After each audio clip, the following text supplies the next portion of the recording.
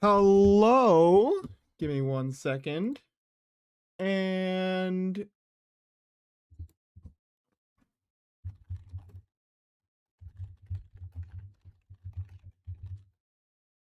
hosting Drywall's tourney. TikTok's annoying. Okay, now we're live on both.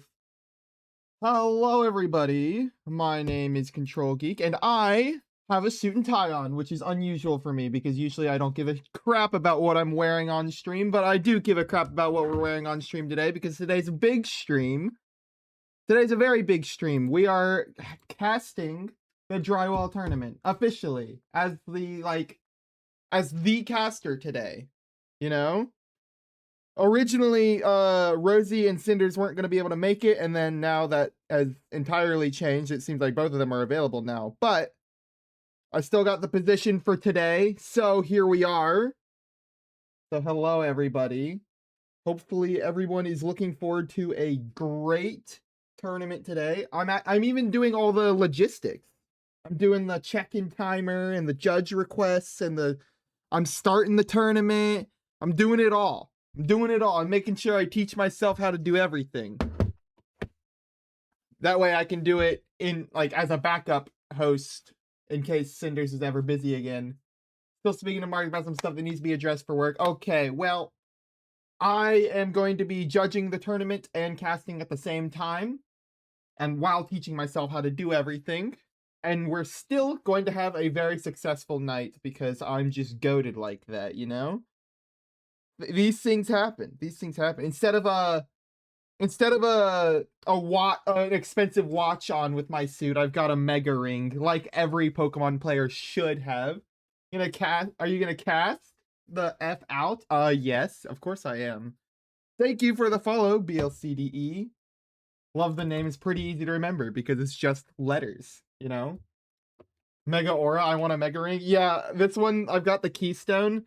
I want to get a necklace for it too, or a keychain. I think that'd be super cool. 3 minutes till the tournament starts. I'm looking forward to it. I hear Cinders is running Mega Beedrill, and I hear Scraw is running Mega Barbaracle. Some weird megas showing up today. Hopefully everyone's gonna have fun with those. And I'm gonna have plenty of material to watch because weird stuff's gonna be here. I think a backpack keychain with a couple megastones and then having the keystone on your arm is awesome.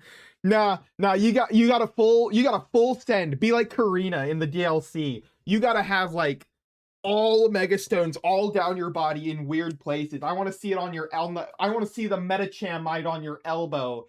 Like you gotta commit. I want to see them everywhere. Couldn't decide between Zard or T-Tar, so I'm bringing both. Dual weather, but it's sun and sand. Interesting. I've been enjoying the dual weather sun and rain.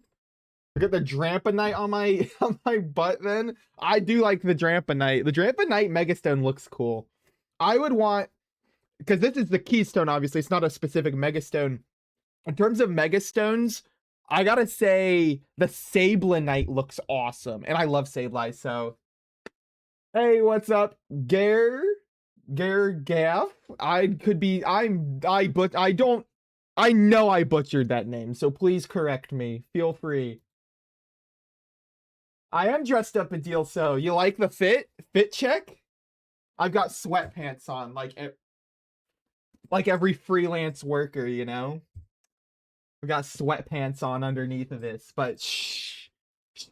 That's not gonna show up in the clips now, is it? It's Welsh for Winter Fortress. Whoa! That's cool.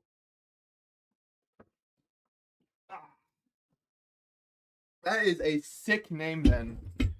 I do like the drip. Thank you very much, Adil. So I appreciate it. Why is my... Let's see. All right, we've got uno minuto, 1 minute, and then we'll be getting started.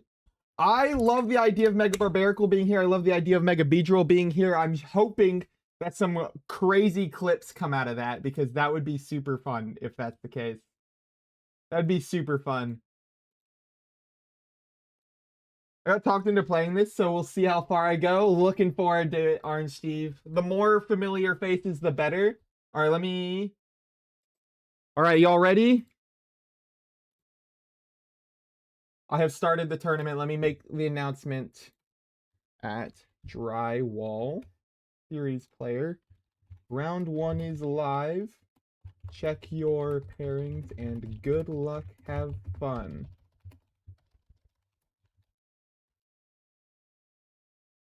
Okay, this song is way too sad for the very start of this tournament. Come on, what are we doing? What are we doing?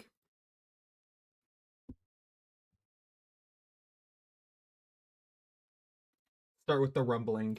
All right, everybody. Also, don't judge y'all because I had an online court hearing earlier this year and was in shirt, tie, and underpants. Yes. And you gotta have the stereotypical stuff. Dungeon VGC. Hello, hello. Is there any way to join the tourney? There sure is. You want the link? Here you go.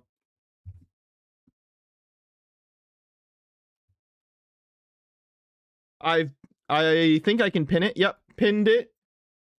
Anyone that wants to join the tournament, there's the link. Feel free. Paired Ditto Lucario? What? What in the world? All right, let's find ourselves a cool match, you know? Pairings. Window capture. So that y'all can see what I'm looking at. You said Ditto Lucario? Ooh, there's an Araquanid? That could be cool. Chandelure? Wait, I want to see the Chandelure. That's what we're going to start with.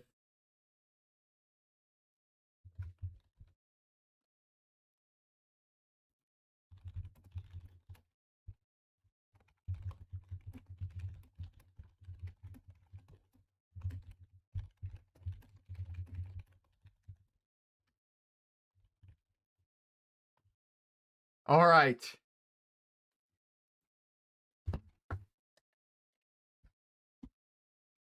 Here we go. Enter room ID.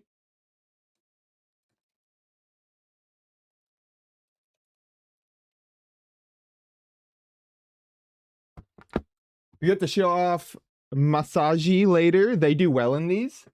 Staraptor without Roost. Do you have like a really bad matchup into specifically Staraptor with Roost? But as long as it doesn't have a way of healing itself, you're fine. What's Masaji got? Let's see.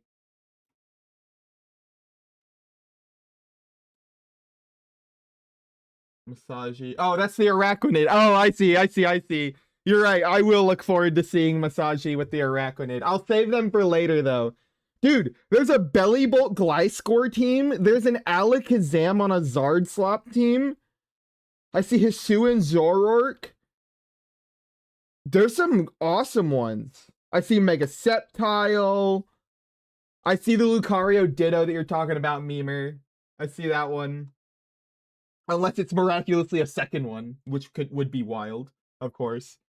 Looks like they are almost ready to battle. Speed swap shenanigans? Oh, I'm sure it is. I'm sure it's speed swap. Oh, I see gold. Dude, I see a mono ghost team. Wait a minute. It's Frostlass, Hyplosion, Golurk, Aegislash, Bask, and Annihilate. There's another Alakazam. All right, they're battling. They're battling.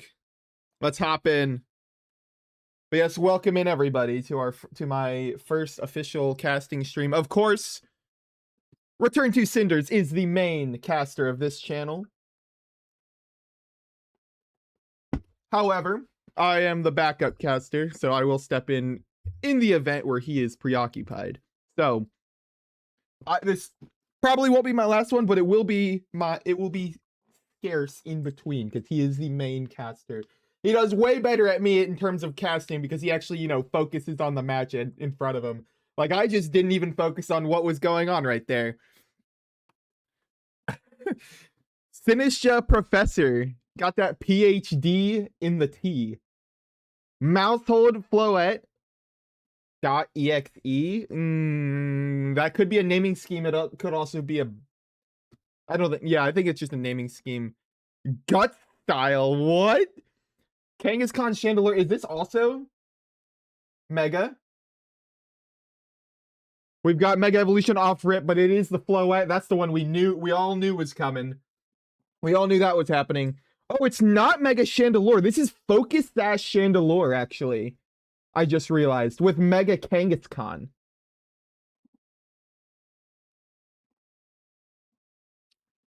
Oh, we've got Friendguard paired with Calm Mind right now.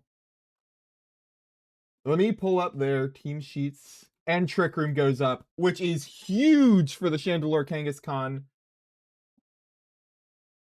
We do have Friendguard on the Mousehold, and it is Super Fang, not Pop Bomb. So this is a very defensive support Mousehold as opposed to a offensive Pop Bomb Technician Mousehold.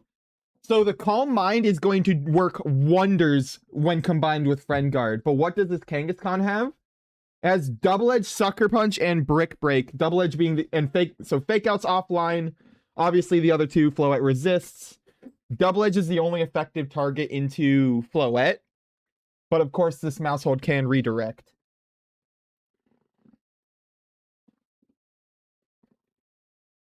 Also, the Mousehold is named Yonko? That's such a fire nickname! Wait, they're the 4 Emperors! They made sure to get a family of 4. And they called him Yonko? That's... oh my god. That is a goated nickname. The 4 Emperor Mice. I love it. I love it. We're wasting Trick Room turns right now. That's going to be the name of the game at the moment, is just stopping these Trick Room turns from having any value.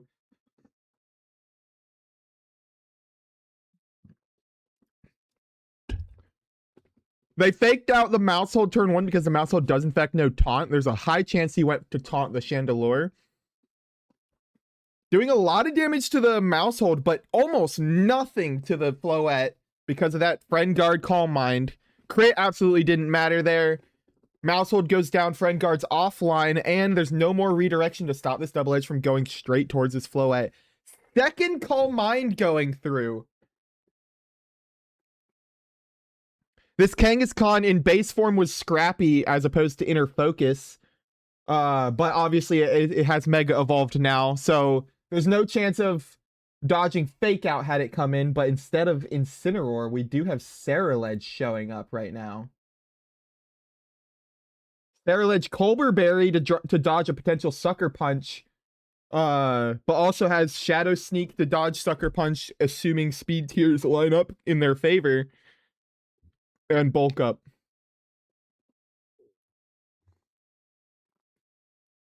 Gambit coming in. Interesting. Is this Ironhead Gambit? It is. It is 4 attack Chople Gambit. So we do have Ironhead. There's no Protect, however. There's Kowtow Sucker, Ironhead, Low Kick.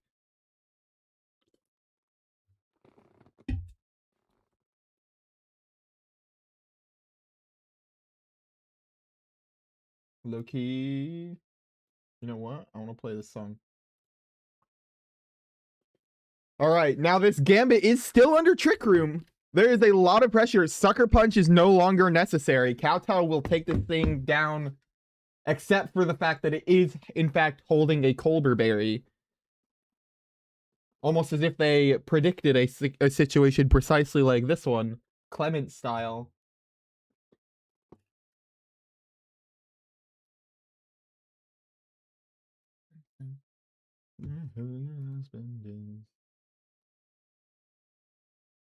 Let's see. Asta. Oh my god, I need to pay attention to this person's nicknames. Roman, I don't get that one, but Asta for Ceruledge is goated nickname. Again, clearly has the... oh, Mimosa! That's also a Black Clover reference. Mimosa the Floette. Ooh, not taking that Ironhead. Calm Mind Friendguard doesn't do anything to that Ironhead. Crit on Gut Style. That Dazzling Gleam wiped Kangaskhan off the face of the earth and almost took Gambit with him. That's insane. Those 2 Calm Minds absolutely putting in work there, plus a critical hit. giant amounts of damage. Trick Room should be gone now. Yeah, there's no Trick Room. There is 2 Calm Mind boosts on the Floette. And, of course, with Sinisha on the field, we do have redirection once again. Granted, I find it hard to believe that even with 2 Calm Mind boosts, Mimosa would survive another Heat Wave. And Sinisha's not going to take any of these hits very well. So you have probably around 1 turn of redirection to work with. So this Floette needs to make the absolute most out of it. And Komodo hitting the field is one way for Floette to take advantage of this last turn. Draining Kiss. Oh! Draining Kiss having one of the highest heal percentages in the game. Ezio, thank you for the follow. Appreciate it. Healing you up to a point where, yes, I do heavily believe that this Floette would, in fact, tank another Heat Wave now. Especially with 2 Calm Mind boosts.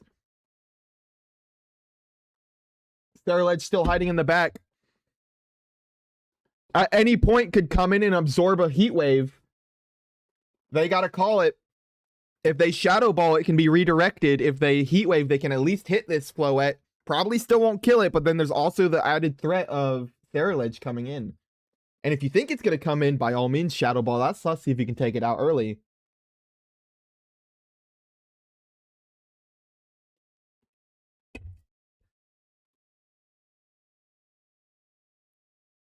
Ezio, are you still in the tournament? I assume so. There's only 1 round going so far. Why didn't Floette hit Komodo? It wanted to absorb enough health with Draining Kiss to live a hit from the Chandelure. So it did a single target move. And right there is exactly what I was talking about. Sterilege comes in, absorbs the Heat Wave. Floette protects itself. Turn of Trick Room down. Only 3 out of 5 turns left. Because that initial turn that it set misses or wastes a turn. Because I missed the first round. Ezio, don't worry about it. Even if you miss the first round, it will be a loss for you for that first round. But that's all. That's all. As long as you're still here, you should be good to go for round 2. And I mean, like 50% of people lose round 1, so you have plenty of time to make that up. Don't worry about it. But it's great to have you around. I hope you're having fun, or that you will have fun. Shadow Ball into the Sinisha does not even do half. She would have absorbed much more from Komodo. Well, but the Komodo just came in that turn, so they didn't know Komodo was coming in. Originally, there was a King Gambit in that slot with barely any health, so it wouldn't make sense to Draining Kiss that slot. Now, of course, on this turn, it absolutely makes sense to Draining Kiss the Komodo, healing it all the way to full and taking out the Komodo in one fell swoop.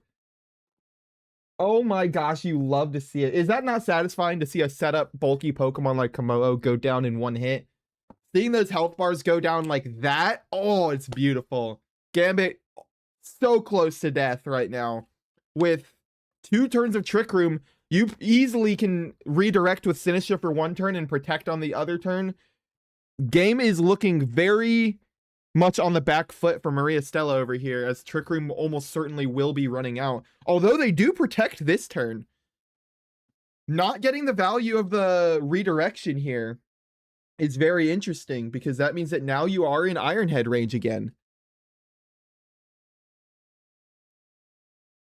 Potentially a misplay, as they could have redirected to absorb the King Gambit's move, and then protected this turn, which is the last turn of Trick Room. But now they have to face this King Gambit with no redirector and no protect online.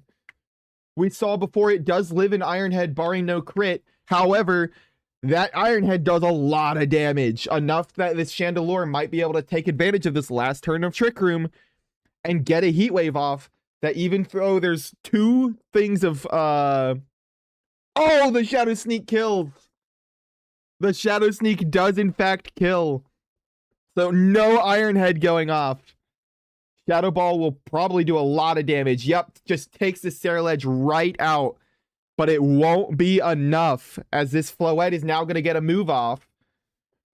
Dealing significant damage, killing the Chandelure.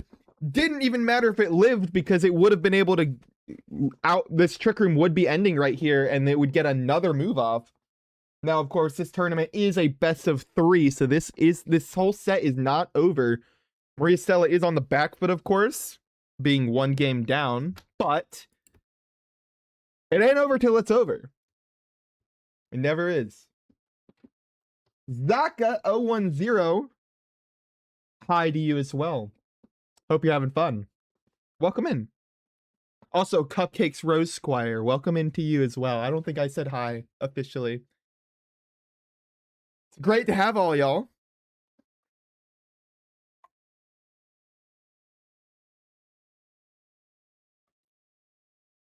We'll go from the same perspective here. But yeah, Zaka 010. Are you in this tour as well, Zaka? If so, what are you running? Maybe I'll spectate you next. Ryan versus Maria Stella.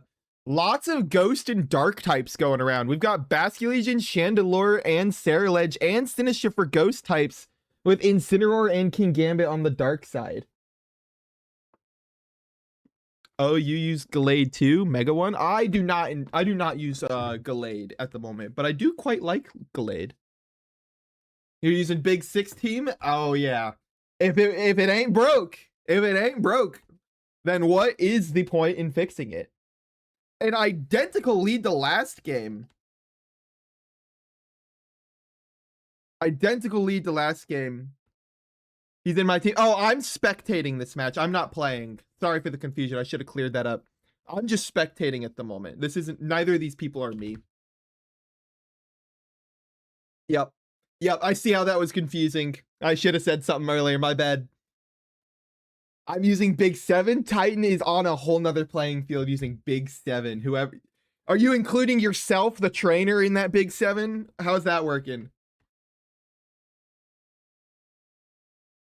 I luck diffed my opponent in game 2. I'm so real. Bro's the AI professor. Hey, banger soundtrack at least. That means you got a banger soundtrack. Of course, Floette Mega Evolves. There's absolutely no benefit to having Floette not Mega Evolve turn 1. At least not yet. Not until some good grass types come in. You never know. Fake Out going right into that mouse hole to stop it from taunting the Chandelure, but it doesn't stop the Floette from getting a free Calm Mind up as Trick Room goes up, I would imagine. Yep, there's the Trick Room as we thought. What about Big 5? That's called aura farming. Going into a match with only 5 Pokemon on your team. Just there's no one in the 6th slot and still winning. Is it Mega Shandy? No, actually. It's Mega Kanga and Sash Shandy. I actually picked this match because I thought it was Mega Shandy, and then I realized once I got in here, I was like, oh, wow.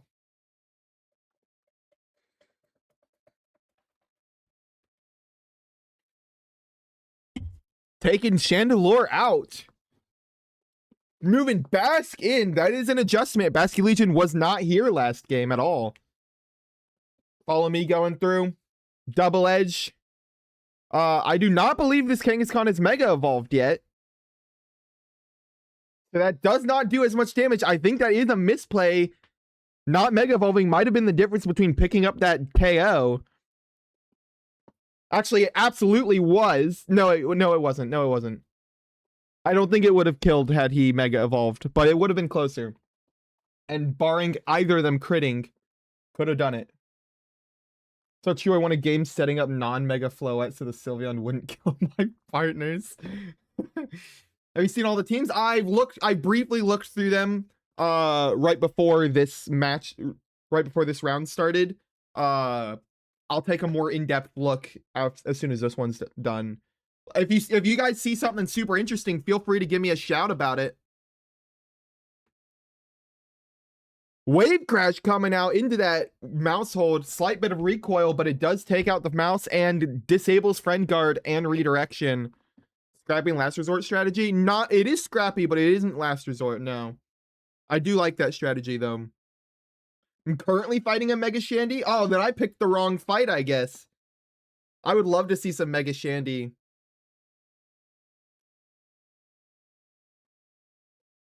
What do you think is the most OP team? It's the one we were just talking about, Big 6. Big 6 is so strong. I do quite like the Star Fox team and the dual weather sun and rain as well. Those are also super strong team. Protected, follow me. Yeah. I know what you're talking about. Yeah, there's definitely things you could do better, more efficiently with your turn sometimes. I have a high dragon if that works. Wait. I think they want to keep mouse around. Puts Floette in a more vulnerable position. What as big as a decade-old Big Six, though? Not even close. Oh, you're using a high dragon? Oh, that's what you mean. I was trying to figure out what you were talking about. You're using a high dragon. I do quite like high dragon. Is it Scarf? Is it Scarf High Dragon with Snarl and stuff? I love using that. Gleam comes out, finishes off the Kangaskhan, does some massive damage to the King Gambit. That is absolutely not a negligible amount of damage going into that King Gambit. He is a steel type, but he is also a dark type, so that is neutral. Not as big as the decade-old Big Six. Yeah, absolutely not. Absolutely nowhere near as big as that. We have Redirection and Protect online. Easy to stall this Trick Room out, but then you got to do something about that Chandelure to stop it from doing Trick Room just again next turn. Sinister does not have Trick Room, so it can't stop it. The only way, and it doesn't have Shadow Ball either. The only way to take this, to stop them from getting Trick Room next turn, is to defeat this Chandelure before he gets it up. Double Protect to stall the Trick Room out. Absolutely fair turn. Do you think an all poison team will be good? Garchomp, enough said. Memer does have a point. All poison team has a really tough time against Garchomp. I also don't think there's that many good poison types in the game at the moment. You'd have to use like what? Perish Trap stuff? Like Gengar? To get anything done? Trust me, I tried Dragalge. I tried it. It's Salazzle overcools Sneasler and Gengar. Sneasler and Gengar are good Pokemon, but I don't know. Toxapex, Sneasler, yeah, those are also good. Toxapex is also a good Pokemon. But when you put them all together, it's not so good.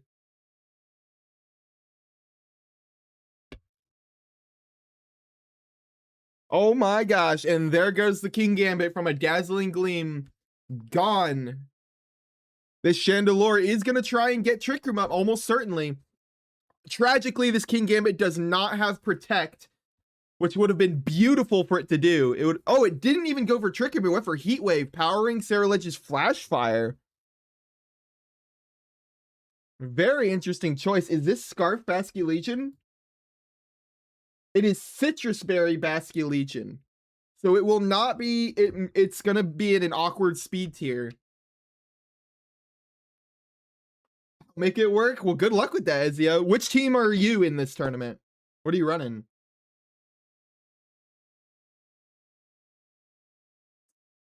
Toxapex is for singles? For the most part, Toxapex is for singles. However, recently it actually has been appearing in doubles. Very interesting meta development. Chandelure protects. Shadow Sneak doesn't get protected against. Goes into the Basculegion, but it lives. However, oh, it does use Aqua Jet, which goes after the Shadow Sneak since they're both priority moves. Had he clicked Wave Crash, he would have taken out that Ceralege. Or no, he might not have gone before the Floette, depending on speed tiers. But yeah, get some value out of that Aqua Jet, but not enough. Is there a tournament? I didn't see any tournament right now. There is a tournament. I'll give you the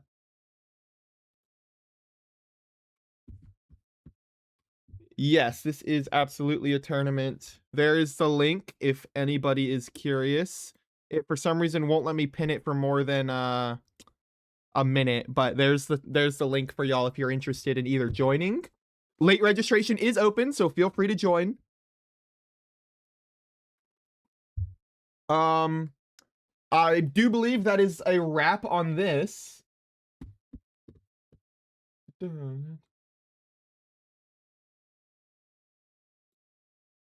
All right, let's see. Anybody got something interesting going on? What's interesting that's going on?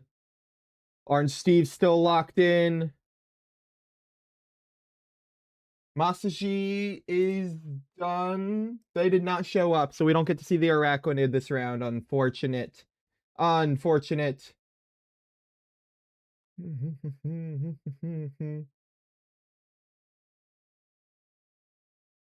Oh, the match I was about to go into just finished.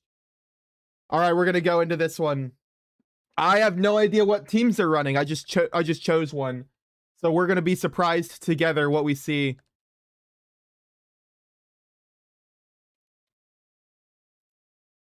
We're gonna be surprised together, everybody.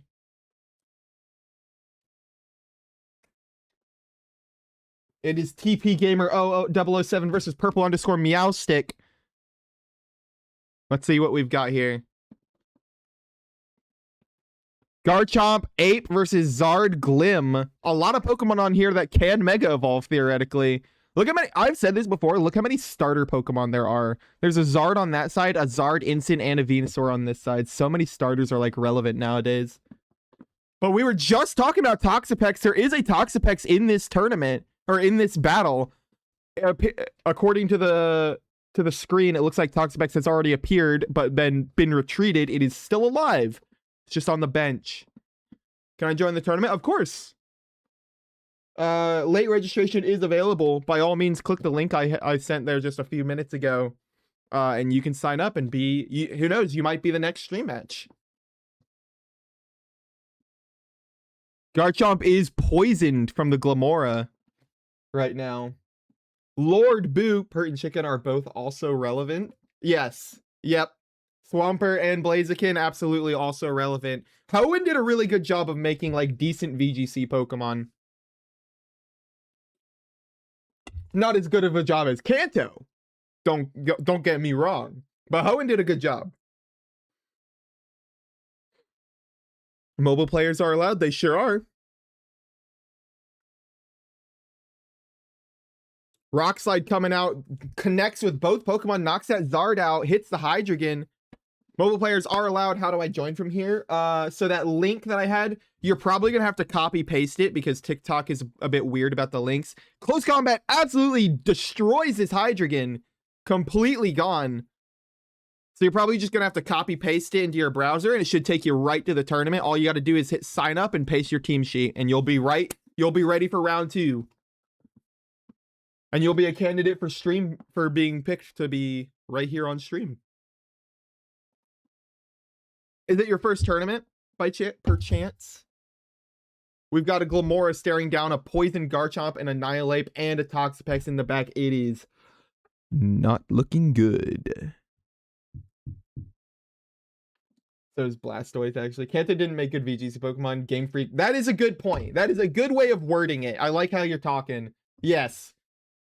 Kanto didn't particularly make good VGC Pokemon. Game Freak just decided they would become good on VGC by forcing that to happen. I lost to the Shandy. Okay, well then maybe Mega Shandy will be 1-0 next round. Maybe I can watch them.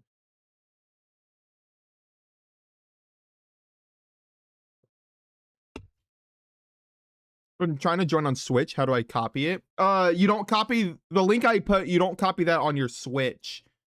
Just paste it into your browser so you can register for this tournament online, and it'll give you, like, when you get paired into your opponent, it'll give you a code in which you can use to match into your opponent in the game. Garchomp goes down, actually. Orange Soda based. Oh yeah, dude, I've got literally 2 separate boxes of Orange Soda over there. 2 separate boxes of it. I love Orange Soda. It's my elixir of life. There he is. There's Toxapex removing that Toxic Spikes as well. You scale up the undefeated players or just wherever. They're not Cinders. Do what you want. Scale up the... Oh, you're talking about, like, in terms of who I choose for stream matches? Oh, I'm just going to go wherever. I don't have a rhyme or reason for stuff. I could see a Mega Shandy 01 and I'd be like, that seems cool. Bye for Glamora. Yes. Everybody say bye-bye Glamora. There it goes. Toxic Spikes hit the field, but it's all over. Doesn't matter. GG's. Where are we at? 24 out of 29. I need to make sure I know how to...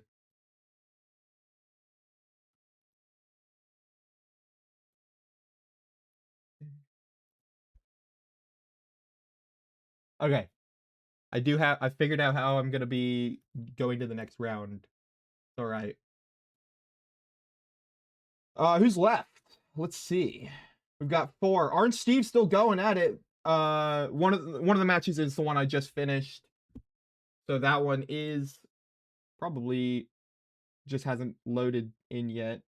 Oh, wait, no, it is this one. Oh, they go into game 3. Oh, we're going to game 3 here, everybody. Shire, what's up to you as well? I've registered already. What's next? Just make sure to click the check-in button in your dashboard, which should be in the top left corner. And then I will tell you, just listen in on this stream and I'll tell you when round 2 goes up, and you'll just go to navigate to the pairings tab or to your dashboard again, same thing, top right. And you'll be able to find your opponent and just talk with them, figure out what the link code is going to be. It sounds like a lot of words coming out of my mouth, but it's super simple once you get the hang of it. Feel free to just keep asking questions. I can keep answering. Spin your scales up with the undefeated players and then the win-ins. Yeah, that's fair. I mean, I might be biased towards them, but for the most part, it's not like I'm always going to. If I don't feel like I have time to like look at a bunch of teams and make a decision, I'll probably choose something. How do I upload team from champions? Do you have your team on Showdown already? Because that'll be important. If you have your team on Showdown, you can just copy paste the pokey paste at the bottom. We do have Grim and Garchomp, decent amount of bulk on that side, but the Incin takes away some of that offense with Intimidate coming out, and then Venusaur threatening a Sleep Powder is pretty interesting as well. But there's no chance of Chlorophyll this turn because Charizard is hiding in the back. Scraw 1-0 with Stealth Rock Barbarcool. I cannot wait to spectate Scraw because I am a Barbaracle hater, a Mega Barbaracle hater.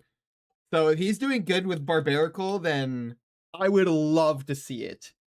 I would love to see it. Garchomp coming with the Rock Slide. Does only 20%. Let me open some tabs. We do have Life Orb Venusaur, so there's no Focus Sash that needed to be broken there. Charizard is EQ Rock Slide, Dragon Claw, and the Grim has Foul Play as opposed to Foul Play and Fake Out as opposed to Spirit Break or Parting Shot. Also, thank you for the follow, Raphael. Appreciate it. So yeah, just if you have your team on Showdown, go look at your team, scroll to the bottom, and click Upload to PokePaste, and just copy that link and paste it in the team sheet part of Limitless. Defiant going up. Wait, is that Parting Shot? Oh, he does have Parting Shot. Oh, I missed that. He has Reflect and Parting Shot, and my brain just saw Reflect and Light Screen. I was like my brain auto-filled it. I was like, is that a team sheet error? Yeah, Geek can't read. It's a good thing I'm not in the tournament. John C, howdy, how's it going? We have both teams. You could use this calculator. You know what tool I wish existed? A damage calc that could show you the calcs against multiple mons at once. Close is using the little team function on some of them. There are some in-depth calculators in here. You can find some really in-depth calculators. I recommend Nerd of Now, but yeah, you definitely have to know a lot about a lot of the information already. How do I upload my team on the site? I don't see the options. Go to if you're registered, go to the top right, your dashboard, and there should be a button that says Edit Team List. If it's not there, just go to the tournament and it should be at the top as like a yellow button, either a blue or yellow button, and you can click Edit Team List there. And then just paste the link or the full credentials of your PokePaste that you got from Showdown. Is the matching auto pick? It is. It is completely random based on your win-loss ratio.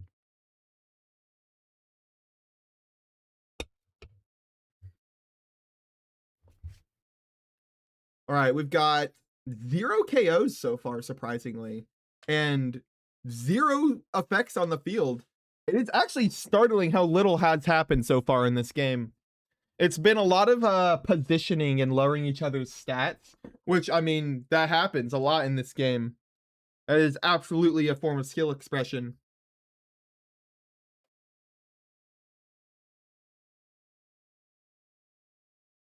One of the things I love about VGC compared to singles is how in the weeds you can get with EVs. Oh yeah, you get some hyper specific EV spreads in this game. It's insane how hyper specific it can get. You really get in the weeds.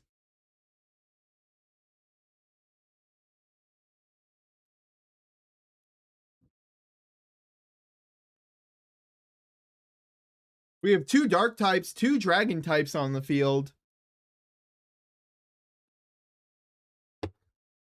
Spent like an hour trying to figure out the optimal Blaziken speed stat. Yup, because you got to consider it at base speed, in its mega evolution, +1 with speed boost, +2 with speed boost against Pokemon that have Tailwind up or not. There's a lot to think about. What is the longest Pokemon Champions game you've ever seen? I've seen them go to timer before. I've definitely seen them go to timer before. And it's Toxapex's fault, for the record. Fake Out goes into Glamora, activating Toxic Debris, but it does break that Focus Sash, which is very useful. DC going into that Grimmsnarl takes it out. Big KO right there. Dropping your special defense and your defense, but it might be worth it to take that Grimmsnarl out. We've got Franny X Luna taking the first blood here.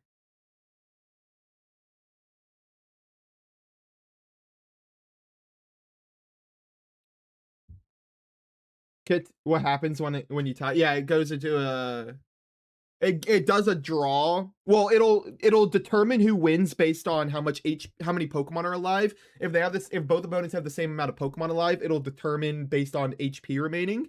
If somehow you have the same exact Pokemon alive and the same exact amount of HP remaining, if one of them is statused, that will be the tiebreaker.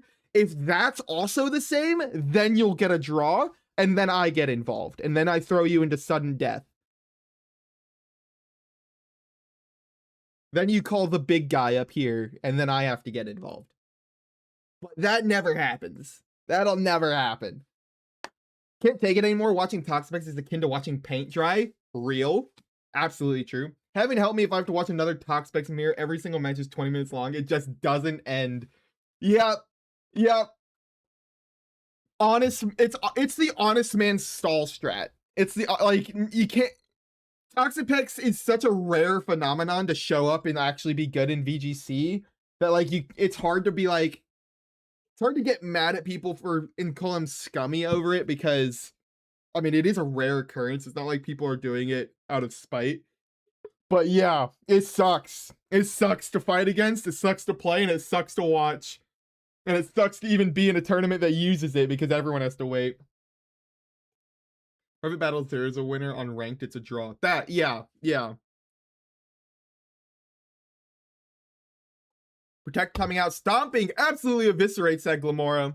Because Sash was broken earlier by that fake out. Toxic spikes go down again, but we know there is a Venusaur in the back. Venusaur, being a poison type Pokemon, can absorb these toxic spikes, even if it is too late for Garchomp, who has been poisoned. Watching Toxapex is interesting. Watching the Pex mirror is annoying. Yeah, that's fair. We do have a victor. It looks like a concede went through. And that, seeing as that is game 3, that is the final result of that match. All right, let's go check. No judge requests. Very cool. There is only 1 match remaining. So if y'all are trying to register, please ask any questions, because otherwise it's going to be round 2 before y'all get in, and I wouldn't want that for y'all. But we only have a couple minutes before round 2 goes up. Wait, are they fighting again? Are they friends or something? What is happening? Their match is over. Like, they've put their match in.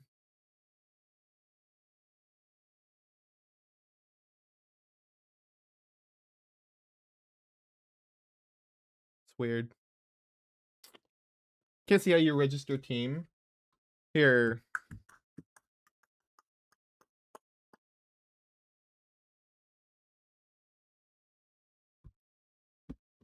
Bottles of wine.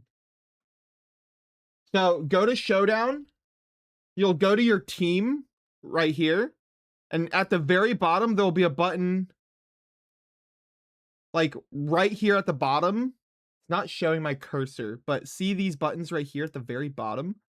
One of these will be your Pokey Paste, which will take you to here with all the information of your team. Just copy this and paste it in the box in your dashboard on Limitless.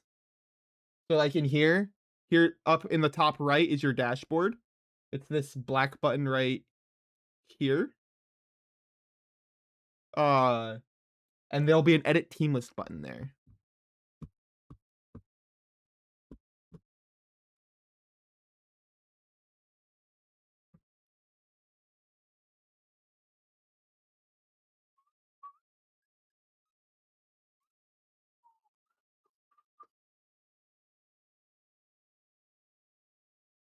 There we go. Yeah, no problem. I'm always for new players joining in and everything. I would love to have you. I don't get people who run Toxapex and BSS ladder. It's hard to be mad at Toxapex because this will never happen again. Yeah, well, I wouldn't say it will never happen again because Toxapex does have tools that can become, like, it does have that niche for it. But it's rare for that niche to rear its ugly head, you know? They're doing a gentleman's agreement best of 17. Oh, aye. Yikes, that would suck. I would hate that. All right, let's take a look.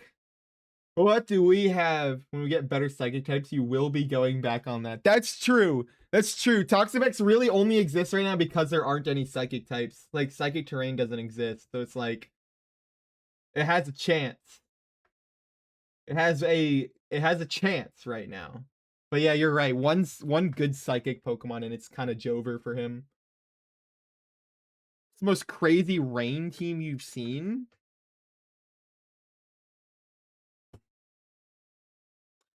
I mean, there's a lot of rain teams, but I wouldn't say they're crazy. Like, you could run Mega D-Knight, Mega Meganium, Mega Swampert, Mega Metagross, Mega Gengar, technically, if you include Politoed on a Paris Trap team. There's a lot of Megas that can go on a rain team. I wouldn't say they're necessarily, like, super crazy, though. I'm continuing to find ways to make niche Pokemon work, such as who? What niche Pokemon might you be using at the moment? Like somebody's daughter. All right, all the matches are done. You know what that means.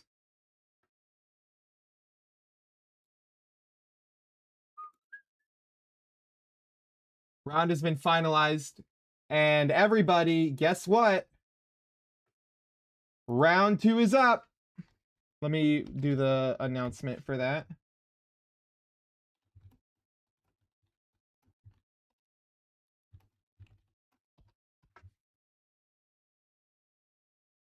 I did start the round. I'm ahead of you, Cinders. How dare you? How dare you assume?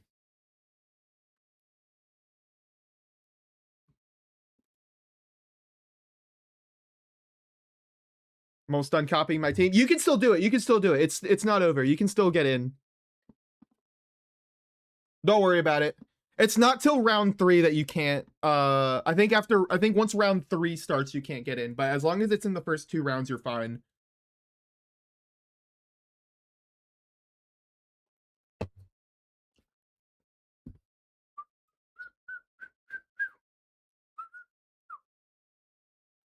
You can also always join the Discord and people will help you out there.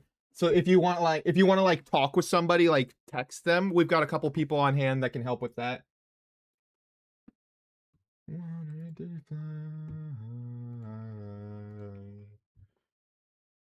Systems coming. All right, let's see. I'm refreshing my pages. I'm refreshing them. What do we have to look at? Why is Sneasler failing to show up right now as a sprite? Paris Trap with Tinkaton on it. Interesting.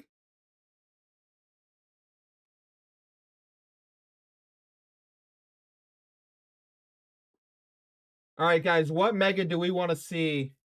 Is their tour ongoing or we just joined? Yeah, the tour is ongoing at the moment. You can join. We've got late registration open.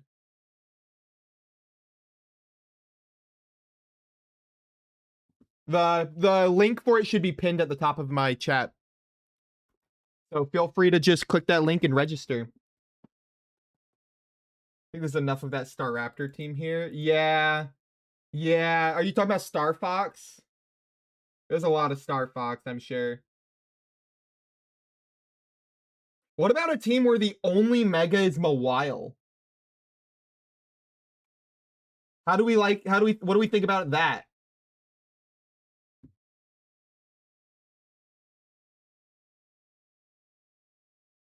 Against Nirvana? I like that. What's Nirvana got? Oh, you wanted a rain team? Oh, they haven't checked in yet. Okay. Mawile Tail Room. I do like Mawile. That match hasn't started yet, unfortunately.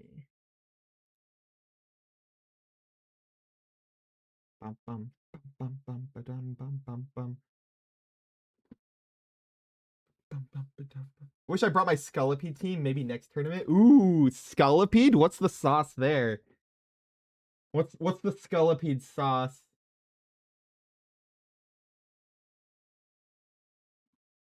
Trying to find like an interesting team, you know? What about this Tinkaton team? Gengar Tinkaton? Y'all want to see Perish Trap with Raichu? Well, I guess it's not Perish Trap if Raichu comes, but Tinkaton Perish Trap? Arcus Wizardus. Oh, he's against Scraw. Should we see that? Should we see Perish Trap against Scraw?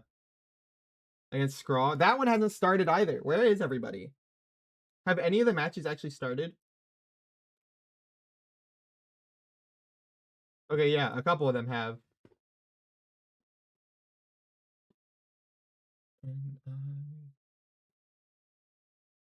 Wait, the Mono Ghost team is 1-0.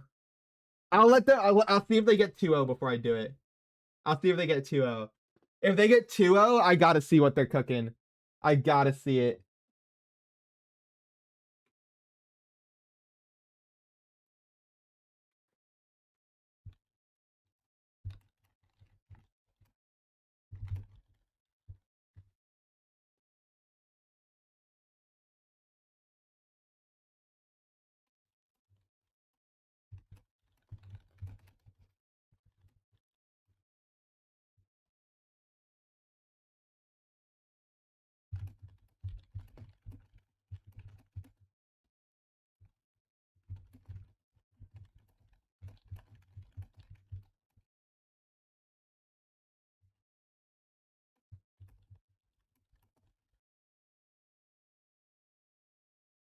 All right. I've let them know that they're going to be doing Alex the Joke VGC. Hope the battles are going well. They are. You know what? There's a certain charm to watching battles and not having to actually play. There's no stress on my shoulders. I'm just starting with them a while. Oh wait, I missed it. I wished I brought my Scullipede team. Yep. Mawile. Did I say it wrong? How did I say it? How did I say it? Scullipede and King Game with magic powder support from Hatterene to turn them into psychic types so that your bug and dark moves can hit them. That's funny. Don't tell anyone, but it's Scullipede. Oh, true. I should have seen that one coming. That's on me. You're just starting with them a while. You're getting some interesting matchups. You're absolutely getting some interesting matchups. Out of respect for them, I'm gonna hide the code just in case.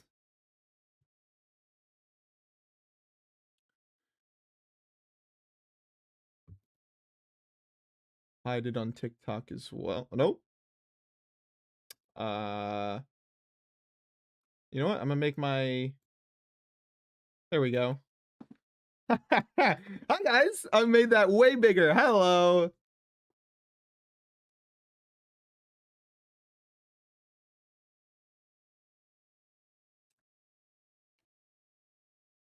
2769.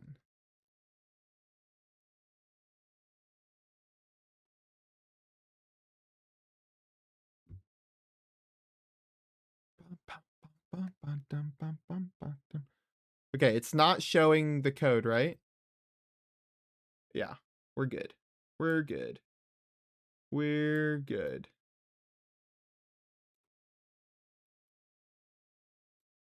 There we go. Okay. Is there any chance we get into battle? We're getting into it right now.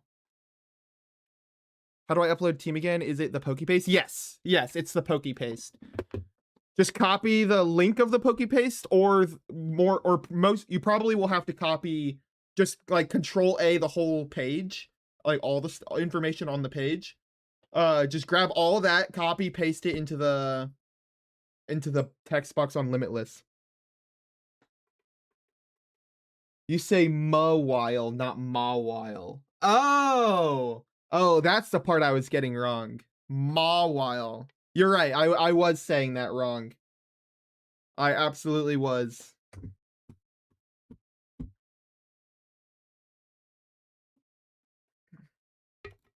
There you go, guys. Good luck, have fun to both people.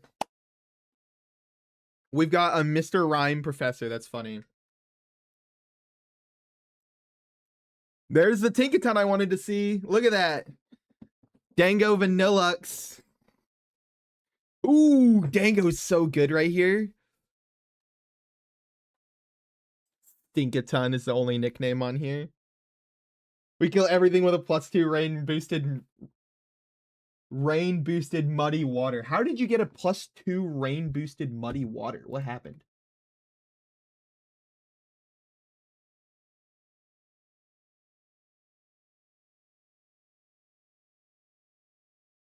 There's a judge request. Life orb as well? What are you using that's boosting itself? Where can I get the code?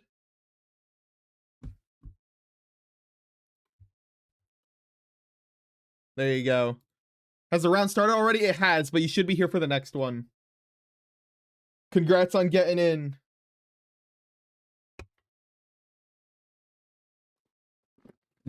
Yep, Mold Breaker Tink. Mold Breaker Tink absolutely can do that. Look at that. Nasty Plot goes up, though. Yikes.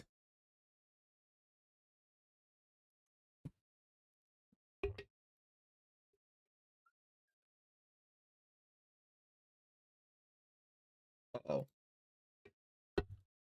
I lost that. Uh-oh. What happened?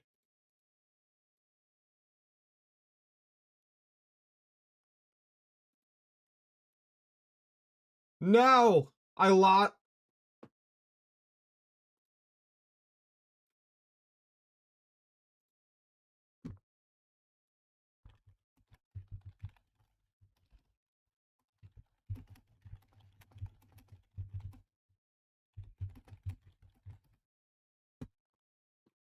I lost it. I had a judge request open and then lost it. I don't know where it went.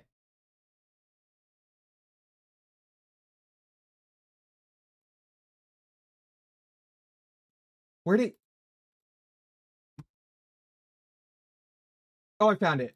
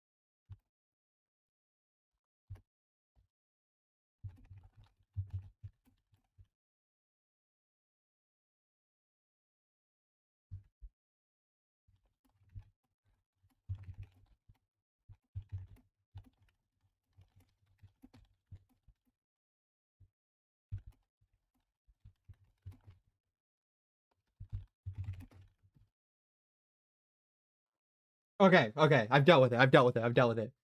Oh. Whew. That was... I thought I completely lost it. I thought I completely lost the judge request. That was scary. Ugh.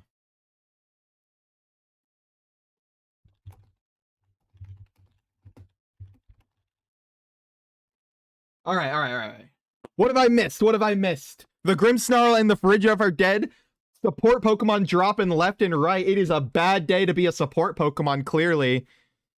Raichu Y blows its Mega Evolution. We haven't seen a Mega on the other side. We know there's only one candidate, and that is Barbaracle. So whether or not they brought it, it remains to be seen.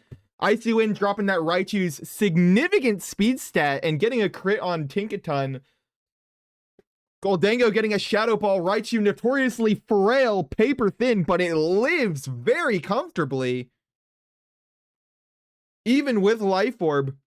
Zap Cannon comes out. Ooh, Goldango lives, but it is paralyzed. That Icy Wind needs to be pulling some punches on their speed stat right now. Gigaton Hammer takes Vanillix down to Sash. Or was that not Sash? I didn't see it activate. Was that just... I think it was just a raw 1%. Light Screen helped with that, clearly. There were no boosts on the Dango. So yeah, that explains where some of that bulk came from. But still, I think that with a Life Orb Dango, I think that Raichu has to be pretty bulky. Light Screen still feels like not enough to create that. It lived that super easily.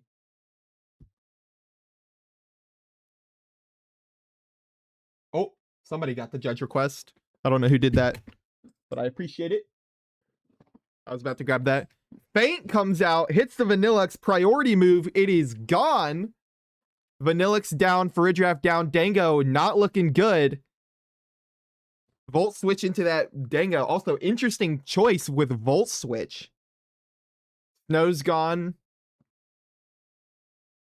And there he is. There's the Barbaracle. Currently a water type that is weak to this electric move, but neutral on the steel move. But if he Mega Evolves, he will be weak to the steel and neutral on the electric.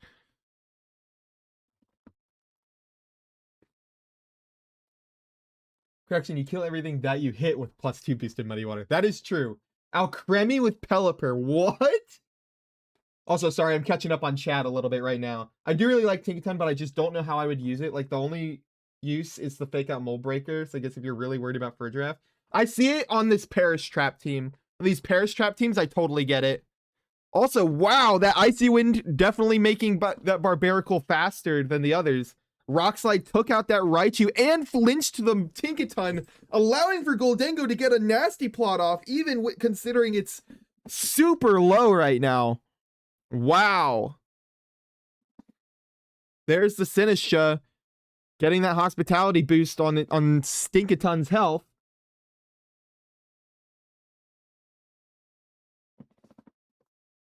Yeah, I don't really see Tinkaton except for on Perish Trap teams, because that would get, like, you really want to be able to fake out turn 1 on that team, and Farigiraf kind of stops that. And with no psychic terrain going around, that's the only way to stop it, and so Tinkaton just doesn't care. Rock Slide hits both Pokemon. Sinistcha does not flinch, but it does miss. The Barbaracle would have taken some significant damage from that and potentially gotten burned, but it successfully dodges it. The Dango, on the other hand, does not dodge it, and while the Sinistcha doesn't get very much health off of it, it is dead. The Dango is gone, but the Tinkaton does flinch. These flinches are pretty crazy. When there's a Rock Slide, there is absolutely a way in this game. And right now, that is everything that this Barbaracle is betting on. As the fastest Pokemon in the field, with a pretty powerful Rock Slide. Look at all that damage on the Sinistcha. It was a crit on the Sinistcha. Life Dew, yikes. Can he outdamage that? Almost certainly not. Almost certainly not. Gigaton Hammer is going to do a huge amount of damage, but not enough. Wow. In my playtesting of Barbaracle, my main complaint was that was dying to like everything, so he must have a lot of bulk invested into this Barbarical right now.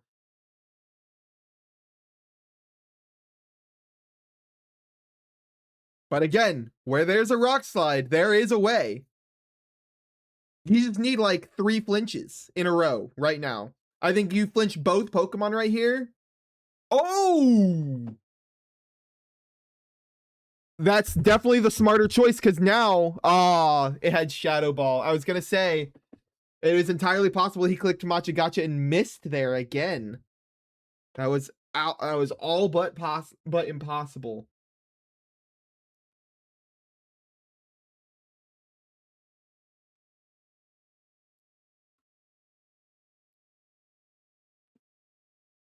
All right. That is game 1, going to the Tinkaton. Can I partner to my Basculegion and Floette? There's a lot of things you could partner with that. I suggest doing a second Mega with Charizard and Venusaur and Kingambit, Sneasler, Garchomp, Aerodactyl. Those are all great partners with it.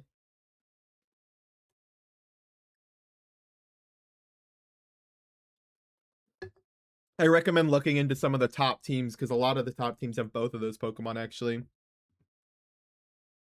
All right, they are battling. I'm going to use my last snooze. Going to the other side of the field now. Good to see Barbarical lose. Ooh, we've got a second Barbarical hater in chat right now. No, I totally get it. I'm a Barbarical hater too. Pelly Solos? Solos who? Thank you for the likes. Yeah, no problem. Pelly Solo? Oh, your opponent Pelly Soloed? Dang, you're doing really offensive Pelipper then with Alcremie Life Orb stuff? That's interesting.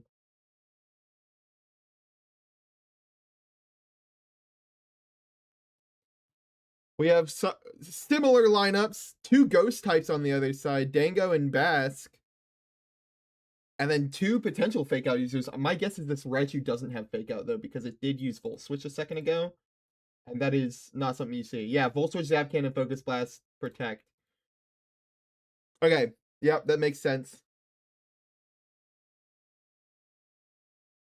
That's interesting. Volt Switch on Raichu Y. I like that, I think.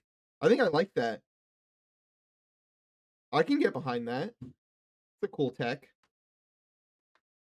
Raichu protecting, not going for the Mega Evolution. Keep in mind, they do have a Gengar on this team. It's possible they brought Raichu as a fake out. Like, not literally, it doesn't have fake out, but like, to make them think that he's gonna Mega Raichu Y, but in fact, they might be hiding Gengar in the back. We do not know.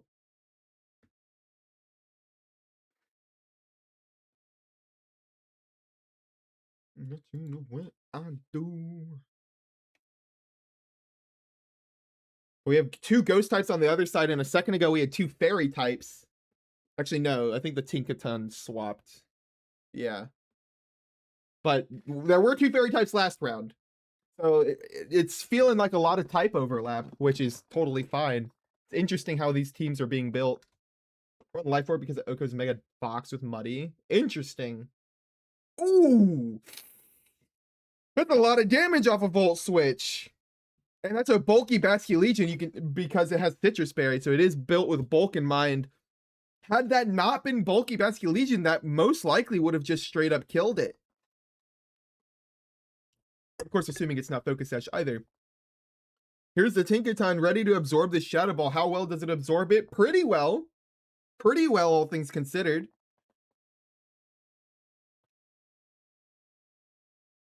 Oh, Oko's Staraptor even after it gets a +1 boost to its special defense? That's... Well, I'm glad you know your calcs on that, because it seems like you're putting a lot of thought into this. Not that Life Orb is unheard of, but it definitely is niche on Pelipper.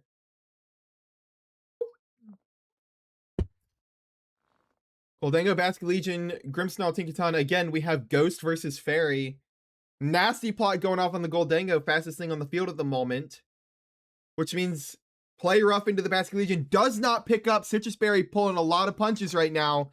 This Wave Crash does a ton into Tinkaton. Doesn't get the kill, but it does finish off Basculegion. Very interesting. Wow, some Eevee spreads are clutching up at the moment.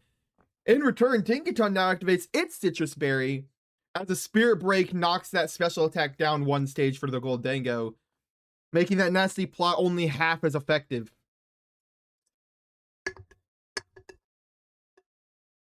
Here comes Vanillux, almost certainly the new fastest thing on the field, depending on how it's been built. Let me take a look.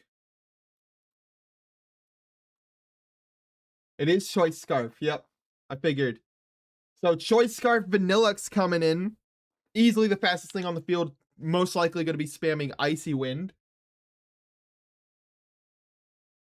Oh no, Blizzard. It's going to be spamming Blizzard. Because as we saw last turn, Dango was the second fastest on the field. So speed tiers have pretty much been dominated by Skrull at the moment.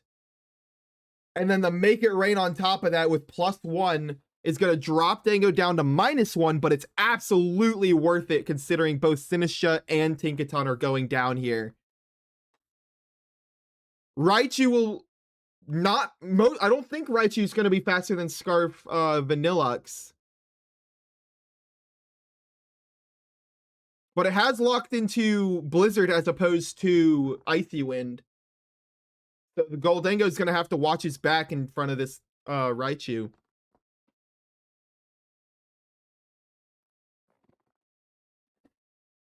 But that Raichu is relatively low. If it doesn't get rid of this Vanillux right here and now, it's going to get rid of... The Vanillux is going to get rid of him.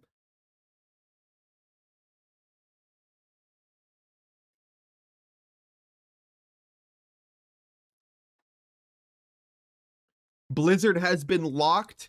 Dango is currently -1, but it's staying on the field to get another Make It Rain or Shadow Ball off.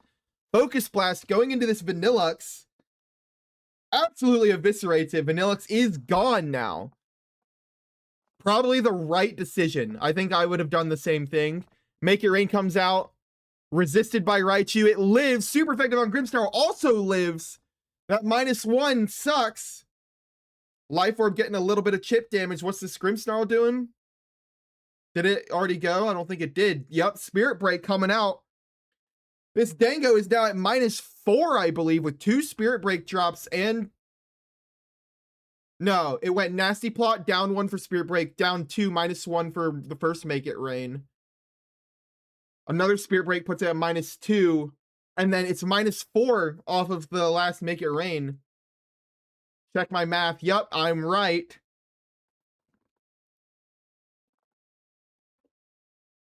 Acre's holding on by a hair with the health on its Pokemon. But it's absolutely not over at the moment, depending on what this Barbarical can do. We got the hiccups now.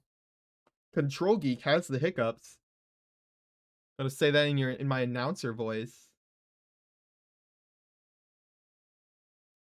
Grimmin Raichu, or Waichu as people like to call it. Dango versus Barbarical. There's the Mega Evolution. Final Mega Evolution of this game. How can you stop Trick Room from going off? There's a lot of ways. You could use Trick Room yourself. You could imprison Trick Room, taunt it. Focus Blast into Barbarical. It lives! That's a huge live on Barbarical's side. Make It Rain comes out. It is -4, but it finishes off both Pokemon, actually. So I guess the Barbarical live didn't matter. It, in fact, was not actually... Wow. But there was always the chance that that would miss as well.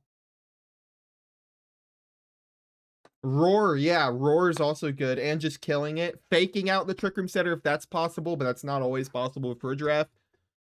Or a Rangaroo. Yeah, there's a lot of ways to stop Trick Room, though. You could also Encore the Trick Room Setter in some scenarios, but that's rare to be able to actually do. Alright, now we'll go back to the left side. Good luck, have fun. We're in a Game 3, everybody. Game 3 between Tinkaton and Barbarical, because those are like the mascot mons, in my opinion, because those are the most interesting. Barbarical, man. That's so wild to me. How do you say your name? CXRUPT. Welcome in. How do you say your name?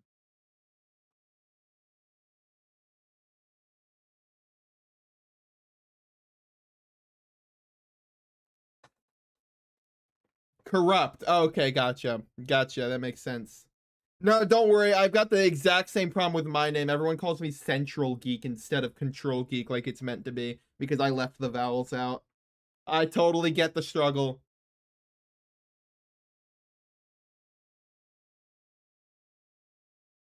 Whims and Basque Legion, definitely an adjustment on Scraw's side.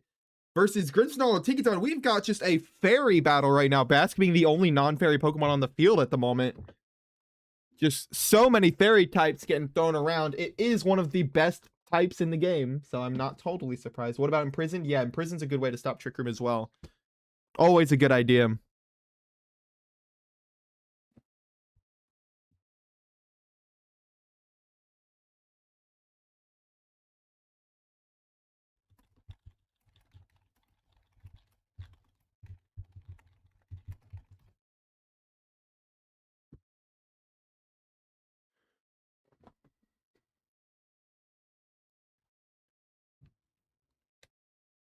We do have Reflect going up. Basque swapping to Dango, it looks like. Oh, stopping Trick Room is Trick Rooming yourself. Yep, absolutely. Using Trick Room yourself is a good way to stop Trick Room, but that's a lot of mind games, you know? Ooh, fails. Nasty Plot goes up for Goldango. We saw Goldango taking 2 KOs at -4 last game. Taking 2 KOs at -4. And now it's at -1 thanks to the Spirit Break. So this is just a monster of a Pokemon. Absolute monster of a Pokemon. Even crazier is how many nerfs Dango received, and it's still a good Pokemon. Still a good Pokemon, even though Make It Rain's accuracy was nerfed. They doubled the nerf on the special attack for it, and it lost Terra. Crazy how many nerfs it got, and it's still good. Still good. That just goes to show how power crept he was last gen. He's protecting himself because he is absolutely a star Pokemon at the moment. Light Screen goes up to reduce that special attack even more. What's Raichu doing? Tries to Zap Cannon the Dango we saw last game that did a lot of damage to him and got the para off. Moonblast, does it drop a special attack? That'd be huge right now. Does not drop the special attack. I know Scrawl was definitely hoping for that though. Normally predict it, especially if they have a Slowmon on the field. Oh yeah. Is it too late to change a move on a Pokemon? Yes. Yes, it is too late. Once you've submitted it, you've submitted it. So it's definitely too late. But there's always next week. We host these every week. So feel free to get some practice in with the move you currently locked, and then next week come with the adjustment. Tailwind. Parting Shot into the Whimsicott. Interesting choice, because you can't Parting Shot the Goldango. And I guess the Whimsicott did click an attacking move last turn. But this Tailwind will neutralize a paralysis in terms of the speed tiers. Hospitality brings that Raichu's health up a little bit. Make It Rain comes out. Reminder, this is +1, but Light Screen is also up. Does a significant amount of damage, especially to that Sinistra who does not resist it. But it does drop that special attack into the gutter. It is now -1, and Zap Cannon does not pick up the KO, but does get the para as usual. But not picking up the KO is crazy. Arguably at the moment, it would have been better to knock the to have the Goldango get knocked out. Because at the moment, Dango can't do anything. It is pretty much a dead slot, and this Whims is facing down a Light Screen at -1. That has to be a crit. It's a crit. It's a critical hit. Keep in mind, they Parting Shotted the Whimsicott, so it is at -1 special attack, and they have a Light Screen up. That was a massive critical hit to take the Raichu out. Another critical hit! 2 crits in a row! Through Light Screen, through Parting Shots, absolutely destroying these KOs. Dango was at -3? -3 going into that, and Whimsicott was -1 with Light Screen up? That's insane. Neither of those should have killed, I don't think. It's possible the Sinistra would have died. It's possible the Sinistra still would have died because Dango's just a monster. But it kills itself with Life Orb in its last act in this game, in its entire game, because we're in game 3, remember. Now we've got all 3 fairies on the field again. That's so crazy. That's insane. To be fair on the Sinisha, I don't know that matters if they're bullet. Yeah, it's possible that would have killed regardless, but still. Like, look at that. That's super effective, and it did more damage to the Raichu. Because there's so many things that they crit through. Wave Crash coming out. Does a lot of damage to the Grimmsnarl. Whimsicott should be able to finish that off next turn, but that's only if it lives to next turn, seeing as there is a Gigaton Hammer heading its way. Brings it down to Sash. Earlier, I thought that Nilix had the Sash because it lived on 1. Words are hard. Spirit Break comes out, finishes off that Whimsicott. They doubled it. Pretty crazy.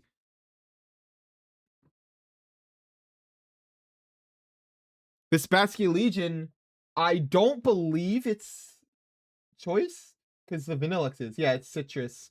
Citrus Bass. So it can change off Wave Crash. It can. Which is a big deal because it is going to be doing a lot of recoil to itself if it was locked into Wave Crash. Barbaracle Mega evolves. We get to see Mega Barbaracle one last time. I get to see the Mega Rock. Yeah, he's brought it all 3 games. Low kick into the Tinkaton does over half, but it activates Citrus, so it will need to do that at least twice more after this. Wave Crash into the Grimmsnarl finishes it off. Big deal, because at the moment, Barbaracle Mega Evolving makes it weak to Fairy. Play Rough does a lot of damage, but no, it's only 60%. It is also an inaccurate move. Tailwind's gone. Not looking good for the Tinkaton at the moment. Even if it lands Play Rough, Aqua Jet into the Tinkaton possibly fixes numbers, but not likely. Yeah, it does live the second low kick.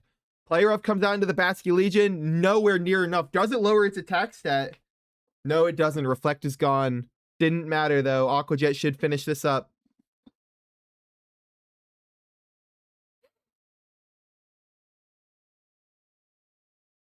I don't know what this song is. This is not part of my playlist.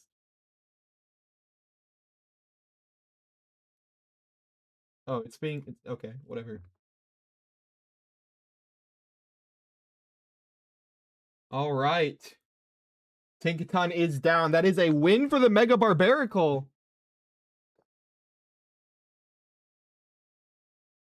Double crit. It was crazy. That'll probably be a clip later on. Am I late for submit the team? Can I still play her now? Yes, you can. We're only in the second round at the moment. You should be able to still be able to play the tournament, I believe. No judge requests. Only 5 matches are done. Okay, let's hop in another one then, shall we?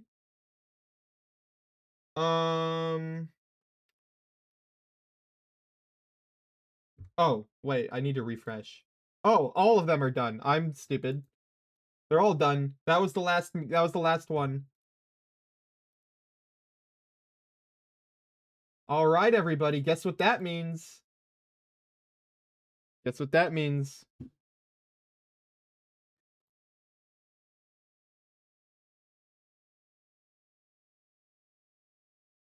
Everyone ready for round 3? There you go. Refresh your pages as I'm doing. I'm refreshing my pages right now. Unfortunately, that will be the end of late registration. However, let me go ahead and put this announcement out.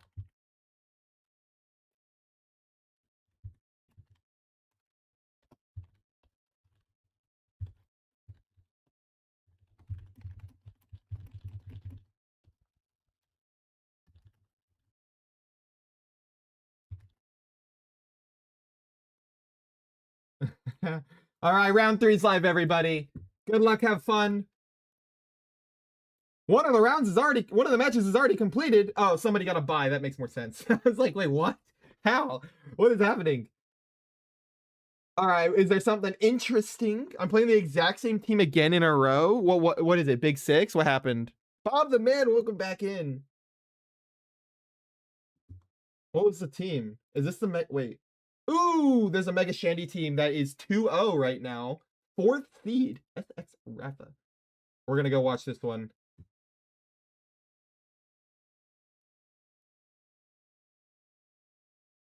And it's against Sarah Ledge. Ooh. Sarah Ledge Insane. Ooh. Call mine flow away. Yikes. Oh, Chandelure is fighting an uphill battle right now. I'm not going to lie, but I love to see it thrive. Let's see. Ralph versus Pisco. All right, we've got the code. How are you? I'm doing great, Mr. the Man. How are you? 5. No.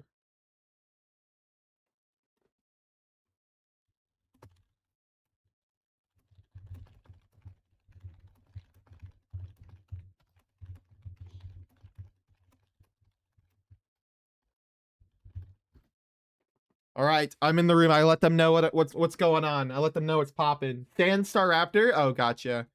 There's got to be a good name for that, right? What's the name? There's got to be a name for that. Sandstar Raptor? Like, there's like Star Fox and Death Star, and like, there's so many cool names with the star pun. There's got to be a sand one. Smoked a Trick Room Team 4-0. DJ Gamer 511, thank you very much for the follow. I appreciate it. How's it going, dude? You in the tour? Chillin', been playing TCG Pocket, and I made a Zard X Team in Champions. Oh, huge. Zard X is a fun Pokemon for sure. Dragon Dance stuff, I assume. Also, TCG Pocket's goated as well. We've got the Chandelure on stream right here. How much has gone by? Absolutely nothing. I do believe this is the first turn. I got in pretty quickly. Yeah, there's a tournament going on right now. Chandelure only on screen for 1 second as it goes into the other ghost type Sinistra. Moonblast into the Ensign. Does some damage, some chip damage. That Muddy Water's resisted by both Pokemon on the field at the moment. Does barely anything, but does it drop accuracy? It does not. Considering lucky that they connected. Flare Blitz obliterates the Whimsicott. And seeing as they didn't Tailwind or anything, they clicked Moonblast that turn, which means the Whimsicott goes down without any support going up. They had Tailwind, Sunny Day, and Encore. None of those got to go through. Moonblast was the only thing. Now we have Chandelure on the field again. Dark Stab and Fire Stab and Water Stab, all very useful stabs to have right now on Pisco's side of the field. Milotic Ensign seems like a very offensive threat right now. If we get Starmie Staraptor team, it better be called Patrick Star. Or like Double Star. I could see that being called 2-star. 2-star, yeah, that's a great name. Or Constellation, but that's a mouthful. That's a mouthful. Mega Chandelure. We do get to see the Mega Chandelure. And God, what a good design it is. Look at it on screen, dude. Oh my God, it's beautiful. It's even more beautiful than I remember every single time I see it. Mega Chandelure is so cool. Accuracy drop does suck. At the very least, they didn't activate a drop on the Milotic, which would have sucked. Because that would have given it a competitive boost. Any burn on Milotic? No, but good damage, all things considered. Mega Shandy's a lot, beautiful, but a lot. Yes, it is. It is arguably over-designed, but I'm such a big Chandelure fan. I don't care. I love it. I can see why people would say it's over-designed. But I'm not personally bothered by it. I love it. I actually didn't notice that it, like, turns brown on the bottom. You see that? It, like, turns like a caramel on the bottom. Ooh. I don't think I ever noticed that.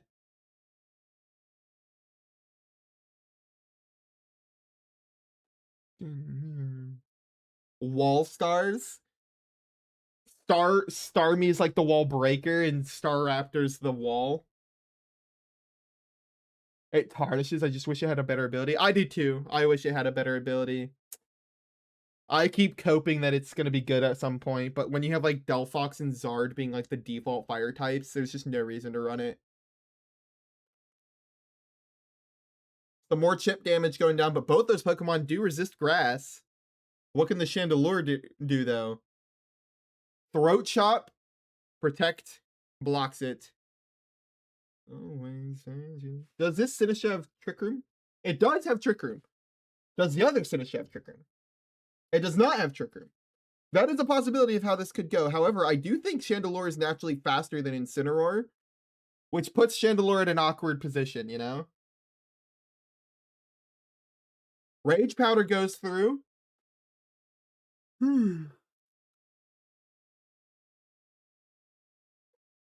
Gets a call. Wow. Pretty greedy, all things considered. But it does get a Calm Mind boost off. Throat Chop goes into the Sinistcha, finishes it off. You have to do something against this Incineroar at the moment. Also, those Calm Mind boosts only go as far as your accuracy, which has been lowered by the first Muddy Water. Maybe Gen 10 will release a mod that sets screens on entry and Infiltrator will be good. I would hate that if they set it on entry. I would hate if they made that.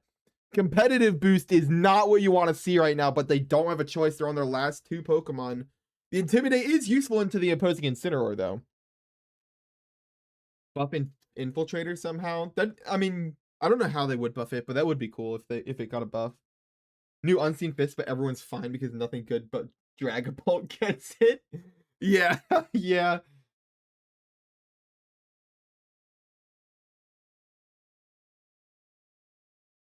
I have not quite been keeping track of the speed tiers here. Chandelure, and especially Mega Chandelure, is at a very awkward speed tier. And then the Incins, it very much matters how they're trained. Chandelure has a Calm Mind boost, but an accuracy drop. But it doesn't matter against the Milotic. It is protecting here, but a Heat Wave here would be pretty big to take this Sinistcha out. Shadow Ball goes into the Milotic. Disappears, gets some leftovers chip as well. Infiltrator breaks screens instead of ignoring them. That would be... Yes, I like that. I think that would be cool. Look, he would be... Yeah, I like that. I think that'd be a great buff for it. But it has to actually, like, attack in order to do it, obviously. Yeah, that'd be cool. I like that a lot. Dragapult gets Psychic Fangs, double up, yeah. Muddy Water comes out, Chandelure protects itself, but it does have a competitive boost. Ooh, Incin lives though. Citrus procs. What can this Incin do? Life do. Ooh. Sinistcha goes to full. Milotic almost basically goes to full. Throat Chop comes out, but that's not stopping anything, I don't believe.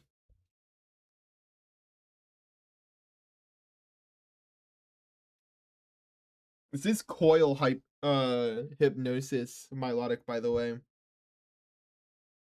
It's not looking good for the 2 fire types on the other side of the field of the boosted water type. Especially with Sinistcha. It's going to make it super difficult. Yeah, Rage Powder redirects moves. You only have Heat Wave to hit it right now. Chandelure uses Shadow Ball. Passive Berry. Oh no, it's totally living that. Yep. Calm Mind boost almost takes it out though. Well, I guess not really because it wasn't even in the red, but Muddy Water does finish the game.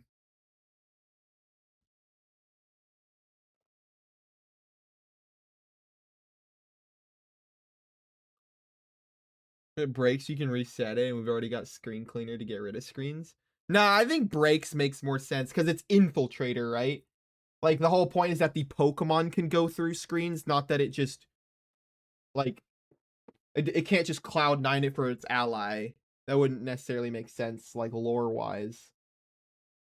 But it is cool to break it, because that does match up with the word Infiltrator and what that does. So I could totally see it breaking screens. I think that's a really cool idea. All right, this time we're going to see Raph's POV.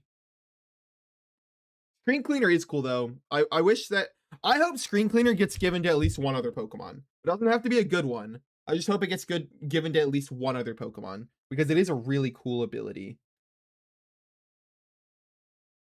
Yeah, not even in the game yet. Both people have Instant, both people have Sinisha, both people have a Fire and Ghost type. Interestingly enough. Which theoretically they kind of counter each other to a degree, because I would assume, yeah, Chandler's Flash Fire. Oh, we got a judge request.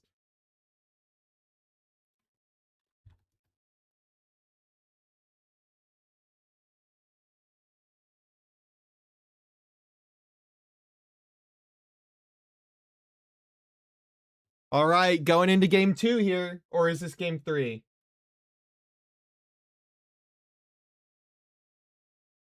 It is game 2. Sweet.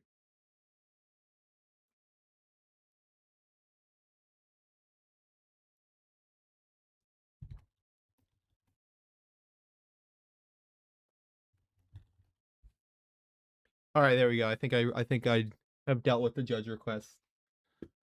All right, Instant Milotic versus Sneasler and Whimsicott. I do believe that is an adjustment. I don't think Sneasler came to the last match. It was Whims, Shand, Sinisha, Instant.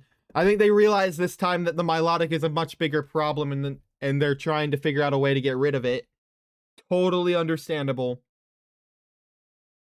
Here's the Sarah Ledge. Okay. Yep. Yep. Oh, Sunny Day. While it does nerf the Milotic, it is absolutely gonna boost the Sarah Ledge by a lot. Muddy Water breaks Whims' sash if it has it. Drops both accuracies.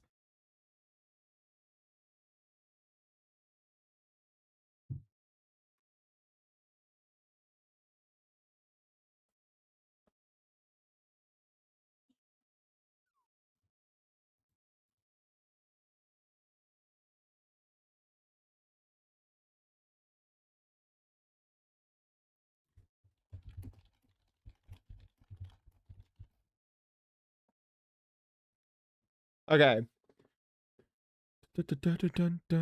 Chandelure comes in. This Sunny Day is definitely going to help, especially if they targeted that slot with Bitterblade. Also, notably, no one Burden procced. Yup, there's the Flash Fire, absorbs it. Coil goes out though.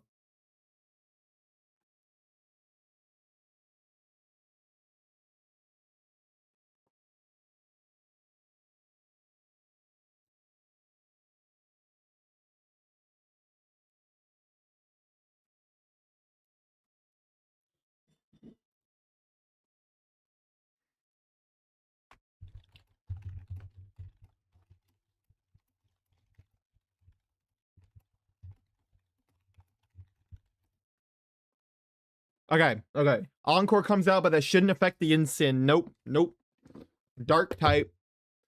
That would have been cool though. That would have been cool. I totally see why they went for it. Calm Mind comes out.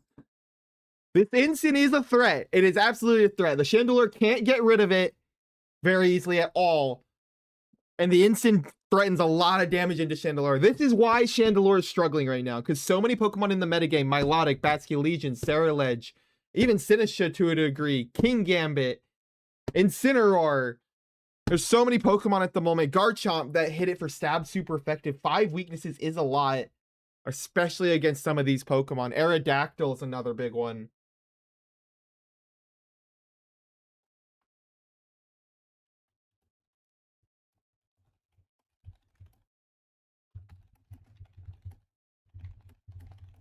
Another Calm Mind.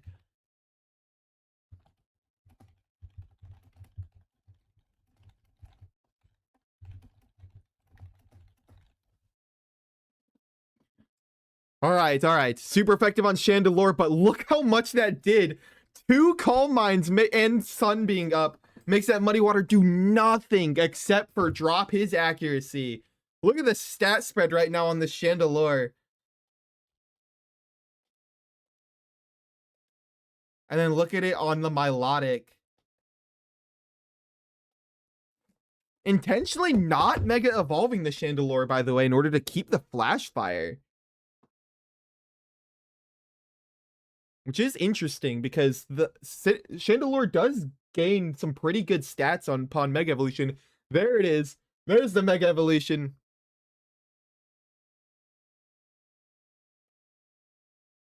Now Chandelure can take advantage of these stats. Close combat does nothing to the Sinistra. Good swap on their part. However, this Heat Wave, not so much. Obliterates the Sinistra. It seems like the Sneasler's job is to get rid of the Incineroar. Ooh, Hypnosis. Never heard. Wait, it is White Herb Sneasler. I must have missed. I must have just missed the Unburden going off. Tailwind peters out, but now we're looking at. Yeah, Ceruledge is here. That was a really good Hypnosis because Chandelure is almost necessary in order to remove some of these pieces off of the board. Granted, I do believe the Ceruledge only has Shadow Sneak. Yeah. But Sun is gone, so the Muddy Water is going to do a little bit more damage.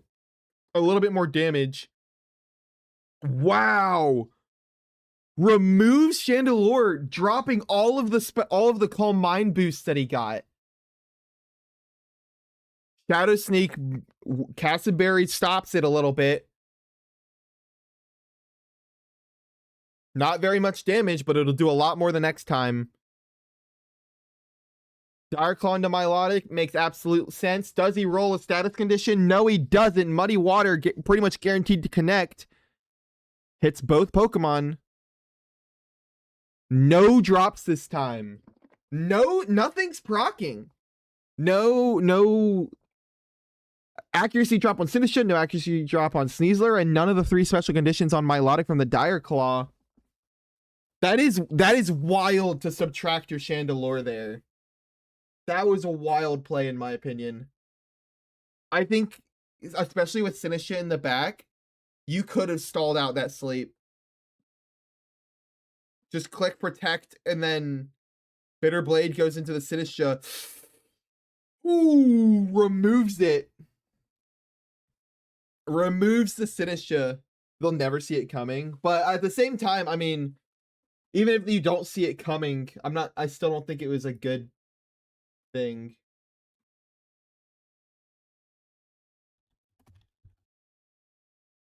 We got another judge request.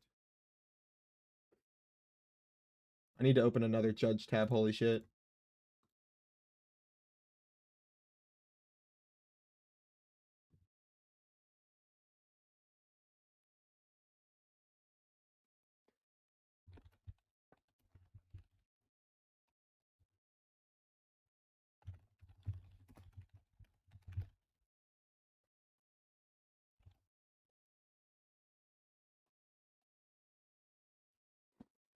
Milotic is down, which just leaves the 2 fire types on the other side of the field. However, fire is very oppressive right now. As you can see, that Bitter Blade destroys the Whimsicott, leaving just Sneasler and Chandelure, which are, at the moment, both asleep. There's a lot of RNG that can go out right now. There's a lot of RNG. Sleep turns, Dire Claw procs. There's a lot of things. Heat wave misses. There's a lot of things that could go horribly wrong at this point, and a lot of things that could go horribly right for either player. 3 fire types on the field. We're seeing a lot of these kinds of matchups.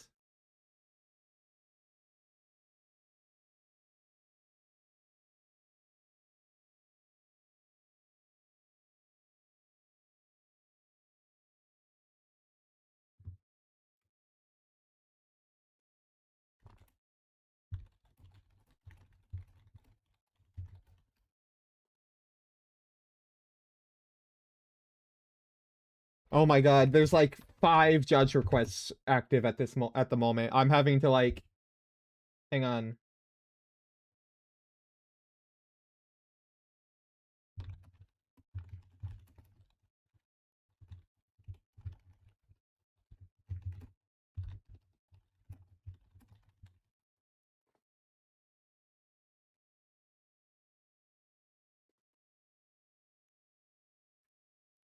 Sorry, I can't commentate at the moment. I have to deal with like every judge request under the sun right now.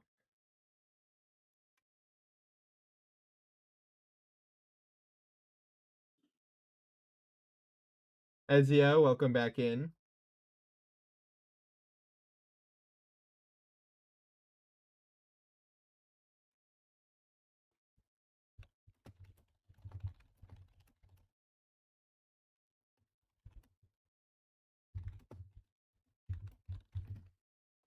All right, that judge request is done.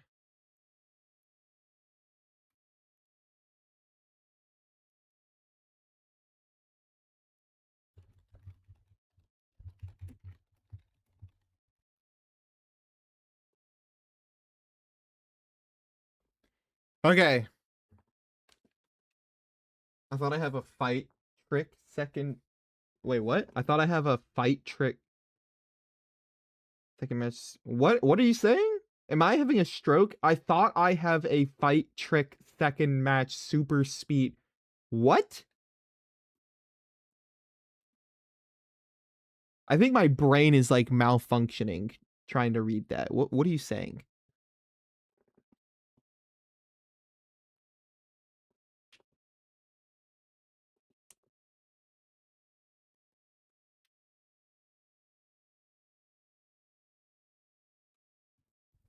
Oh, so, see, I disagree. Infiltrator to me means sneaking by, not destroying. So negating the effects makes sense to me. Yeah, but it doesn't.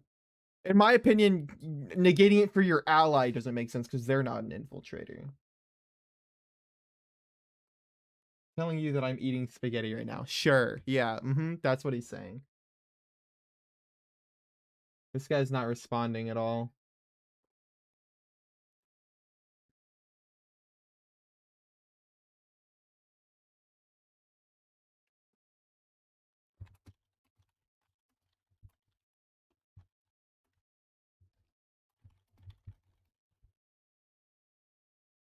First match I had to fight Trick Room. In the second match I fought Super Speed, I think. Oh, gotcha. And now you're in match 3 and you thought that it was gonna go back to Trick Room? I think I see what you're saying now. They haven't.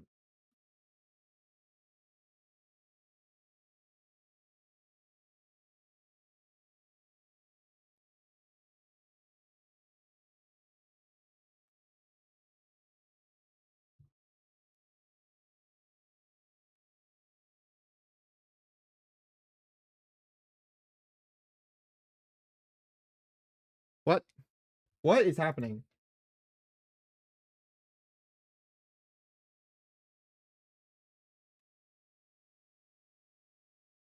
Oh, that match is over. Okay, gotcha. I thought that was like game 2. I didn't think that. I thought they still had one more game. Whatever. Okay, give me a second.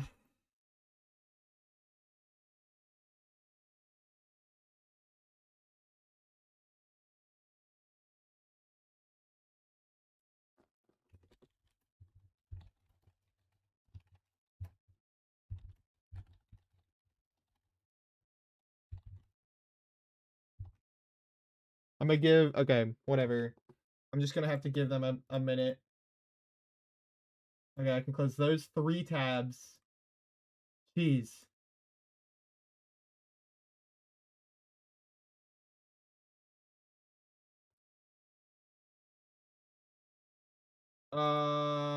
Duplicate that tab. Pairings.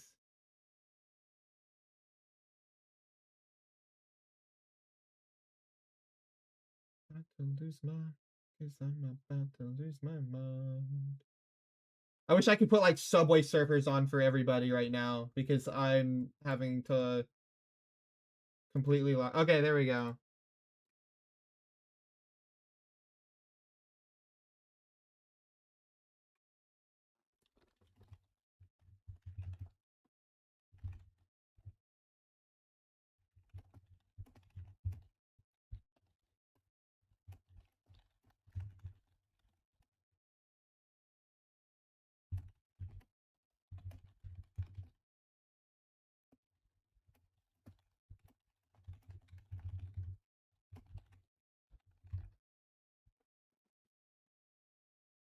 Okay.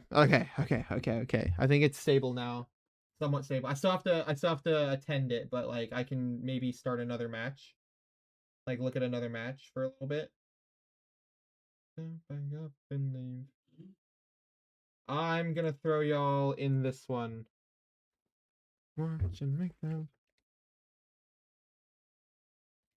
Hopefully it's not like right about to end. We'll see.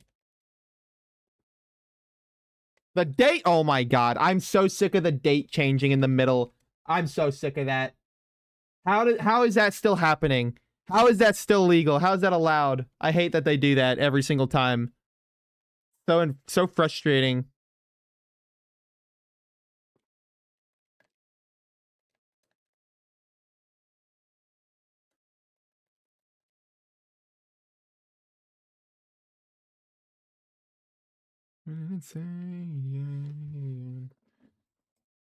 All right, all right. Spectate. Let's see. He's no-showed twice. Iloso Devastator. Yeah, I can take a look.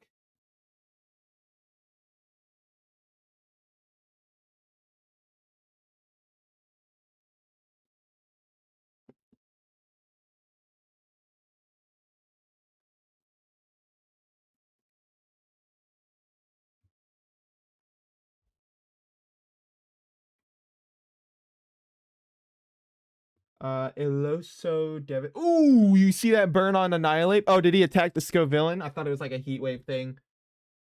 Oh my god, earthquaking your own Annihilate as well.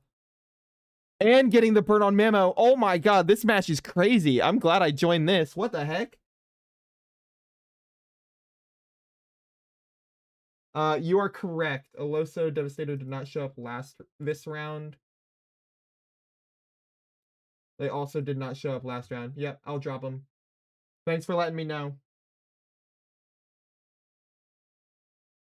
You're out of my dreams. Ooh, ooh, ooh.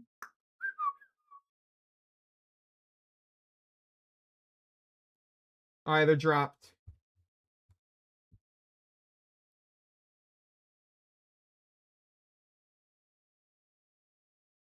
All right, let's get back to this match. What is going on here?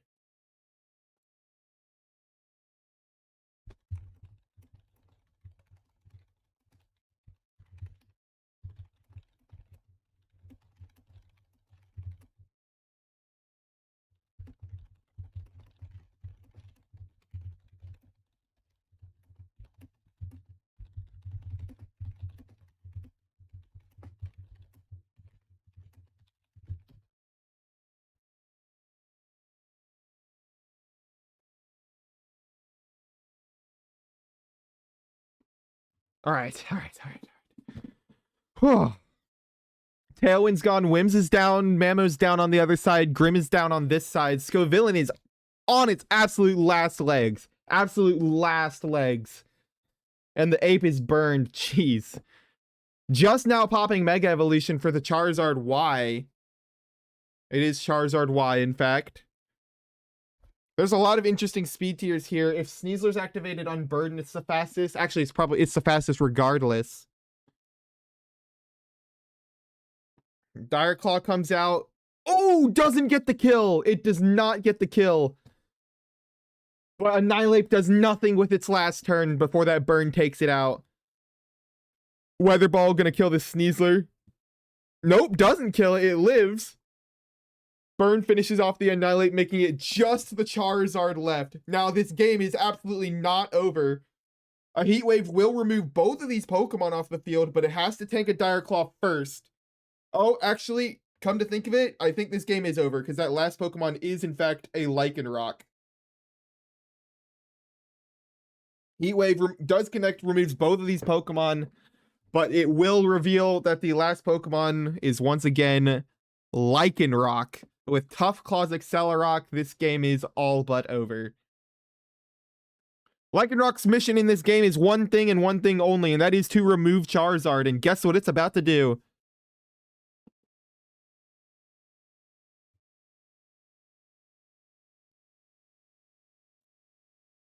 Exactly that. He clicked Rock Slide. Oh, that actually could have gone poorly.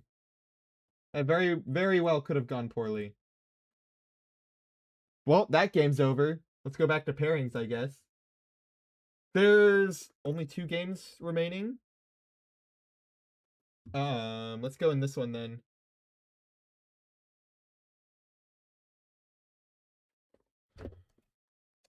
Let's get out of here and go into 0747.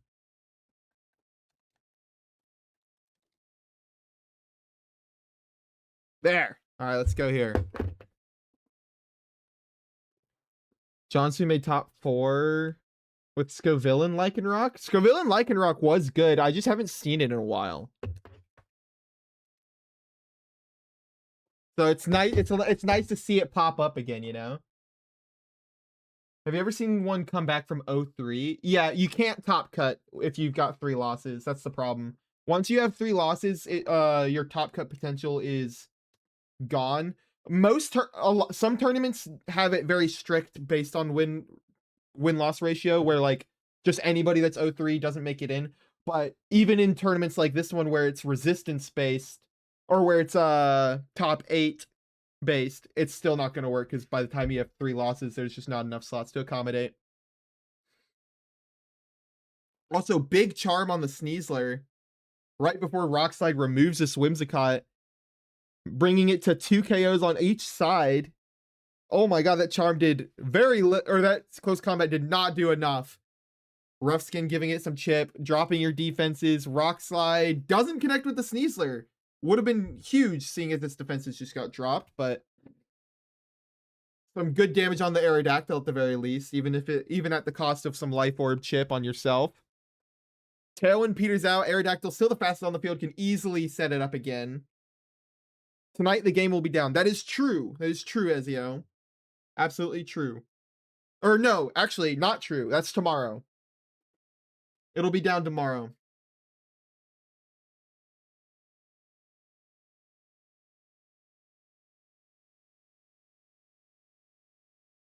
Sucker punch to Aerodactyl. Yowzers. That smarts. Close combat between the charm and the Chople Berry. This isn't actually going to do very much. Wow, still did a lot. 52. 52% arrows down. It's just the Sneasler left. This is going to be a devastating... Yeah, Dragon Claw. Sneasler is, in fact, down. That is the end of that game. Yeah, we're coming in at the very end of these games. That should be the last one. Yeah, Titan had to cancel his tour tomorrow. It's unfortunate for him. He's on Tuesday, and every single tour's... Like, every maintenance is on Tuesday, so he only gets to do it, like... He has to, like, cancel a tour, like, once a month. Rough. Rough out here. All right. Give me 1 second. All the matches are, in fact, done. So we're going to end the round.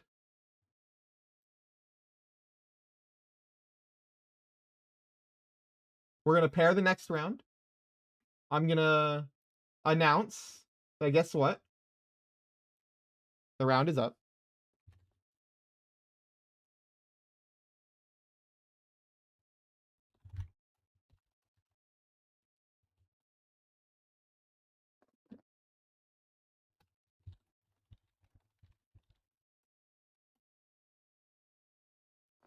All right, there we go. Round 4 is up, and it's been announced to everybody in the tournament. Pairings, refresh. Judge requests, refresh. All right. Who do we want to see? Standings? Oh my god, there's a Camerupt. There's a Camerupt, guys. That's like high up. 3-0. Oh, it's Memer. Memer's fighting the Camerupt. Alright. Memer, you want to be on stream? You don't get a choice. I want to see the Camerupt in action. Well, that is if they check in, I guess. We'll give it a sec. It just started.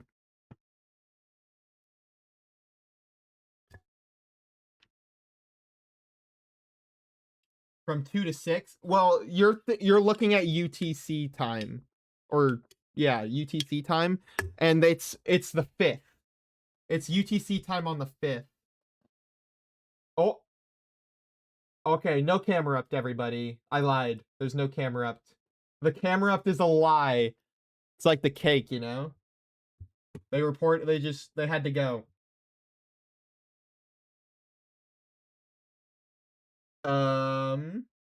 That being said,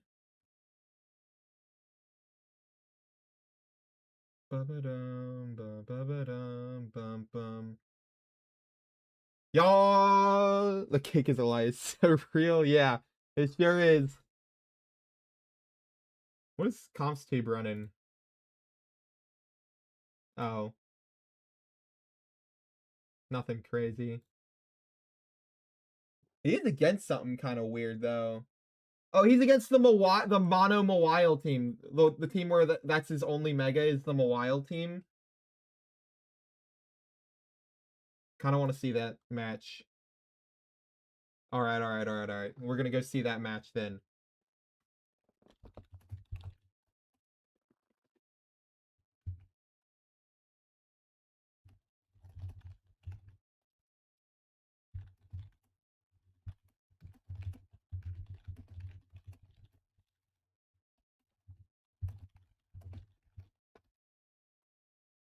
I want to see them a while, and I know CompsTube's a very... He puts the comp in competent. He is a very good player.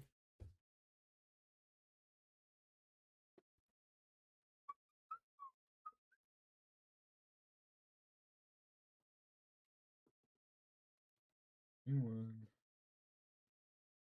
three, six. Oh my god. It keeps scrolling me to the bottom of their chat when they send a new message.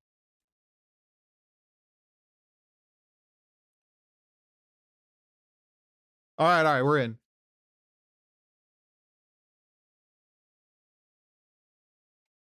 Yeah, I'll just battle them now. That'd be kind of funny for me to do.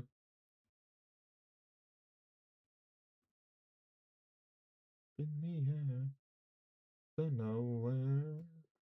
Bow, bow, bow. Alrighty. Y'all ready to see a good, pretty good... Oh, whoa, whoa, whoa, whoa, whoa, whoa. I don't need to be going into that yet. I almost stole his spot. I almost stole his spot right after joking about doing that exact thing. Okay, now they're battling. Now they're battling.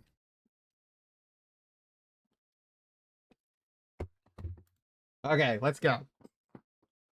I'm 4-0. There won't be many options next round. Well, congrats on being 4-0. Very much congratulations. I don't see any judge requests going on at the moment, which is good. Very good. I've refreshed it and everything. How productive of me. Okay. We do have, you know, Floette, Sneasler, Instant, Sinistra, King Gambit, Basket Legion on the left, which is, you know, not the craziest thing we've ever seen. But the Mawile team is pretty wild. Pelipper and Basket Legion, Sinistra's not crazy. Hydreigon's a little niche, but like, you know, everyone knows why it's here. It's a good Pokemon. Mawile is a good mega, but only Sinistra for Trick Room is pretty crazy for Mawile, and no secondary mega is pretty crazy for Mawile. Then you have Lycanroc to try and take out the Venusaur. Pretty crazy lineup, if you ask me. Also, it's Intimidate Mawile, not Hyper Cutter, which is also very cool. I haven't seen enough of that. I've actually been a little shocked I haven't seen much. Well, I'm not shocked because I know there's a ton of anti-intimidate stuff going on, as we're about to see right here. Oh, no, not White Herb. Yeah, it's Focus Sash. Focus Sash, Poison Touch, Sneasler. So that Intimidate absolutely mattered. Pretty good lead in terms for Red. That was a pretty good lead for Red.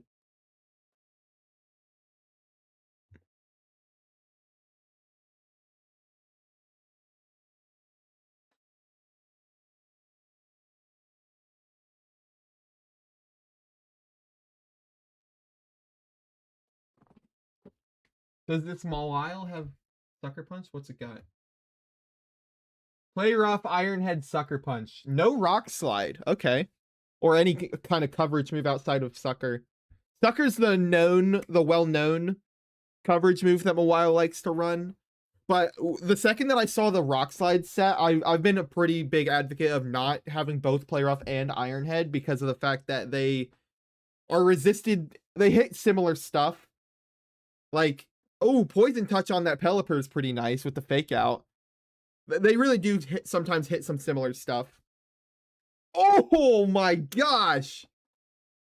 And that Floette's gone. Floette Mega Evolves only to die immediately to the Wave Crash, Life Orb, Rain boosted, Stab, Adaptability boosted. That recoil is absolutely worth the price that you pay.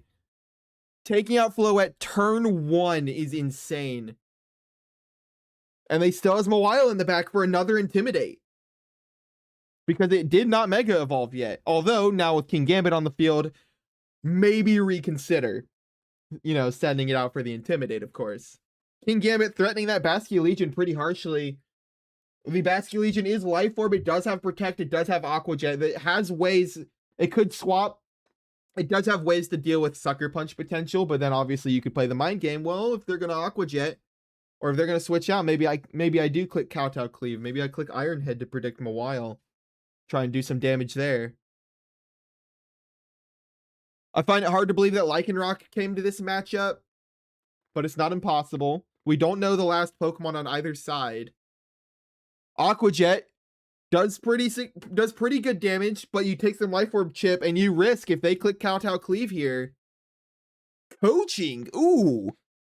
Coaching Sneasler boosts this King Gambit. Weather Ball into him. Sucker Punch did not come out.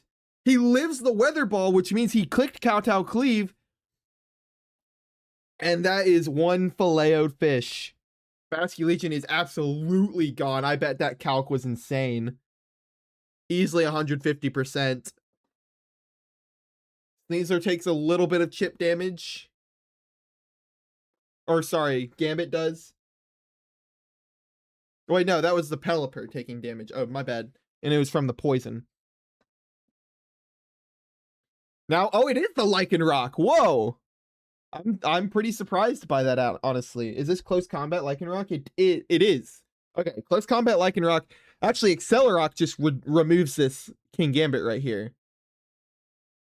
And there's not really much he can do about it. Yeah, Accelerock goes into there. Sneasler's best bet to punish this is to, attack the Pelipper. Poison Jab, it's already poisoned. Not fishing for that, but Citrus Berry heals it right back up a decent bit. And then it gets to remove the Sneasler in return. Or not, the Sash. Sash kicks in. Sneasler's still alive. But now, oh, and it's confused. Accelerock easily can remove either Pokemon on the field at the moment. And we don't know who his switch-in is.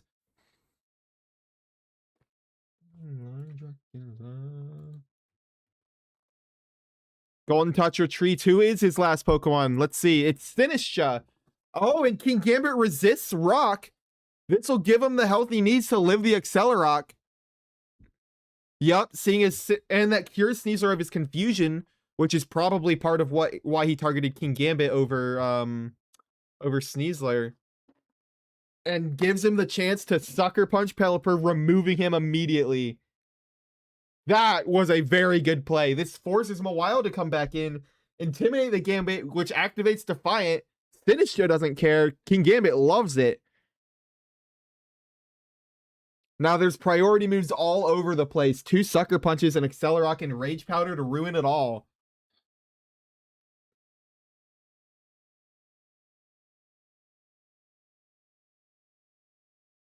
This is still either player's game. You just gotta use your moves in the right order. Sinistra retreats instead of using Rage Powder like we thought it was gonna do, sending Sneasler to most likely die. Most likely it's just gonna die here before it gets to do anything, but we'll see. Lycanroc protects, you get to see those red eyes glow. King Gambit protects. Play Rough does in fact connect. It removes that Sneasler from the tournament, or from the match.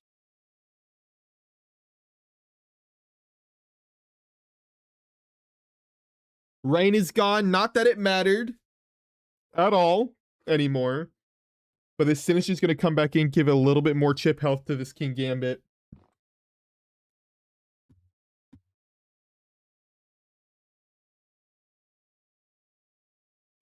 I'm going to play some more intros and outros for a little bit,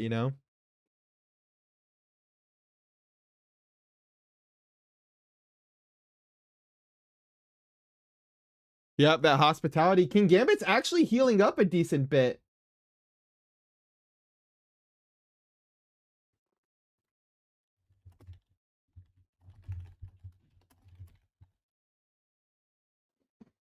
And against Mawile, who does not have a move to remove him, but the Lycanroc, who absolutely does. However, the move that Lycanroc has to remove King Gambit is a fighting move, Close Combat, which can easily be Rage Powdered into Sinistcha, as we're probably about to see here. But he didn't take the bait. He did click Rock Slide. Potential flinches are on the board. It doesn't happen. King Gambit does get the Iron Head, does huge damage into Mawile, putting it in Sucker Punch range, and the play rough misses.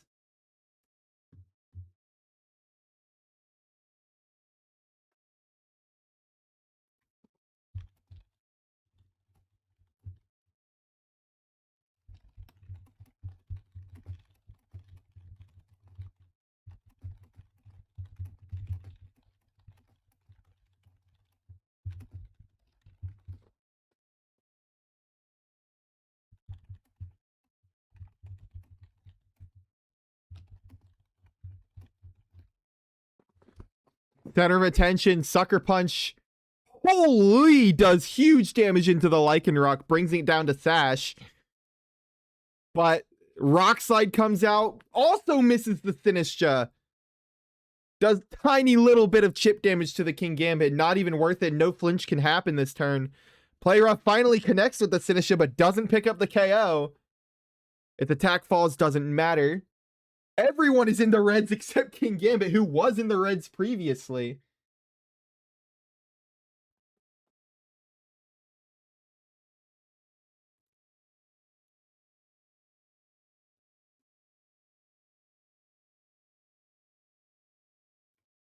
Mawile protects this turn. Sucker Punch is absolutely on the field. Accelerock picks with Tough Claws, picks up the Sinistcha. Let's see what the King Gambit did. It Sucker Punched. It failed because both Pokemon used Mawile Protected, which can't be Sucker Punched. And then Lycanroc being faster, clicked a faster priority move, also can't be Sucker Punched. We don't even know who he targeted here. Can he win this is the question.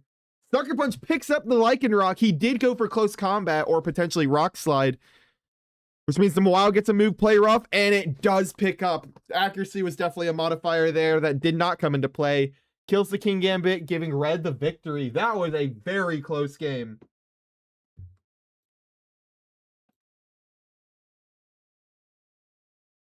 Wow, I'm impressed by how close that game was.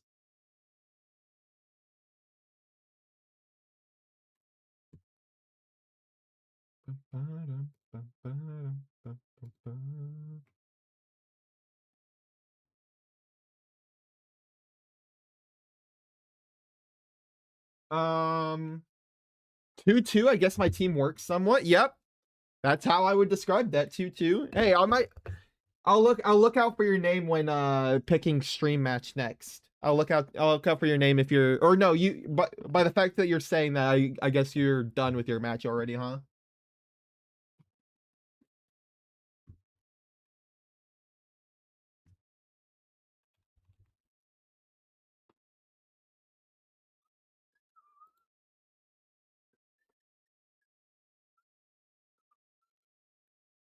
No. Ezio. Yeah, there's no trigger.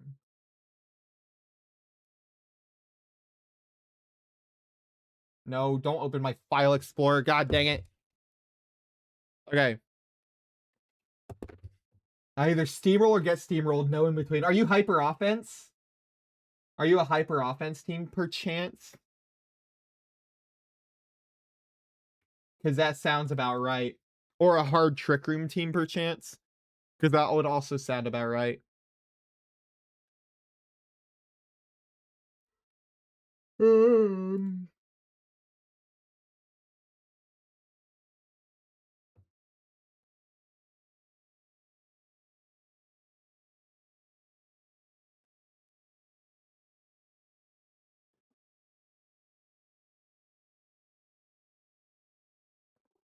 It's rain, setup, install. Oh, wow.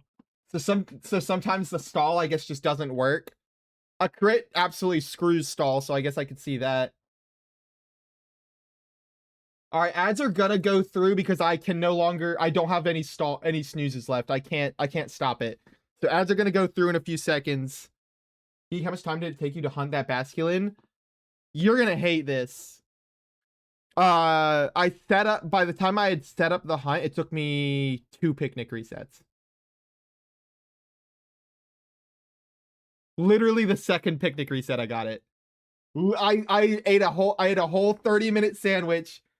It took me a while to set up the hunt, but literally the second picnic reset it showed up. And it was a male, it was marked, it was everything I needed. I was hunting for almost a full day though. Between Basculin, Feebas, all of that.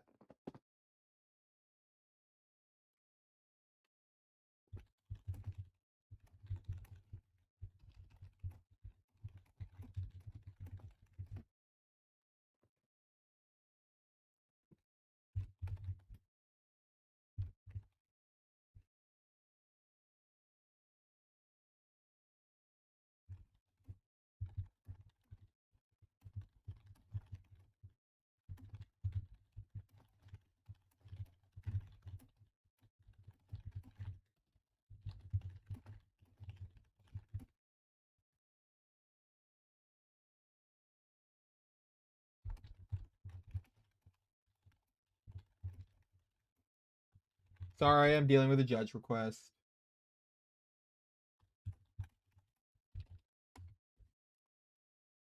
Okay.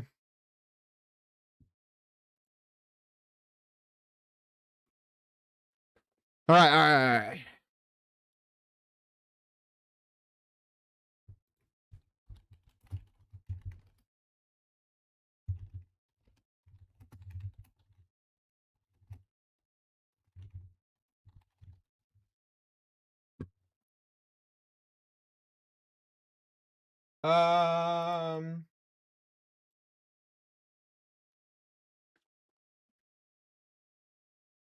Okay. Attack absolutely doesn't matter. King Gambit's down, which is big. Bastion Legion's down, which is big. Those are some big KOs on either side right now. Those are definitely Pokemon you do not want them to have for the end game, because those are very much late game sweepers.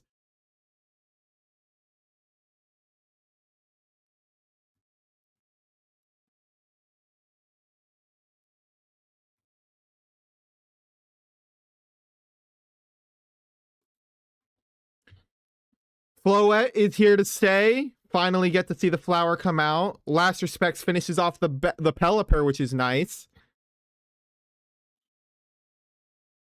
And then Machigacha. That's going to hurt.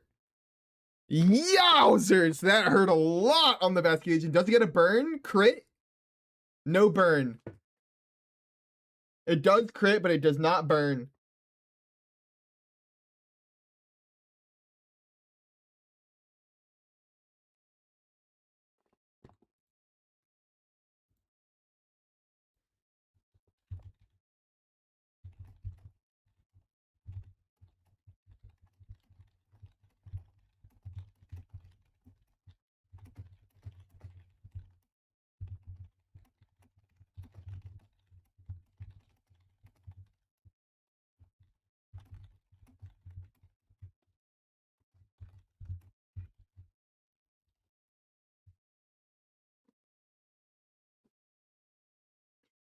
Okay. Bask and Pelipper down, which how much is left in rain? How much is left in rain at the moment? Because this instant absolutely doesn't want rain, but the Bask absolutely does. Calm Mind goes through, it's gonna eat this Machigacha. Hopefully no burn on the Floette. Because that chip damage would add up. 1 turn left in rain and then it's gone forever. Lycanroc actually looking pretty threatening right now. Still has its Focus Sash intact.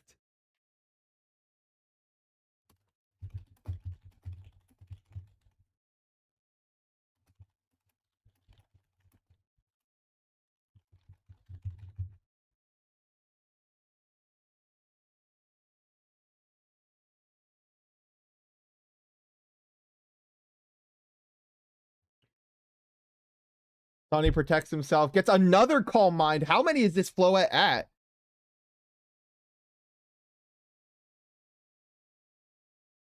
Rain is gone forever now. Floette is at +2/+2 with special attack and special defense. And seeing as Pelipper's already gone, Batsky's already gone. Okay, I mean, it really only matters in terms of damage output because the Sinistcha's not doing too much to Floette anyway, and Lycanroc doesn't care about the special defense, so it really just matters in terms of damage output. But you really want to get one of these Dazzling Gleams off because right now you could flinch. Draining Kiss. Ooh, yikes.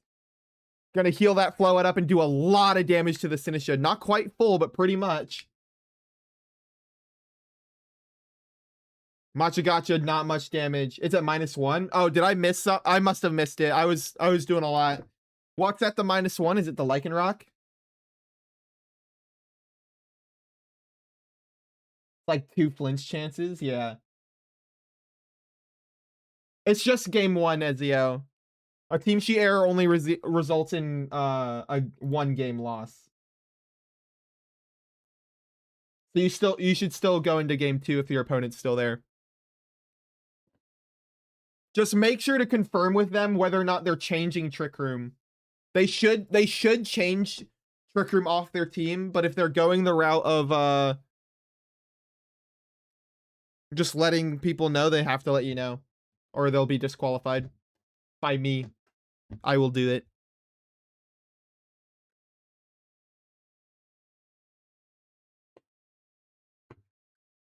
A bunch of protects going through, some leftovers chip heal going off, but it is not looking good. Some flinches are absolutely going to have to go through for Red to be able to pull this game out. Absolutely not looking good.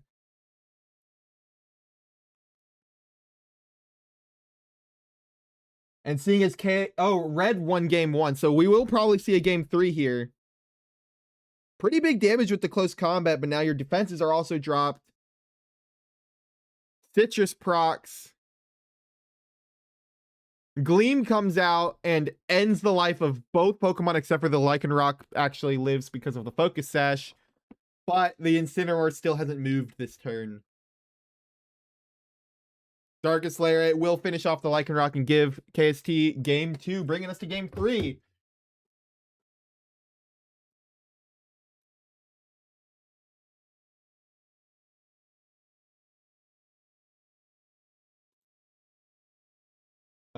I don't have a pairings tab open.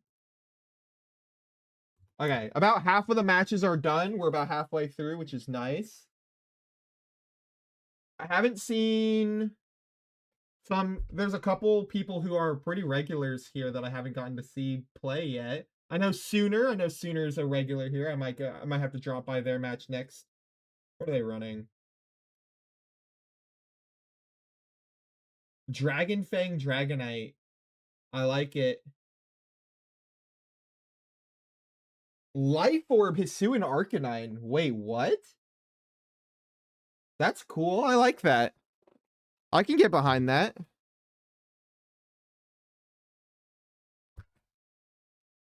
Black Glasses King Gambit. Gaboo TV. Hello, hello. That is a wild emo. I need to know where you got that. Oh, it's your own channel. Oh, you've got a bunch of Gengar emotes. As you can tell, I am a big Gengar fan. In fact, I've got a Gengar emote of my own. It's a great one. Welcome in, Gabby TV. Lovely to have you around.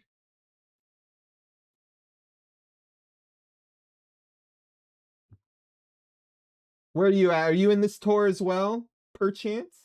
Why do I keep saying that? Where did I get that word? Someone said that around me and I picked it up. It's the only explanation. Would you happen to be in this tour or no?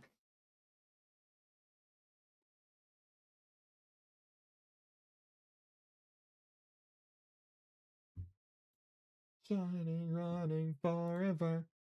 My team is all over the place. Is that a bad thing or is that a good thing? Because they can be all over the place in a good way.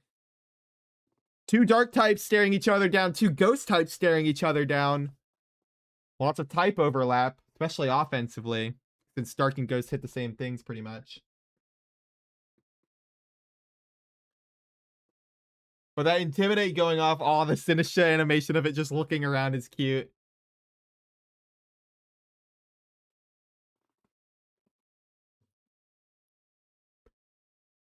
Ugh.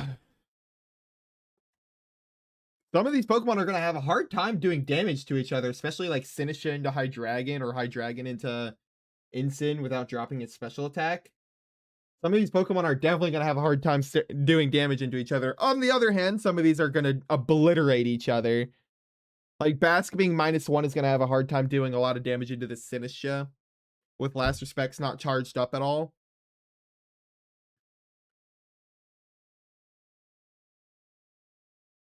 What do I do if he left? If he left, go ahead and call a judge again. I'll be there in a second. Intimidate coming into play again, dropping that Incin's attack by 1 stage. Didn't need Hyper Cutter because it's already gone. Intimidate's already hit the field.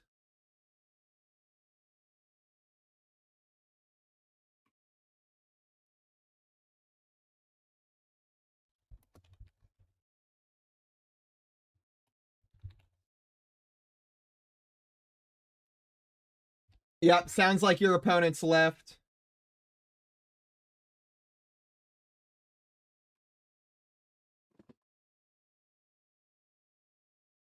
Yeah, they're gone for 10 minutes. Now they get the loss.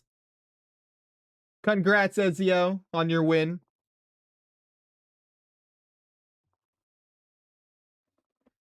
Running forever. I've missed a little bit of what happened, but that judge response that is done at least.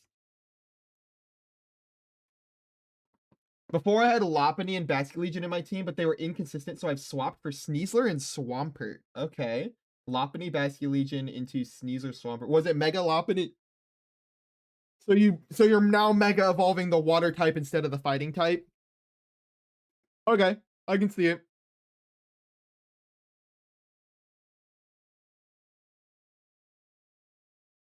I can totally see why you do that. Those are pretty 1-to-1 swaps for sure. I wouldn't say that's all over the place. In fact, I've compared those Pokemon. Like, I've compared Swampert to being just Mega Basque Legion, and I've compared Lopunny to basically just being Mega Sneasler before. Snarl comes out. Ooh, does a lot of damage to that Sinistra. It's going to drop its special attack on top of that. It's going to protect this Mawile just a little bit more. That Machigacha comes out, but hits that Mawile, doesn't do anything because of Protect. Hits that Hydreigon, doesn't do anything because its special attack has been lowered and Hydreigon resists it. Flare Blitz does nothing, also goes into the Mawile's Protect. Very effective use of Protect that turn. Instant is -1. So is Sinistra. Both of them are -1 on their respective attacking stats. No drops on the other side though. Challenge Master being everywhere is because some terrible midterm college essay on Mario got reposted everywhere for March 10th. The guy completely gets blasted for saying it as a complete sentence. I haven't seen that, but somebody who has seen that probably said it to me, and that's probably where I got it. Thank you for that clarification. Maybe I'll look that up afterward. Also, welcome in, Challenge Master. Hello, hello. How are you doing? Hopefully you're having a good time. Oh, is that the YouTube? Okay, I'll save that for later. Thank you very much.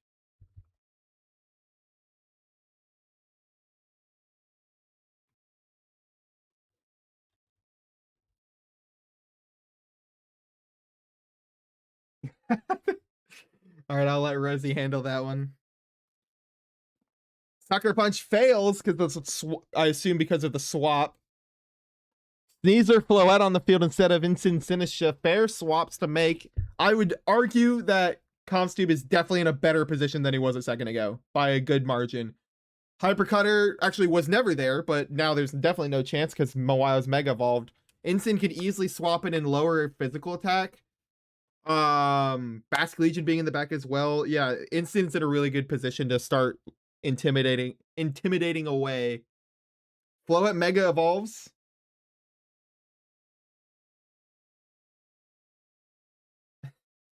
Rosie said back off, geek.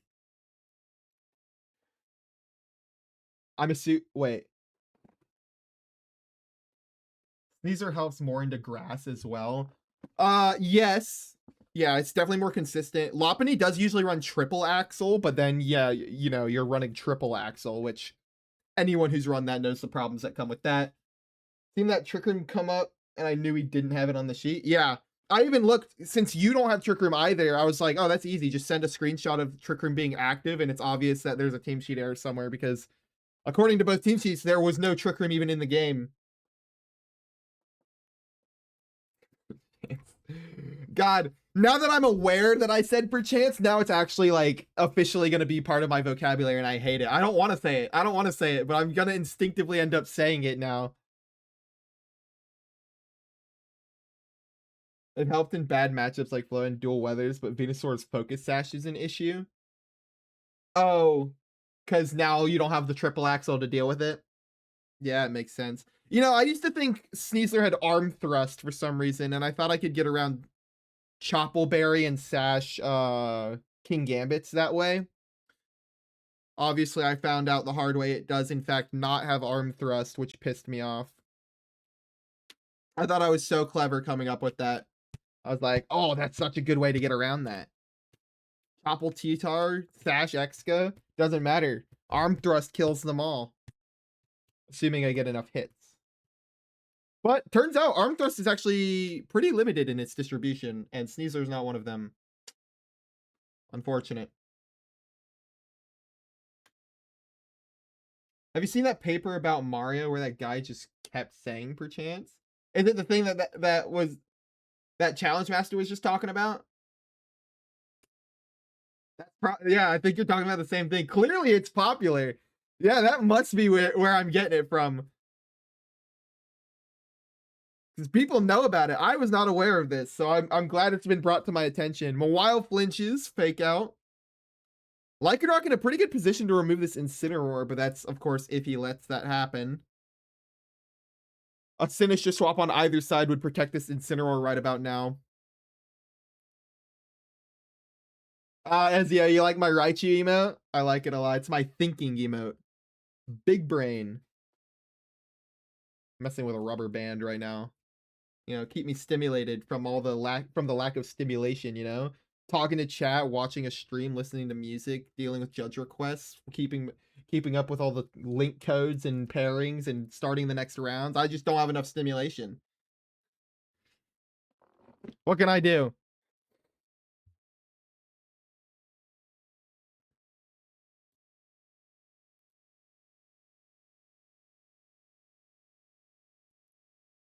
Close combat in Sinistcha does nothing. Like I said, Sinistcha swap on either side did in fact protect that Incineroar.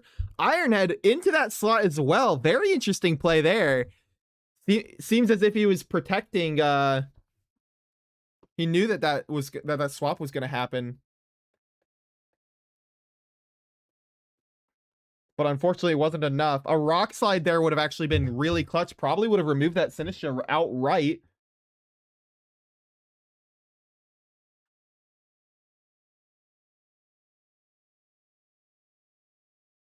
Nope, I was wrong. Rock Slide did not. That Lycanroc suffering does not remove the Sinistcha. Doesn't flinch either on the Floette. We'll see if it flinches the Sinistcha in a second, which will absolutely matter now that all that damage came out from the Floette. Lycanroc on Sash. Life Dew from Sinistcha comes out. Gives a little bit of health to the Sinistcha and brings the Floette back up to full. Is it enough? Ooh, that Life Dew might have mattered. I didn't see how much it had beforehand, but Ironhead does big damage, but not enough to pick it up. Question, is it in sucker range, though? We'll have to see. I don't think it is. Wait, are you... Oh, yeah, and you're -1? Absolutely not. Definitely not enough. Protect comes out. Does try the sucker. Wow, that's a bold thing to do. Rock Slide comes out. Sucker plus Rock Slide would have removed the Floette. Beats up the Sinistcha a little bit. Matcha Gotcha comes out. does connect on both, removes the Lycanroc, gets a little bit of chip on Mawile, a little chip heal from it as well. Potential for burn here. Intim is broken, sure is. No burn. Okay. But this forces Red to swap Basket Legion in, and you'll have 2 physical attackers with no way of resetting your attack drops. Incineroar is still in the back. How many rounds of Swiss? 6? I think it's 5. Could be wrong. No, yeah, it's 6. Yep, 6. Black Clover opening, so gas. Thank you very much. See, they've got taste right there. They have taste. I hope you're excited for season 2. I hope you're very excited for season 2 about to drop. We're about to get another Black Clover opening, which will be going in this playlist.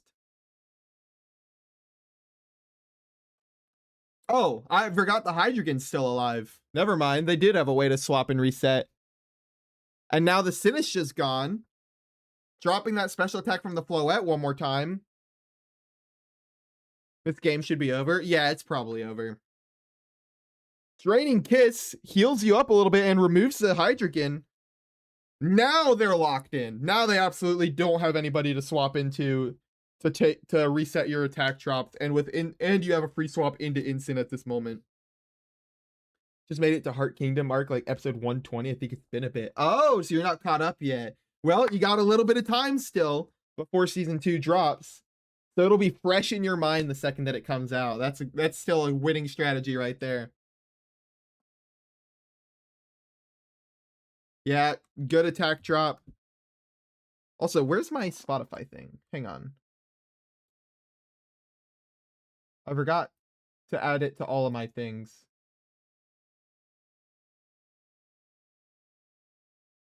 Wow, that's big. No. Why is it so big? There we go. There we go. Now you can see my Spotify thing. Isn't it lovely? Oh, I told Primarina I would talk about it. I have done every well-known Spotify now playing source. See this thing right here? I've done every variant of this that is well-known and mainstream. Every one of them. And every single one of them has failed me. Like right now, I have them in my OBS as existing browser sources, and every single one of them has their own issue. Like they're like, I could show you them right now. Let me show you. Like here's an example of one. Bam. What is this? You see this thing? What is this? This is one of the now playing things that is now permanently stuck like this. It's just stuck like that. There's nothing you can do. That's one of my now playing things. It's glitched. All of them are something along those lines. Every single one of them is something along those lines. It's just, yeah, no, there's nothing I can do about it. So I have managed to get it off the screen. I managed to mess up every single one of them somehow. I don't know why. So you know what I had to do?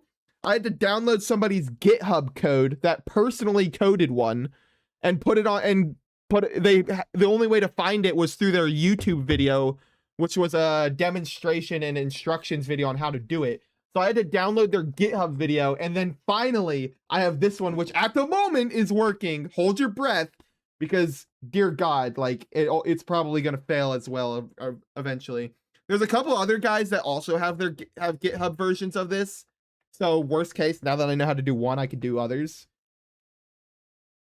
Effed up clone of the progress bar for the music, maybe. On top of that, I found out that there's a Spotify developer page where they like open source their code so that people like this can do GitHub stuff, which is super cool. I didn't know that. Only one match left. We're just waiting on Nirvana to finish up.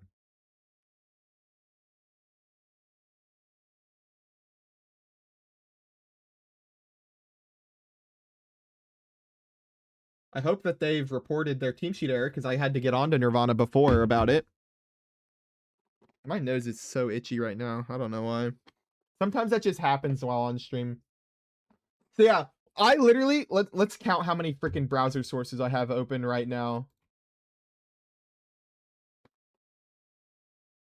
3. I have 3 in my OBS at this moment. Just Spotify black or Spotify ones.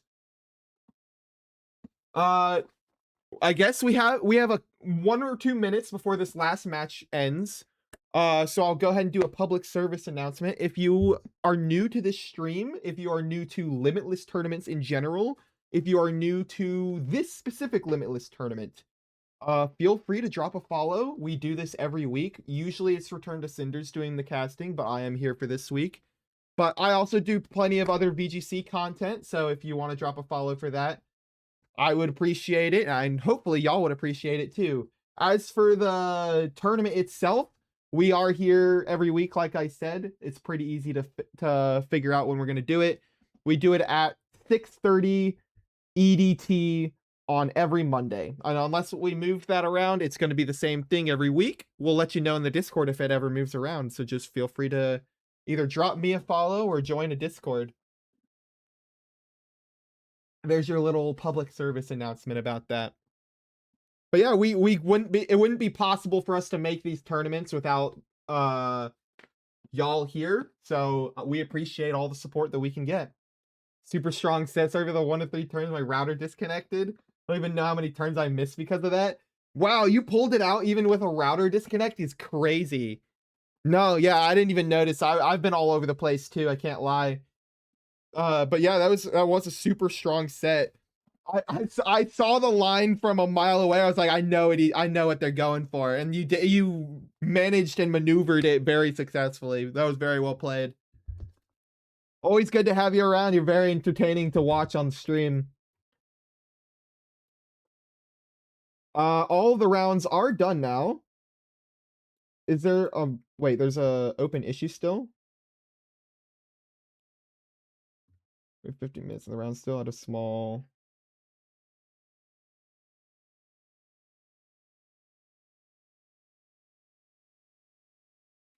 Hang on, I gotta deal with this.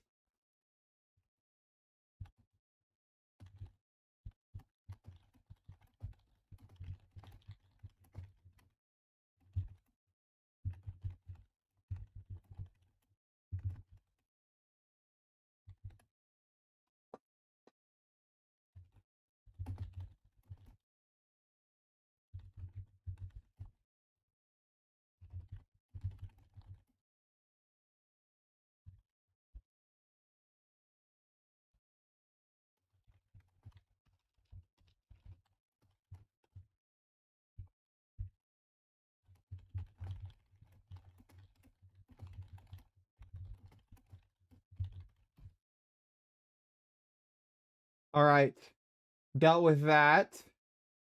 All right, let's end the round.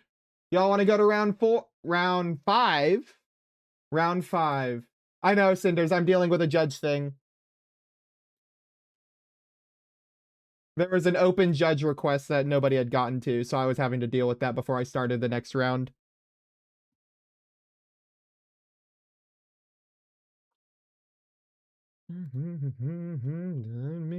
Shine on me. It was weird, Rosie. It was a judge thing that was from a completed match. It was one you had already dealt with. They called a judge again. So you probably didn't get it because it was like a repeat. I don't know. It was weird. I'm not shocked that that it didn't show up for people at all. I didn't even see it. Like, I didn't see it. The only reason I noticed is because I went to the admin dashboard and it said 1 open match issue still. I didn't get an actual notification for it though.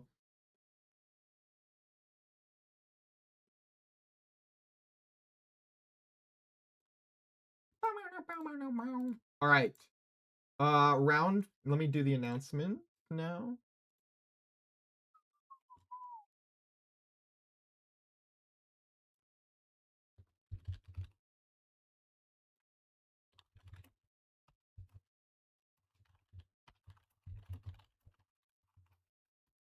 There you go. There's the announcement. Now everybody in the Discord is aware.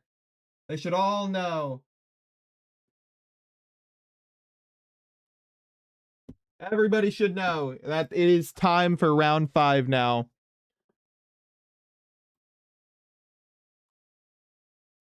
All right, let's see. Who should we see? I've seen you already, right? Where's that Life Orb Arcanine that I was looking at? I've lost them. Was it you? No, but this is a Star... We haven't seen Star Fox yet. Do we want to see Orange Steve navigate Star Fox? Free opener again? Sure is. Where is that Life Orb Arcanine real quick? Let me see if I can find it. Wait, there's a Meganium? And an Aegislash? That's 3-1. I'll look at them next. Come check out my team. What do you got, Mimir? Yeah, you've got the sand stuff, the Choice Scarf Hydreigon sand stuff. Tell you what, Mimir is what, 4-0 right now? I'll get to Mimir because since you're 4-0, you're guaranteed to be in this tournament for a bit longer. So I'll get to you. I think Orange Steve is pretty much guaranteed. I want to see that Meganium. Where is that? Where'd that go? WH Camp 3 versus Coconut Nightmare. I'm a view this one.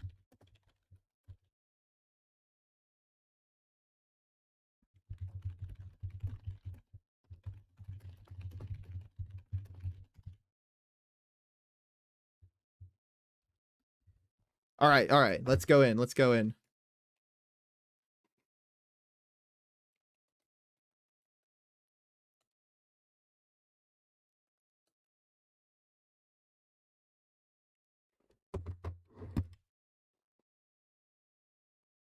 Dodge the lost cam. Let's go.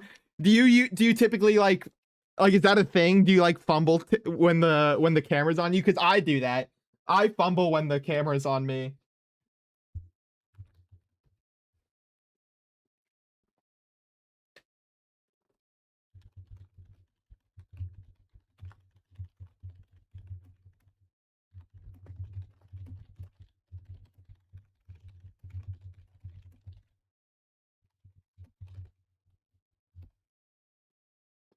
All right, there we go. We're gonna spectate William in this match. I don't know which one is the Meganium player. Oh, I think this is the Meganium player. I think we're spectating them. Next time you should come check out my team. All right, I'll take a look. Shots? Okay. Give me a sec. Oh my god, the Meganium's burned! No! No, not the Meganium!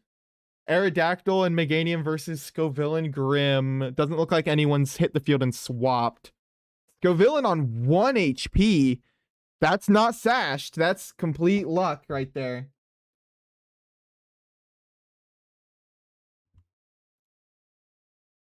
The torture dance song? Yes, please. Interesting speed tiers. Aerodactyl's obviously the fastest. I think then it goes Scovillain, Meganium, Grimmsnarl. If my off the top of my head that sounds right. But that burn will take Meganium out soon. It'll be a couple turns before it does it by itself, but still. This is not Mega Arrow. Is it Sash?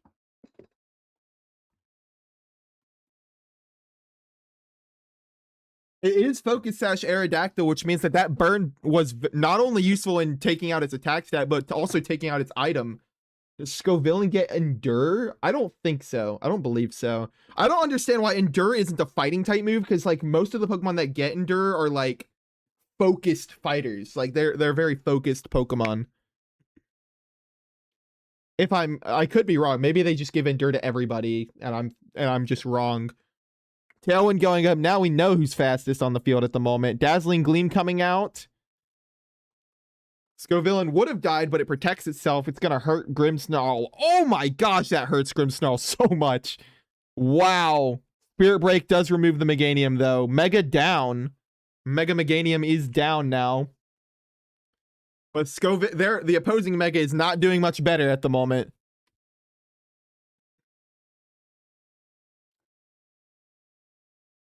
AG slash. Is this a physical AG slash? Expert Belt, Shadow Sneak, Sacred Sword, Iron Head. It is a physical AG slash. Focus Fighters is in the Ascended Heroes collection that just released. No, it is not. That is not what I mean. But it won't be able to burn the AG slash unless he goes for Shadow Sneak, which I don't think he's going to do. This seems like a pretty straightforward rock slide situation. I would argue you swap AG slash here so that there's no chance rock slide misses Scovillain and you end up burning AG slash. Oh, he swapped Scovillain. King Gambit comes out. Oh. Parting shot into the AG slash makes sense. So Scovillain's going to come right back in unless... Oh, wait, no. He still has a fourth Pokemon. It could be somebody else.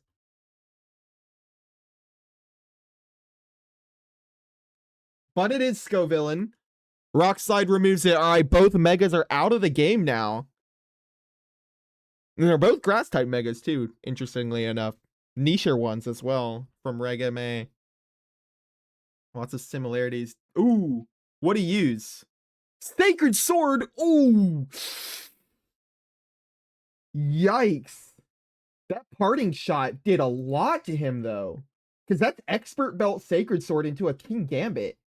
And he took that pretty comfortably. Wow, I'm very shocked by that, by how well he took that. Did I miss a Choppleberry Berry or something? No, it's Life Orb. Wow. Fake out on Aerodactyl. There's no more Sash to break, but it does stop him. Sucker Punch. Ooh! Just removes him. That was a misplay to let that Sucker Punch go off. You should have definitely King Shielded there. That would have allowed you to at least be in shield form next time that Sucker Punch goes through. Yikes. That was really bad to lose your AG slash right then and there. Because if you had done that, if you had removed that King Gambit with Sacred Sword, AG slash literally wins you the fight for the rest of the game. Like, that Grimmsnarl's not doing anything to AG slash. The Sneasler can't touch AG slash. AG slash would have won the game right then and there if you had just King Shielded, I think. King Shield AG would have tanked really big, especially since Sneasler can't touch it. Yep. See? Hey, ball knower right here. You're saying the same things I am. Welcome in, Fede. First time chatter. Hope you're having fun here. Hope you enjoy your stay.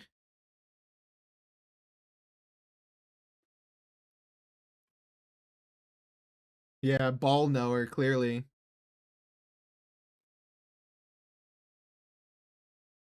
Sneasler protects. I think Tailwind's still up. King Gambit still protects. This might be the last turn of Tailwind then. I wasn't keeping track, but I don't know. I think there's still one more turn of Tailwind, actually. But they're protecting as if this is the last turn. Sandstorm, if that's Sash Sneasler, then that... Oh, no, that is Tailwind gone. Maybe if T-Tar's got low kick, he can still do it. Yep. I mean, at this point, you don't even need low kick to kill the King Gambit. Like, a Rock Slide from this Aerodactyl will definitely chip him in range of anything that T-Tar has. Oh, no Rock Slide, though. Sucker just removes the Aerodactyl, leaving T-Tar all by himself. And that's gotta be game, because that Sneasler is angry. That's an angry Sneasler. Yep, CC just completely vaporizes that T-Tar. That's game.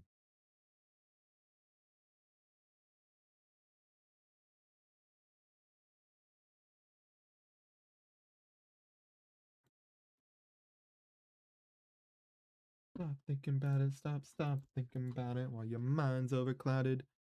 All right, well, that's game one. Let's see game two. I'll have to do the hydrate redeem off stream because I do have one platform live that does not like that redeem at all, you know? You understand what I mean? What I'm saying? They get mad at me and demonetize my stream and take it away from the homepage if I do stuff like that. They do it if I curse. They're definitely gonna do it. They don't like hydrate. Well, the hydrate redeem is disguised. I tend to drink things that aren't water when that redeem goes off.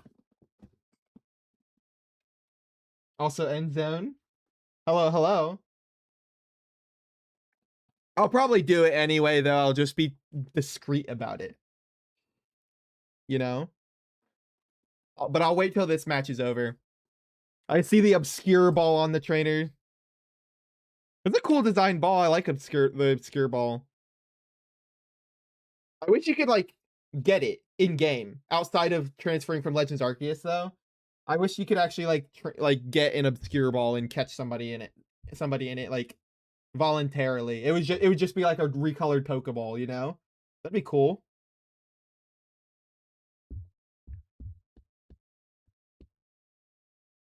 Light screen from Grimmsnarl. Makes sense. Dual wing beat. No light screen doesn't help against that.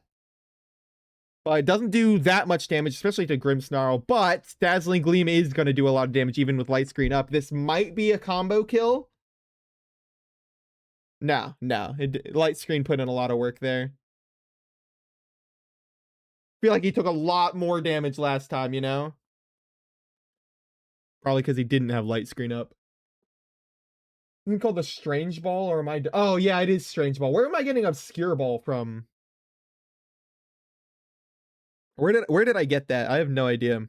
Oh, lives a Rock Site on top of all the damage he's taken. Grimmsnarl's still kicking. Oh, but that Weather Ball, light screen's still up. Keep in mind, he'll live this, but yeah.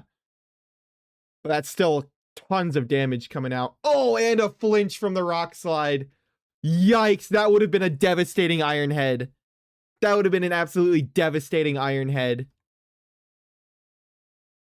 Parting Shot comes out, neutralizes this Meganium a little bit more.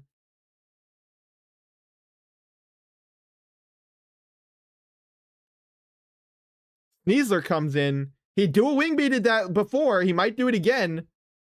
Sucker doesn't go through Tailwind. Yeah, Tailwind goes up. Interesting. Let's see what the Meganium does. Yep, I would have done Dazzling Gleam as well. Oh, but it doesn't kill the Gambit.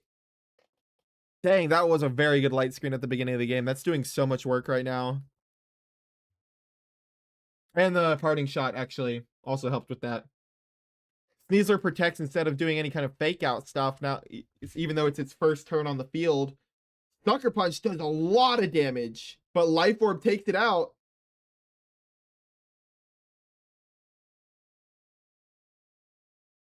Dual Wing Beat, not enough. Just completely blocks that for the time being. Same with Dazzling Gleam. Eddie got what he wanted to done that turn and then completely shut down anything William wanted to do. We got Scovillain coming out. We're going to have both Megas on the field. What's this? Juicity Liddy, welcome in. Hey, rate of 11 people. How's it going? What were you doing? How was your stream? Welcome in, everybody. Let me get you a shout out while I'm thinking about it, because I will forget. That is just the nature of who I am in my channel. Shout out. I'm so aloof that sometimes when someone raids me, instead of doing /shout out, I'll absentmindedly do /raid and then just kill the entire stream. That will happen and has happened before. Welcome in, Juicity. Welcome in, everybody from your channel. Was trying to fix my elo last minute. Thank you for the shout out. Yeah, of course. Thanks for the raid. Crit, I think that mattered. Burn in response. Trying to fix your elo last minute. Yeah, that's right, because ladder's shutting down tomorrow, right? Because that was like a big thing we were looking at was it was originally looking like maintenance was going to be today. I got it confused. I thought maintenance was going to be today and we were going to have to cancel the tour. But instead it's tomorrow as usual. I think it's actually always on Tuesdays. Well, did you fix your elo by chance? I don't know what you were going for, if you were going for champion tier or whatever. Yeah, I'm not even trying to fix my elo, can't lie. I just got into Master Ball tier, got the VP, and called it a day. That's all I did. I got into Master Ball undefeated, and then I did a little bit of messing around in Master Ball, but then I just was like, whatever. Right for Master Ball is my home. Yeah, I don't really care about actually trying to get high on Master Ball. Just once I get in and get the rewards, it's whatever. I don't have time to sit here and grind for hours and hours and hours trying to do my elo. So much work, and it's just, and unless you like get into champion tier, I feel like it's not worth it. Or at least for me, because I have so much going on. They do make for good streams though, at the very least. I wish I had more time to do it, because it does make for good streams. It's a good content farm. Melee's just gotten so bad. I'm playing pure Hackmons on Showdown. That's funny. That's when you know you're at rock bottom when you're playing pure Hackmons on Showdown. Thank you for the lurk. Thanks for the raid as well. Hope you have a great rest of your day. For those who don't know me from Liddy's channel, for those who don't know me, I am Control Geek. At the moment, I am casting the Drywalls tour. This is not my usual day job. Usually what I do is just viewer battles, shiny hunting. I do a lot of Pokemon content. October's coming up. I'll be doing horror streams there. So if any of y'all like that, if that sounds good, or if you just happen to like Pokemon content, which I know you do if you're coming from Liddy's channel, then feel free to drop a follow. I would appreciate any kind of support that anyone would like to give. Otherwise, just have a fun time lurking here for the rest of the stream, or do whatever you have to do. We do have Meganium off rip, but then it retreats into Aegislash, which they have very good synergy together outside of fire weakness. In terms of type overlap, like they have very good synergy together. Absolutely makes sense though that Aegislash is coming out. Did he parting shot his own Sneasler? That just occurred to me. He parting shotted his own Sneasler, activated Unburden, but then it sunk it into the Aegislash, only to die from dual wing beat. Oh, such a cool play. Such a cool play, but it was wasted. That's so unfortunate. Wow. And to think he could have parting shotted either the opponents as well, and it would have worked, and he would have at least gotten that off. Primal Groudon Shell Smash neutralizing gases become my best friend. What in the world? Every time I hear stuff about like pure Hackmons, it's always like, what is going on over there? It's like watching a zoo exhibit. What are they doing over there? That's so weird. Life Orb does some damage to King Gambit. Stance change going out. Aegislash is going for a kill here. Sacred Sword. Dang, still lives it. It is crazy how bulky King Gambit is. No Choppleberry, just living in Expert Bell Sacred Sword raw. Gotten the best Wonder Guard counter strategy with my Magic Room. My Magic Room. Wonder Guard. Wonder Guard counter strategy with Magic Room. Is that what's going on over there? That was so wild. I want to see a documentary on the stuff that goes on in some of these alternate regulations. Light screen going up. Sucker Punch not doing much to Meganium. It actually getting a kill on King Gambit. But yeah, if you were that low, it makes sense to just go ahead and go for it. Get at least a little bit more chip down. Dazzling Gleam now single target. Does over 50% to Grimmsnarl despite the light screen. Aegislash Ironhead probably going to finish it off. Yep, Grimmsnarl's down. Not looking good for Eddie. On their last Pokemon already. Not a single kill to show for it. And their last Pokemon, not even Mega Evolved yet, is Scovillain. We gotta grind hard to get around Ability Shield. Yeah, I would imagine so. I would imagine so.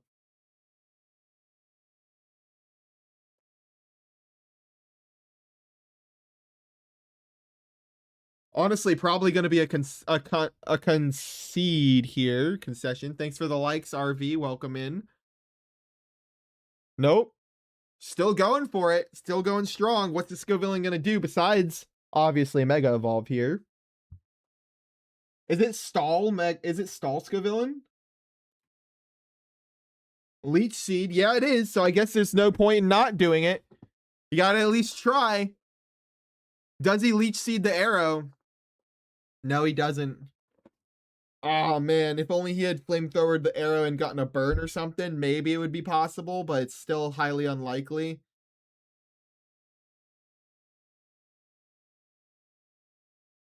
Dual Wing Beat gonna do actually a decent bit of damage. Or actually not that much damage, especially with a burn kicking in after the first hit.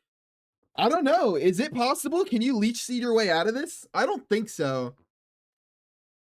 Weather Ball is gonna do a lot, but it is neutral. Yeah, that's a lot of damage.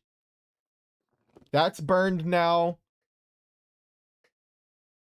Leech Seed connects. Very big. Does connect. Not with Meganium on the board. Well, I was thinking, is this Meganium damage? I was thinking, like, is this a fire type? Like, you can remove the Meganium manually, but yeah, I think you can remove that Meganium. Although it does suck that the Meganium's faster. I didn't think it was going to be faster.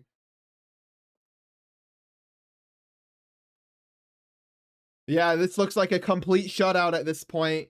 I mean, I see why they're trying. I understand wanting to see if you can stall it out, but it's not looking good at all. You're gonna have to bet on potentially a dual wing beat miss here.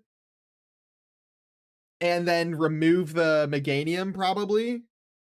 And even then, it's still not looking good. You got to deal with an AG Slash. You still got to deal with a fourth mystery Pokemon, actually. That could be a T-Tar. And you don't want to see a T-Tar. Bang, let's go. Welcome in, Camp. How's it going? GG's to you. It looks like you're going to win this, obviously. Oh, dual wing beat miss does happen. But Weather Ball is going to hurt. Yep. That's probably going to clean that up. Oh, it lives. Flamethrower, does this remove the Meganium? It does remove the Meganium. But now you're on 2 health. Granted, Aerodactyl is burned. You do have Leech Seed and screens, but I'm still not seeing the victory. It's unlikely if this is a T-Tar. Wait, do you have Giga Drain? No, you don't. I was gonna say if it's Giga Drain, maybe. T-Tar? Yeah, no. You don't got this. There's no way. Yeah, nah. Nah, there's just no way. Not with T-Tar on the field. Scovillain protects, that's fair, but it's not going to be enough. You're now taking Sand Chip, which is going to make that leftover, or not leftovers, Leech Seed Chip heal nowhere near as effective. Oh, and Sandstorm goes first. Is there a chance that I can go up against an undefeated player, or does match it? Yeah, it matches you against people with the same record as you. There's a chance you get an up pair or a down pair if there's like an odd number of a certain record, but for the most part, you're going to be getting paired into people who have the same record as you. Dual Wing Beat will finish this off. Yep, doesn't even need the second hit. Crit. Probably would have needed the second hit with crit, but still probably would have finished him off, you know? Let's play a banger, dude. That is game there. Congratulations, Camp, on your first stream dub. Glad to have you. Feel free to go back and check the VOD later on. It'll be up as soon as stream ends because it automatically goes up. You can see all the commentary that I gave on it. However helpful that is. I'm just rambling, so. But yeah, that VOD is there for the public, for public use. Do we have more pairings? There's still 8 matches going on. We can jump in another. Do we want to see the finale of, do we want to see Orange Steve finish off game 2?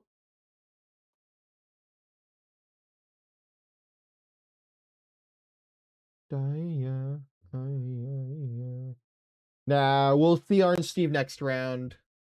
And then we'll see Memer and Cut. Sound good to everybody?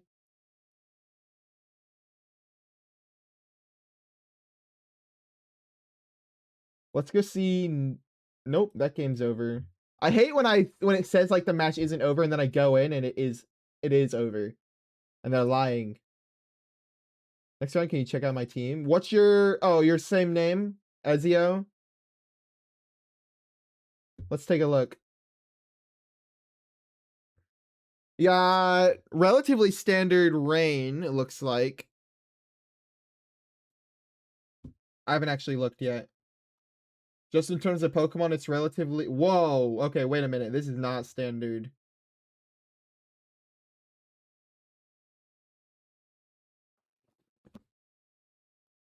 Wait, what the heck? What in the world?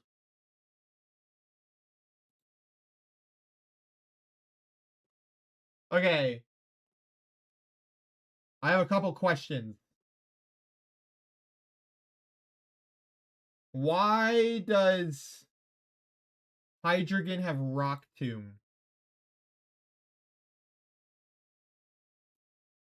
Why does Pelipper have Keen Eye? Wait, what? Why is it Keen Eye? I assume that's an error, right? That should be Drizzle? No way you're actually running Keen Eye.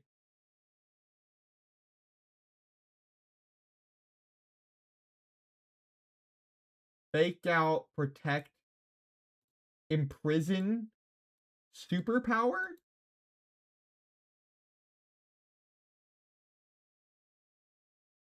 Grimmsnarl's Prankster ability is a really good ability, but you're not using it at all. With this moveset, I recommend using moves that are going to be boosted by Prankster. I know Imprison's boosted by Prankster, but that's it. And unless you're specifically wanting to Imprison, Fake Out, and Protect, which I don't really know why you would want to imprison those moves, I recommend using Grimmsnarl's ability more. Like use like a Reflect or a Light Screen or a Parting Shot or a Scary Face or a Taunt or a... I don't know if it gets Charm, Tickle. There's a lot of moves that you could use for this, but you need to... I highly recommend using some of those moves for Grimmsnarl. Iron Head, you need to do Flash Cannon here. Because this Archaludon is a special attacker. You don't want to be doing physical moves with that.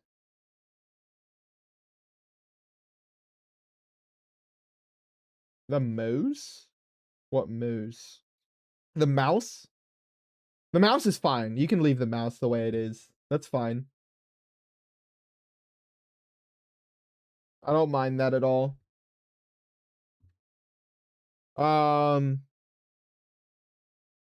I don't understand Curse on Swampert very much.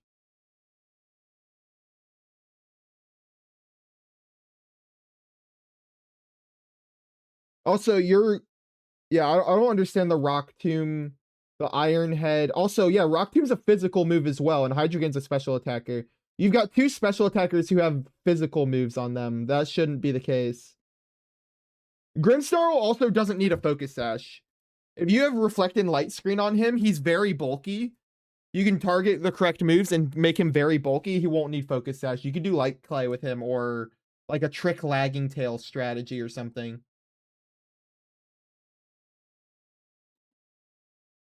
Rock Tomb kills 44% of the time on Zard. I don't know. I think you have enough for Zard. I don't think you need that. I think like a Snarl would also help a lot against Zard. And then you have so many ways to deal with Zard. You've got a Rain Setter, a Water type, Electro Shot. Snarl would be huge here against them. I think you've got enough. I don't think you need to tech Rock Tomb. That's only going to be useful in that one scenario, really.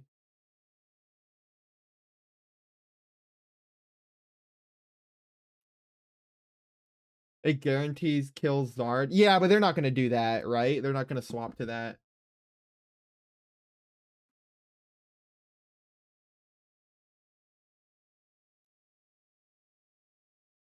That's my 2 cents. Or 3 or 4 cents. There's a decent bit to work on. Helping hand, that's fine. Damp Rock. I don't know how I feel about damp. I mean, it's fine. I'm a little bit against Damp Rock because of how much Weather Wars there is.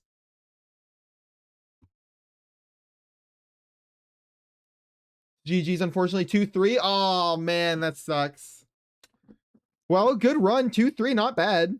That's not bad.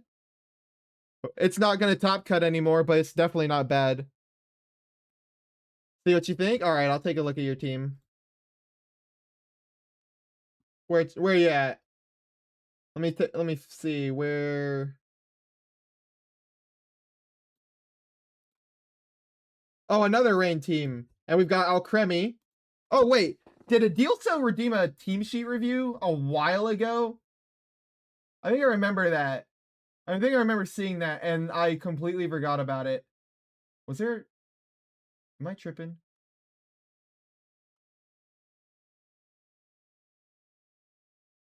If he did, I did, and you ignored me. I saw it. I put it in the back of my head. I was like, I'll get to that in a second, and then I forgot.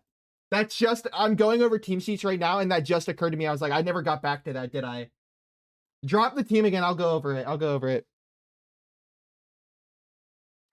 I'm so sorry. I swear it's not malicious. I'm just stupid. All right, let's go over this real quick. Here's the decorate life orb stuff you were talking about, right? Rain Dance Sneasler is funny. I love it. Overheat Leech Seed, Rage Powder Protect, Ice Punch. I mean, yeah, this looks pretty good. Alcremie is definitely light clay Alcremie. Do you have citrus somewhere? No. That's probably what I would recommend. I'd probably recommend putting Citrus Berry on Alcremie. Because it's definitely it has some bulk, but not enough to live double ups very easily. It's gonna die to a lot. But if you put a Citrus Berry on there, it can. It's definitely worth considering. Electroshot, yes. Everything else looks fine. I mean, Life Orb Pelipper, very aggressive, but I totally get why people do it. Like, I've seen it before, and I totally get it. I didn't even notice. I opened it and then tabbed out. I didn't even notice. How do you even do that? I didn't know you could do that. What? How is that even possible? What? I've never seen that before. I've never seen anything even like that before. Waiting for safety goggles that'll go on Alcremie. What is? It's got what? Because Alcremie has an ability that makes you immune to it, right? Sweet Veil, unless you're talking about Rage Powder, not Sleep Powder, Spore, or anything. Because you don't want Decorate to get redirected. Is that what you're talking about?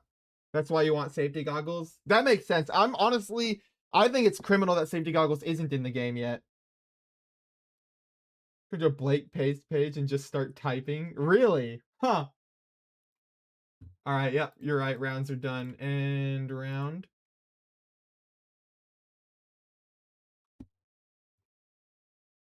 Pair next round. Round 6 is up. All right.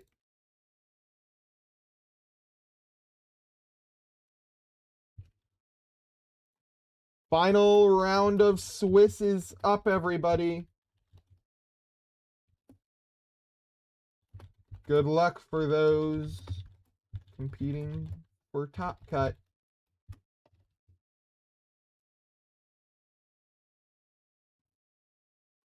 What would be the best way to kill Mega Charizard Y and T-Tar for your team?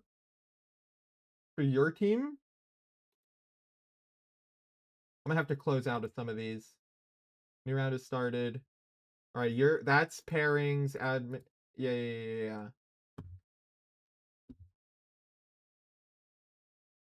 I can close out of all that. Duplicate tab. I need a judge tab open. If you really need a Charizard Y counter, do Rock Slide Swampert over Curse instead of and put Snarl on Hydreigon. That'll be your Charizard answer. You should be fine. Make sure you have Drizzle Pelipper. Alright, let's see. Mega Beedrill. Oh, you're fighting Cinders? Alright, I know what we're watching, guys. I know what we're watching.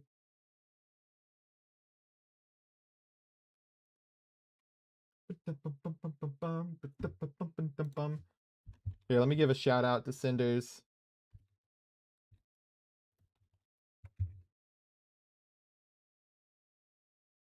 There's a shout out for Cinders. He's another person who works on this tour. So there's the obligatory shout out.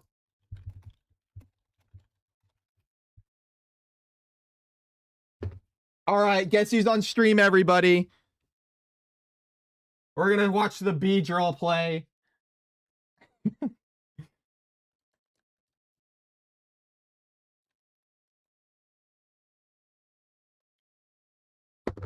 Also, Gaer, if I'm saying that right. I still don't know how to pronounce it. I'm assuming by the fact you didn't correct me last time that I said it at least somewhat correct.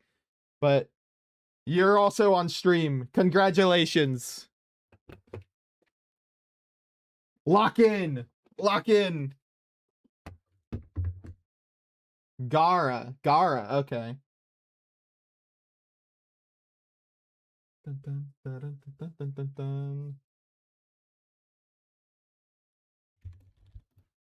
That too. All right.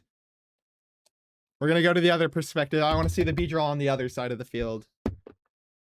Good luck, have fun, both of you. Good luck, have fun.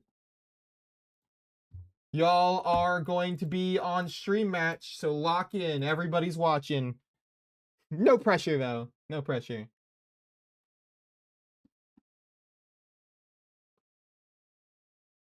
Alcremie versus Beedrill. Come on, that's too enticing of a match. Alcremie versus Beedrill is too enticing.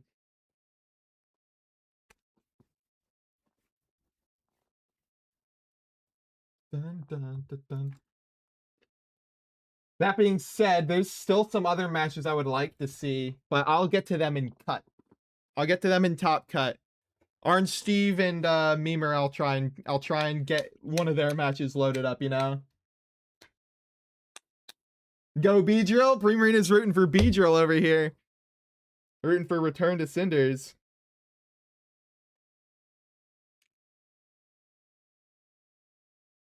Whimsicott Staraptor. Oh, is he not gonna... Is it Mega Raptor? Are you not gonna bring Beedrill? Coward? Like a coward? Intimidate doesn't matter. 3 special attackers and a physical. And the physical is the one doing the intimidating, of course. I remember the calc. That you mentioned. Let's see if you can pull it off. Because right now that calc is very important, right? Sneasler coming in, fair enough. That'll be good for absorbing a fighting type move, all things considered. This is not fighting music that's playing. Not at all.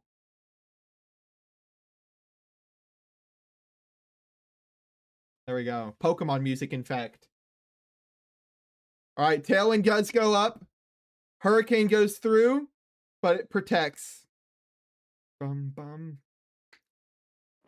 Fake out pressure is on the field. That was a good swap in terms of Sneasler to absorb a potential close combat going that way. So close combat's just not a very good option to begin with. Because now it actually is resisted on both sides. You can't even close. Yeah. Whimsicott doesn't have anything super effective to hit either. But Staraptor can target down with a Brave Bird. Is this Sneasler Sash by chance? God, what is happening? That's so cringe of me. It's White Herb Sneasler, so yeah, this would be a great Brave Bird target.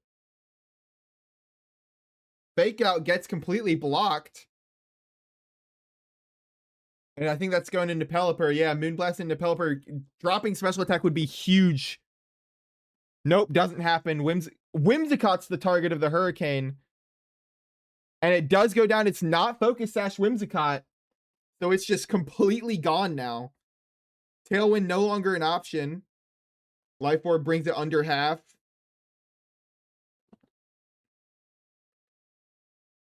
Sneasler absolutely in trouble at the moment because it could be killed by a lot of things.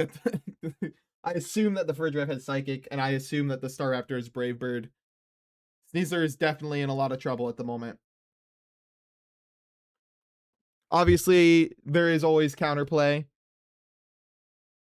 Close Combat doesn't pick up. That is a resisted hit, but it is going to give the Staraptor the boost that it potentially needs. However, Close Combat into Fridriff, except this is actually going to lower its defensive stats as opposed to Staraptor's contrary. Proc Citrus Berry from Fridriff. And activate Sneasler's Unburden to match the Tailwind on the other side of the field. Oh, the Twin Beam goes into Pelipper.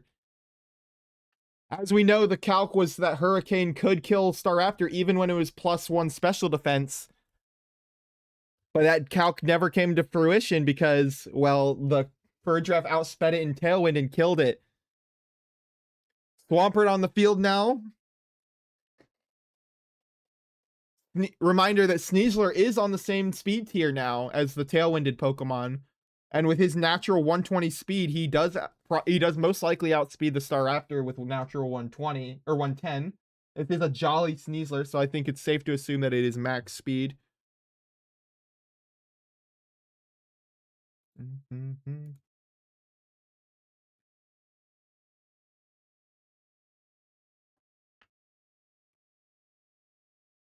we do have another swap coming through. A double? Is this a double swap? Oh, I know. Sneasler swapped to Archaludon. Beedrill came to the match? What? Beedrill was hiding in the back with Mega Staraptor? What does Beedrill do without its Mega? Brave Bird absorbed by that Archaludon. Very good switch on that front. That's baffling me that I'm seeing Beedrill come out here. I don't play it, okay? I don't play Beedrill, so I don't understand the tech here. It did in fact just die. It did in fact just die.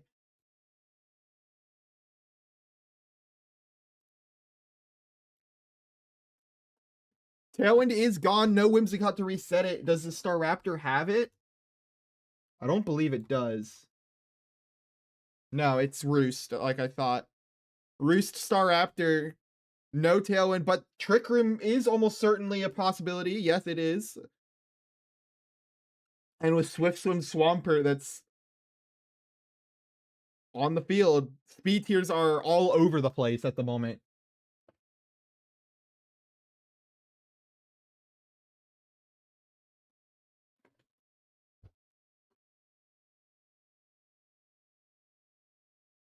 Swapping for Sneasler in the Swampert spot. Sneasler's Unburdened, I don't believe is online anymore after being swapped out. Double Protect on both of the Pokemon on the other side of the field, interestingly enough. If Fridriff wasn't on the field, Fake Out Pressure would be live, but unfortunately, Fridriff is there to deny that. Electroshot, while going into Protect, is going to still give the special attack boost. Not at all a wasted turn. But Rain is gone, and with no Pelipper to reset it, we're seeing these people lose their field conditions that they so desperately want to have active.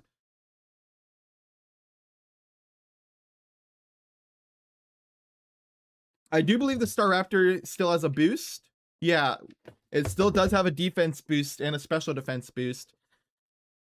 So that thing can absolutely run away with this game very easily. Rain Dance from the Sneasler coming up. That's why it's there. Base 120 speed on Sneasler. It is the fastest thing on the field very easily. That rain dance is absolutely going to matter right here, as the Archaladon's going to outspeed the Fridge and likely go for an Electro Shot into Staraptor, knowing it can't protect or switch out. It does have 2 boosts, but so does the Archaladon.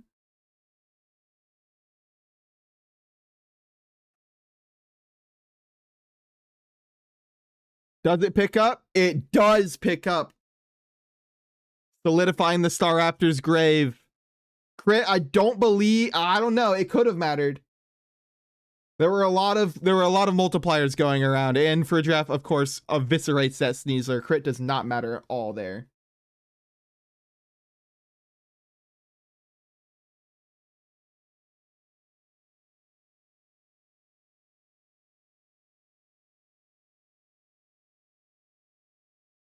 Swampert's back on the field.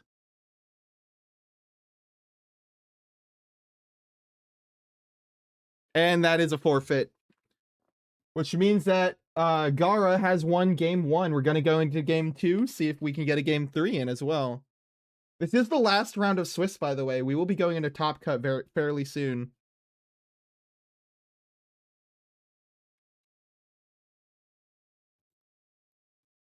You are my special. I'm sweating, dude, just watching some of these matches. This is a pretty intense tournament, all things considered. I'm not even like watching like the top match each time. I could be, but I'm choosing to watch the most interesting match that I can find each time. This time we'll watch from Cinders' perspective, shall we?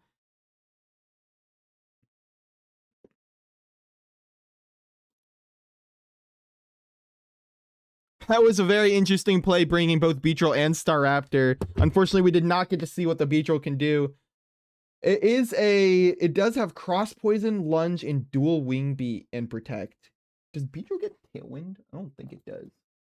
And it, of course, it is holding the Beedrillite with 150 base speed on Beedrill, I believe. I do believe it is on a speed tie with Aerodactyl and Calyrex Shadow Rider. One of the fastest Pokemon in the game. And with adaptability as its mega ability, it can hit very, very hard and a very high attack stat to match it. How many more rounds? This should be the last one until Top Cut. So if you have 3 or more losses, there's no chance of getting Top Cut, and the tournament should be over for you. There's the Alcremie. Oh, and the Arcanine. The Hisuian Arcanine is here.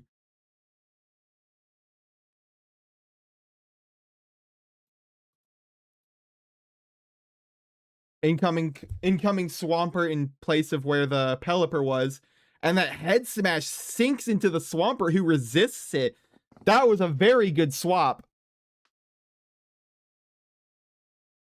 Decorates the Swampert as well. Wow! Oh my gosh, that was a very good swap. Trick Room goes up, making some interesting plays that could happen here. I won't say anything at the moment, but what Megas do you think are going to get the new abilities? The new ones? I think the Z Megas are going to get the new abilities for sure. Zucario, Zarchomp, and Absol, I think are going to get new abilities, if anything. I also think Tatsugiri will get a new ability. I think Galisopod won't, though. I think he'll get an existing one. Bridgeraf has Grass Knot, which will take out that Swampert, which is so necessary right now, seeing as the Swampert did have a Decorate boost.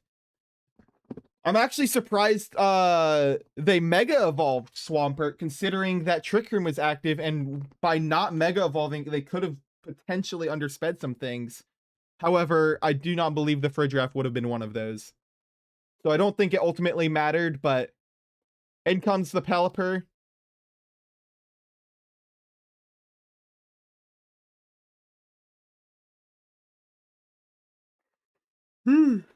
Now, Pelipper is a relatively slow Pokemon, so it might be able to take advantage of Trick Room. However, this Friddraft is going to be slower, so we'll see what it does. Oh, maybe not. Okay. Muddy Water. This is Life Orb boosted, Rain boosted Stab. Does decent damage. Life Orb takes its toll. Citrus Berry removes some toll. And the Decorate goes through. They are going to abuse the Trick Room for themselves right now, it seems. Oh, okay. Speed tiers were thrown off by the fact Fridge Draft went for another Trick Room, reversed it. Cinders saw the fact that the Pelipper was going to abuse that and decided to turn it off. An absolutely fair read. That also only would have worked this turn.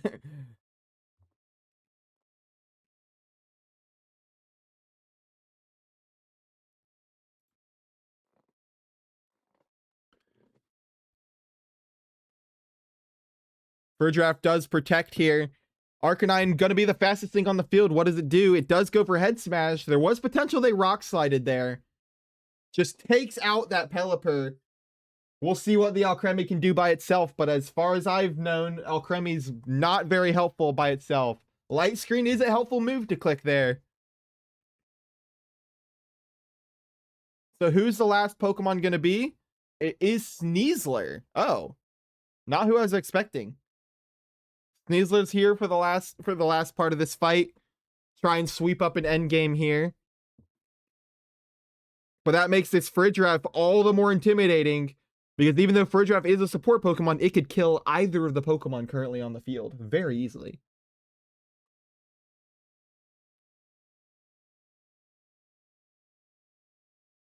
Of course, Arcanine's not far off from that. It can very easily kill the Alcremie and get a lot of damage on that Sneasler. Close Combat goes into the Fridge Draft, does not kill it. Absolutely massive live right there. Granted, Cinders does have two Pokemon in the back that have yet to be revealed yet. And has not, in fact, has not even used his Mega Evolution yet. Rock Slide's going to finish Alcremie off. Does miss a Sneasler. However, I venture to say it does not matter as this Fridge Draft is yet to move. Twin Beam is going to kill that Sneasler. And that's going to be game 2. We are going to get a game 3 then.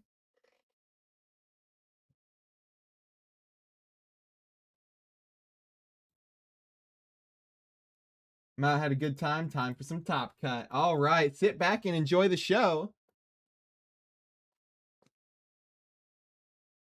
Because I will be here. I'm going to be here for the next few rounds. Talking about what's going on in Top Cut.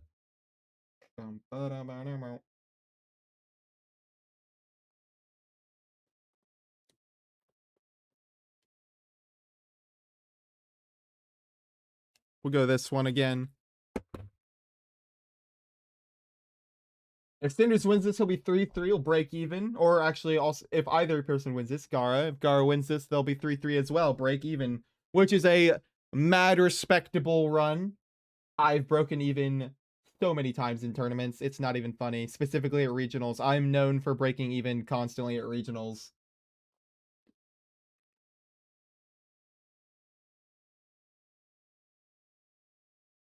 I am wondering, however, if we'll get to see Beedrill today. Actual Beedrill, not just come in and die to one hit. I want to see Beedrill do stuff, but I don't think this is a good matchup for it. Like, our Chaladon walls it so hard. It gets swallowed pretty hard by that. Getting tired.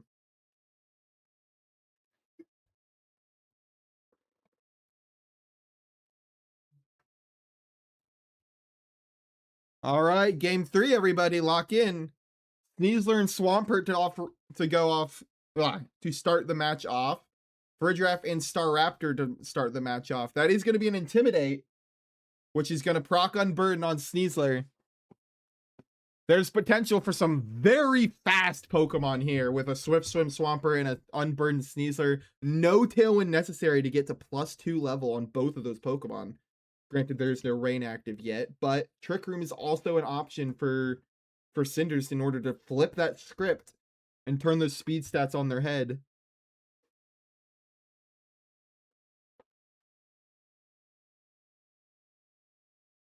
Mega Evolution on Staraptor. Sounds like we're not seeing Beedrill anymore. Almost certainly we are not seeing Beedrill anymore. Swampert also Mega Evolves off rip. We've seen both Megas for both sides. 200 base stat total, just smacked the field right there. Fridge Draft protects himself.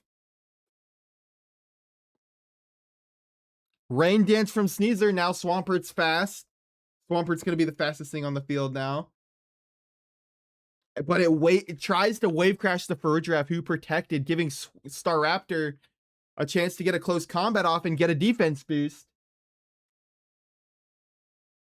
Which will help because that Swampert does in fact have Ice Punch. So that defense boost is definitely going to matter. Top 8 secured. Glad to hear it, Steve. Very glad to hear it.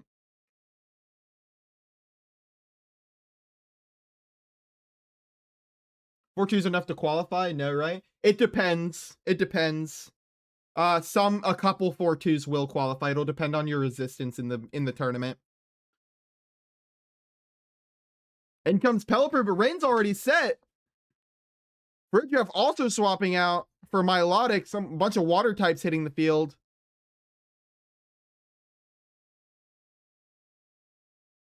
There goes Pelipper coming in to absorb a close combat.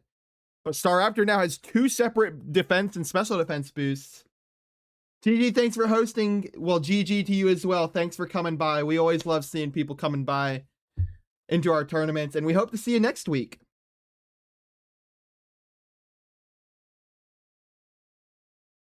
Don't think I'll make cut then. Let's see. Well, yeah, once this round's over, we'll see who all's in cut and who all didn't make it.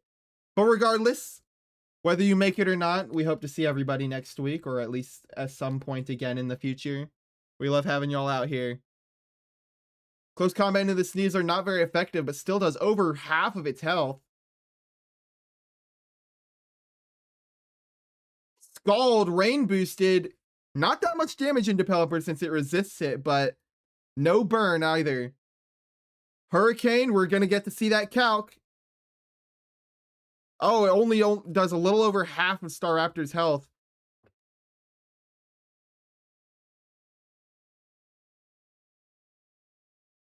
Oh, it's +3. Yeah. Actually, yeah, we didn't get to see the calc at all because I think the calc was for +1. A lot of Pokemon in the yellows of HP right now, but nobody has gone down. Nobody has been defeated yet. And this game 3 is every time a Pokemon drops, it's the last time they have to deal with it. Here comes Farigiraf again. Pelipper swapping out. Archaludon swapping in.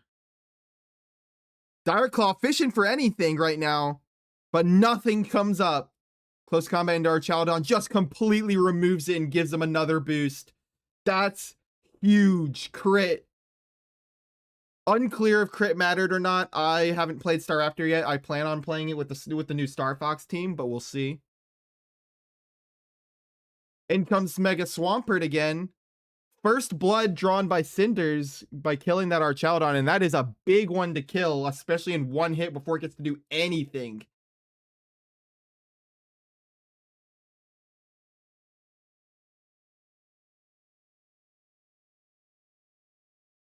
Staraptor has absolutely gotten out of hand right now.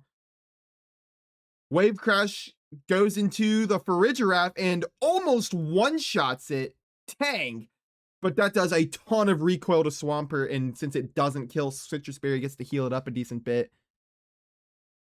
Close combat does finish it off, though. That's going to drop Sneasler's defenses a little bit more. Is it a roost? Yep, I saw it coming. I didn't say anything, but I did see it coming. There is a roost going through. Its defenses are so high, it makes so much sense to go for it.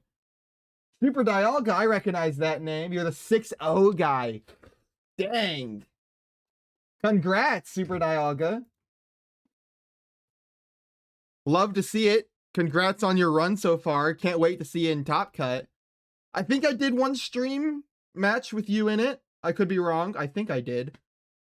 If I haven't, then I will get to you in Top Cut at some point. I hope. We'll see. I've got a lot of matches in queue that I want to see. Just hopped into stream. Oh, well, thank you very much. I appreciate having you around. Hope you enjoy your stay. That is the Sneasler down. In exchange for losing your Farigiraf, you've now taken out, or Cinders has taken out half of Gara's team. Maxim Plays is my student, the previous winner. You have a student. Interesting. That's a little tidbit of lore. Maxim plays. I did see that name as well. Yeah. Previous winner. Unfortunate. Well, GG's, Gara.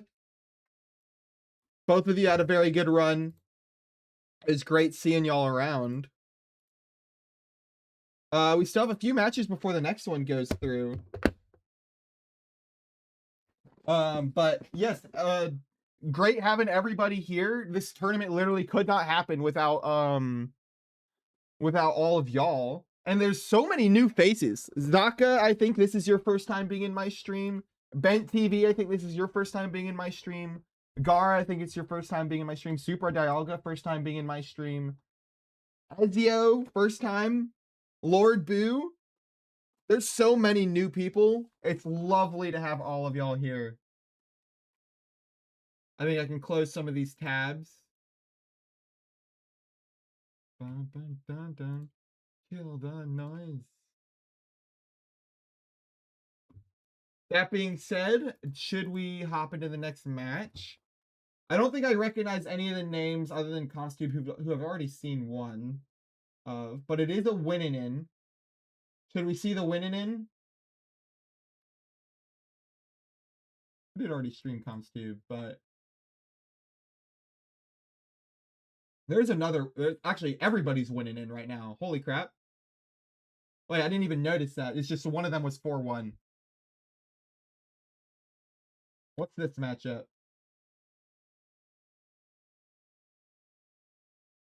Oh, it's a raid. Return to Cinders with a raid of 6 people. Welcome in, everybody. Congrats. Congrats on the win. GG's. I already shouted you out, so it's probably on cooldown, but you're welcome to do it again. Super Dialga, thank you for the follow as well. Appreciate it.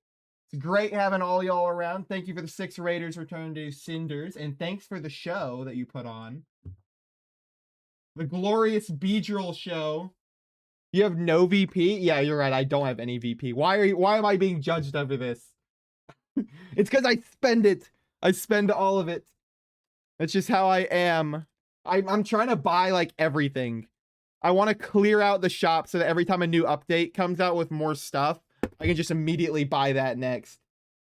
Did you see him for those 2 seconds? I did. I had to use some observation hockey, but I did see Beedrill. He was there for a glorious 0.05 seconds before he got vaporized. I was honestly shocked. I was shocked that he showed up. I was not. Once you Mega Evolved Staraptor, I was like, oh, okay, so there's no Beedrill in this fight.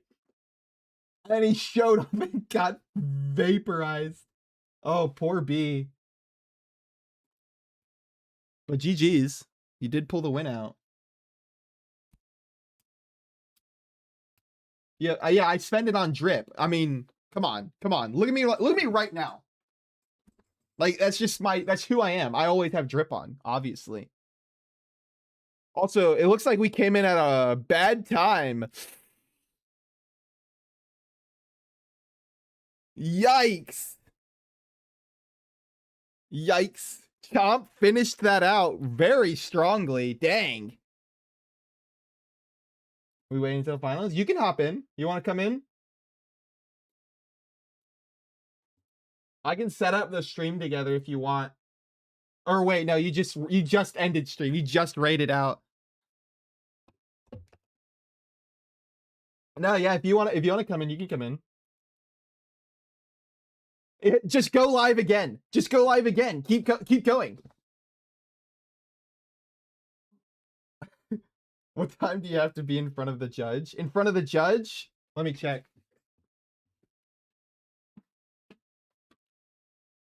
My court date is, I think it's August 12th. I know this isn't what you're talking about, but I do have a court date coming up. Oh, answer. I'm on streamer mode. I didn't even hear your call. Hi.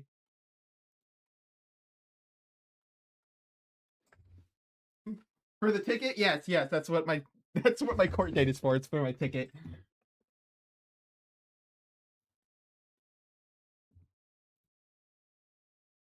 You hear my... Wait, what? You hear my music and not my voice? Like you're hearing Spotify through Discord? What? What is my mic?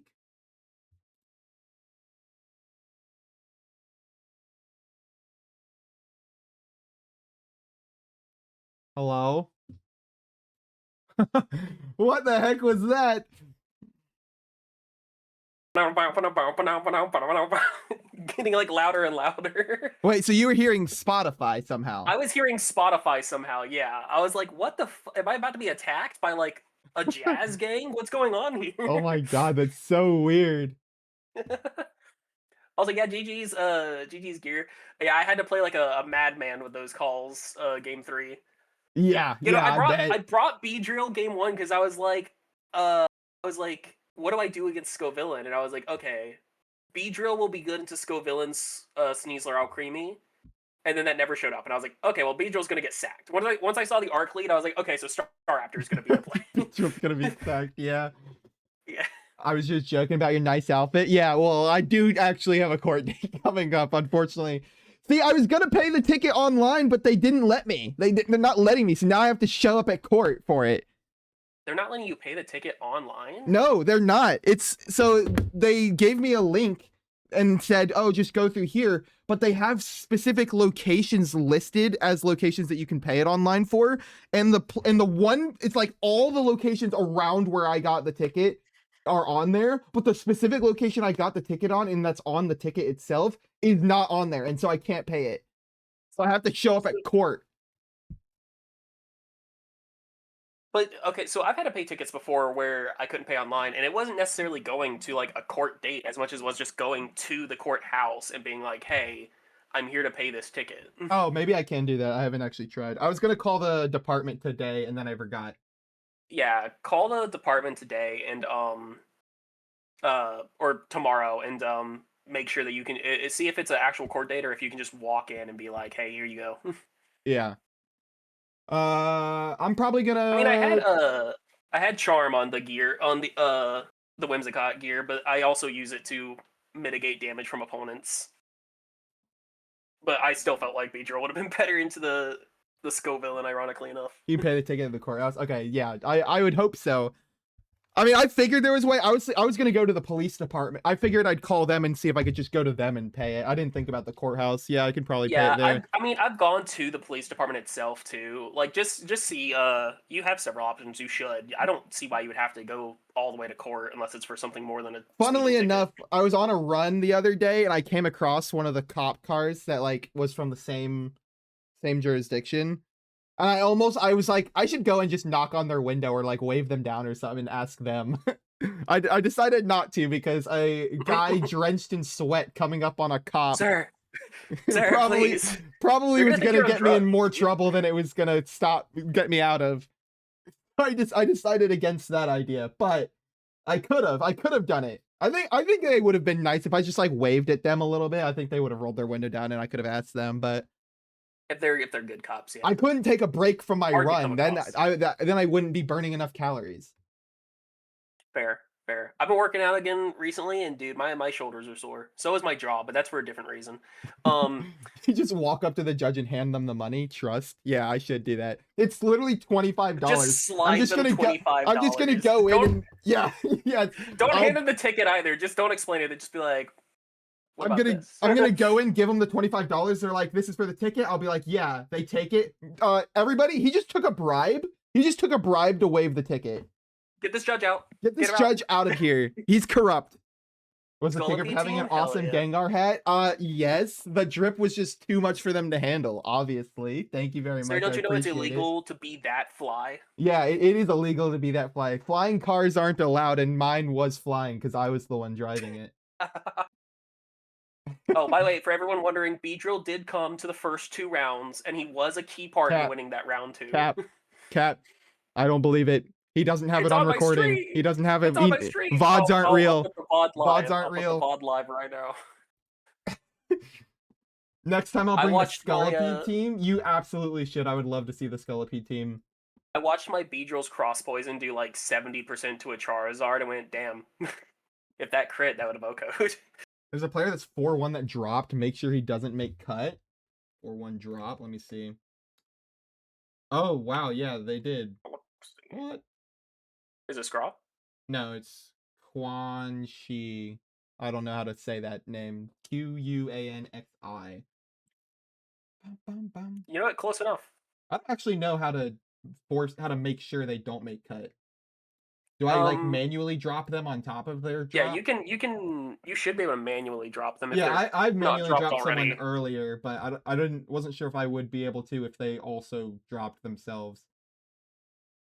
No, they shouldn't be considered if they were dropped.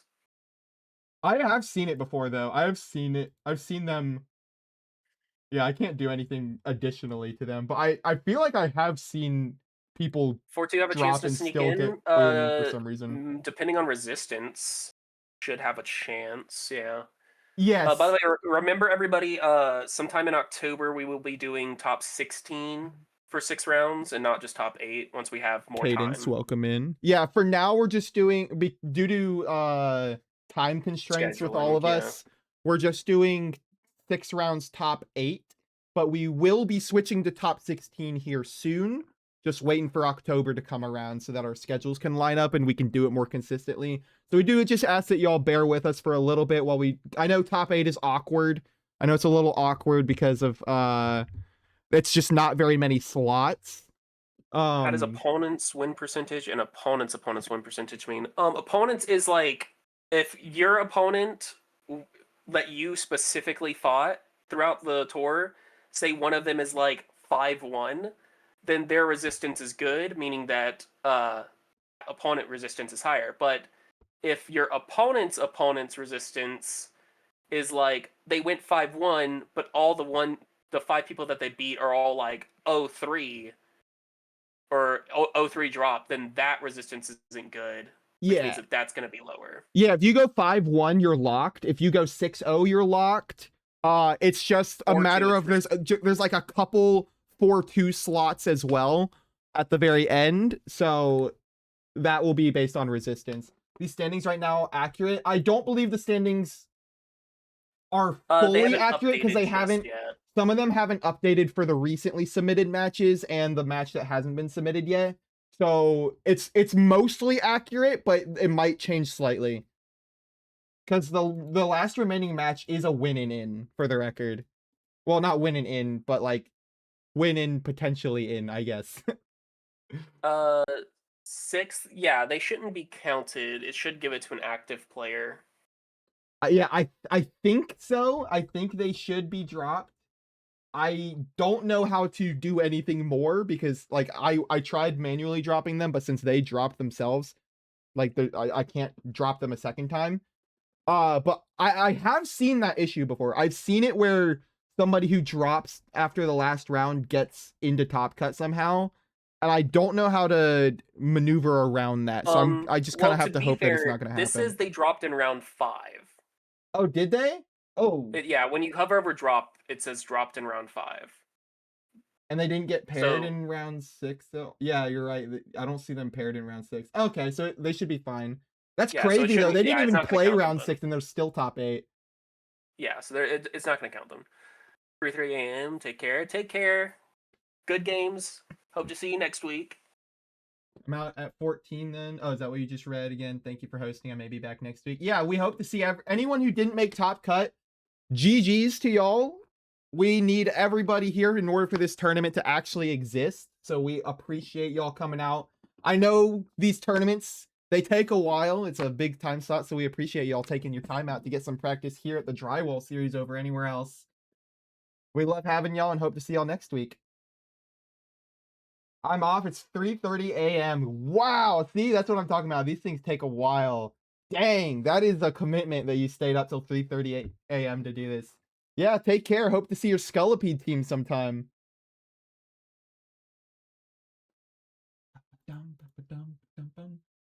Super Dialga top, like first place, completely undefeated with a team. Actually, pretty cool team. Hisuian Arcanine with Citrus Berry and Dragonfang Dragonite is really cool. Also, Slowkill, Slowkill. I want to say Slowkill. Slowkill. Local, It's like fun to say. local. It's most fun to say that way. I have no idea how it's supposed to be pronounced. GG's, could you take a look at my team? Is it a 13th place Lucario? It is a 13th place Lucario team. Any tips? It's 4:30 a.m. for you. Wow, it's even worse for you. Oh, Lucario Ditto with a Rain Core? Oh, Memer was talking about this earlier. The no item Talonflame with Mash. acrobatics makes sense. Meteor Stone Mash. Edge! Oh, 4 I like that. attacks on Lucario? Yeah. I would probably say pick either Ice Punch or Stone Edge and put Protect on there. Are you on the West Coast, Dialga? 7:30 for you? Are you wait, 7:30 p.m. or a.m.? That's a I'm big assuming PM. I assume PM as well.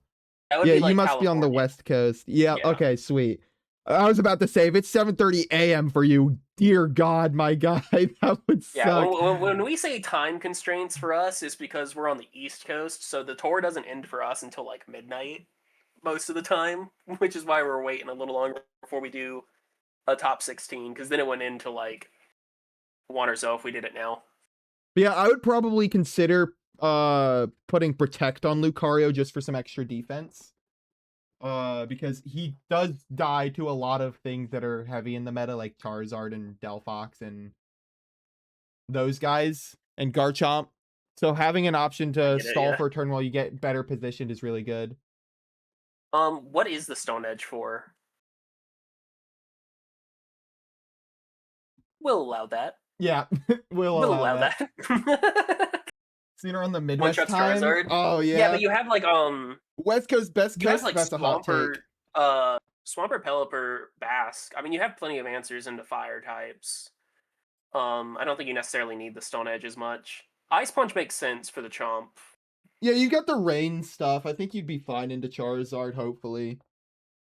Ice Punch one shots Chomp. Yeah, and Chomp is a problem for Lucario. I think, yeah, especially since Stone Edge is less accurate, I would say probably keep Ice Punch and drop Stone Edge for Protect. Or at least like maybe a priority move to give a couple more options, like against Trick Room and stuff. That's probably what I would do. I'd probably drop Stone Edge for something along those lines. GG, I'm out by 2 positions. It was a pleasure participating. Well, let me check real quick.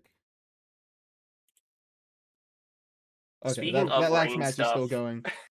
speaking of rain stuff, dude, I realized I played like a couple rain teams, and I realized that I had no good rain matchup. Like the fact that Arcanine was my best answer to Pelipper was not Oh yeah. not great. Let me see the Like team Head again real Smash quick. Arcanine was my only real answer into Pelipper. No, yeah, everything else looks good. Ditto is super interesting. I don't know what to do with Ditto right now. Wasn't But I mean, getting to Top Cut copy a starts, Mega with Life Orb would be super cool. once this last match is done, we're gonna start Top Cut. Yeah. Don't worry.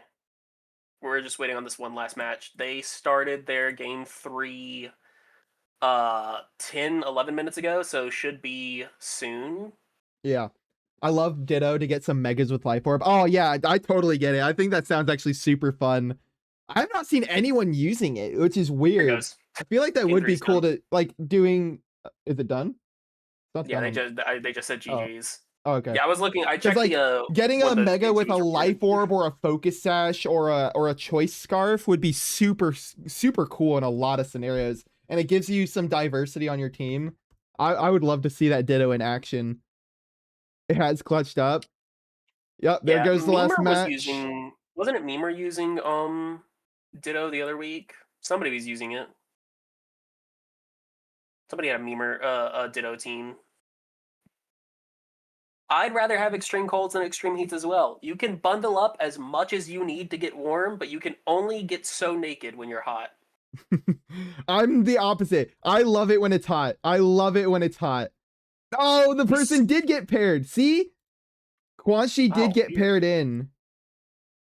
Even though they dropped 2 rounds ago. They got paired. Yeah, they dropped 2 rounds ago. I don't get it. Well, Memer, you gotta win. Who was hold on, is there anything we can do? Extreme colds and extreme heats. Now, yeah, I would rather have extreme heat. Because I will go running in 100-degree weather sometimes.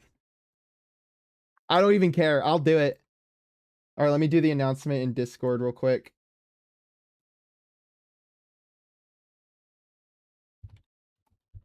Top Cut is posted.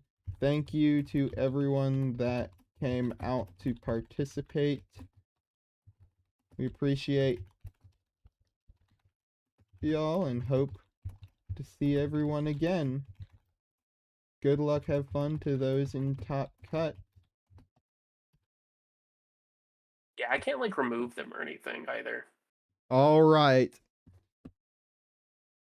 Here, Memer, I'll bump you through.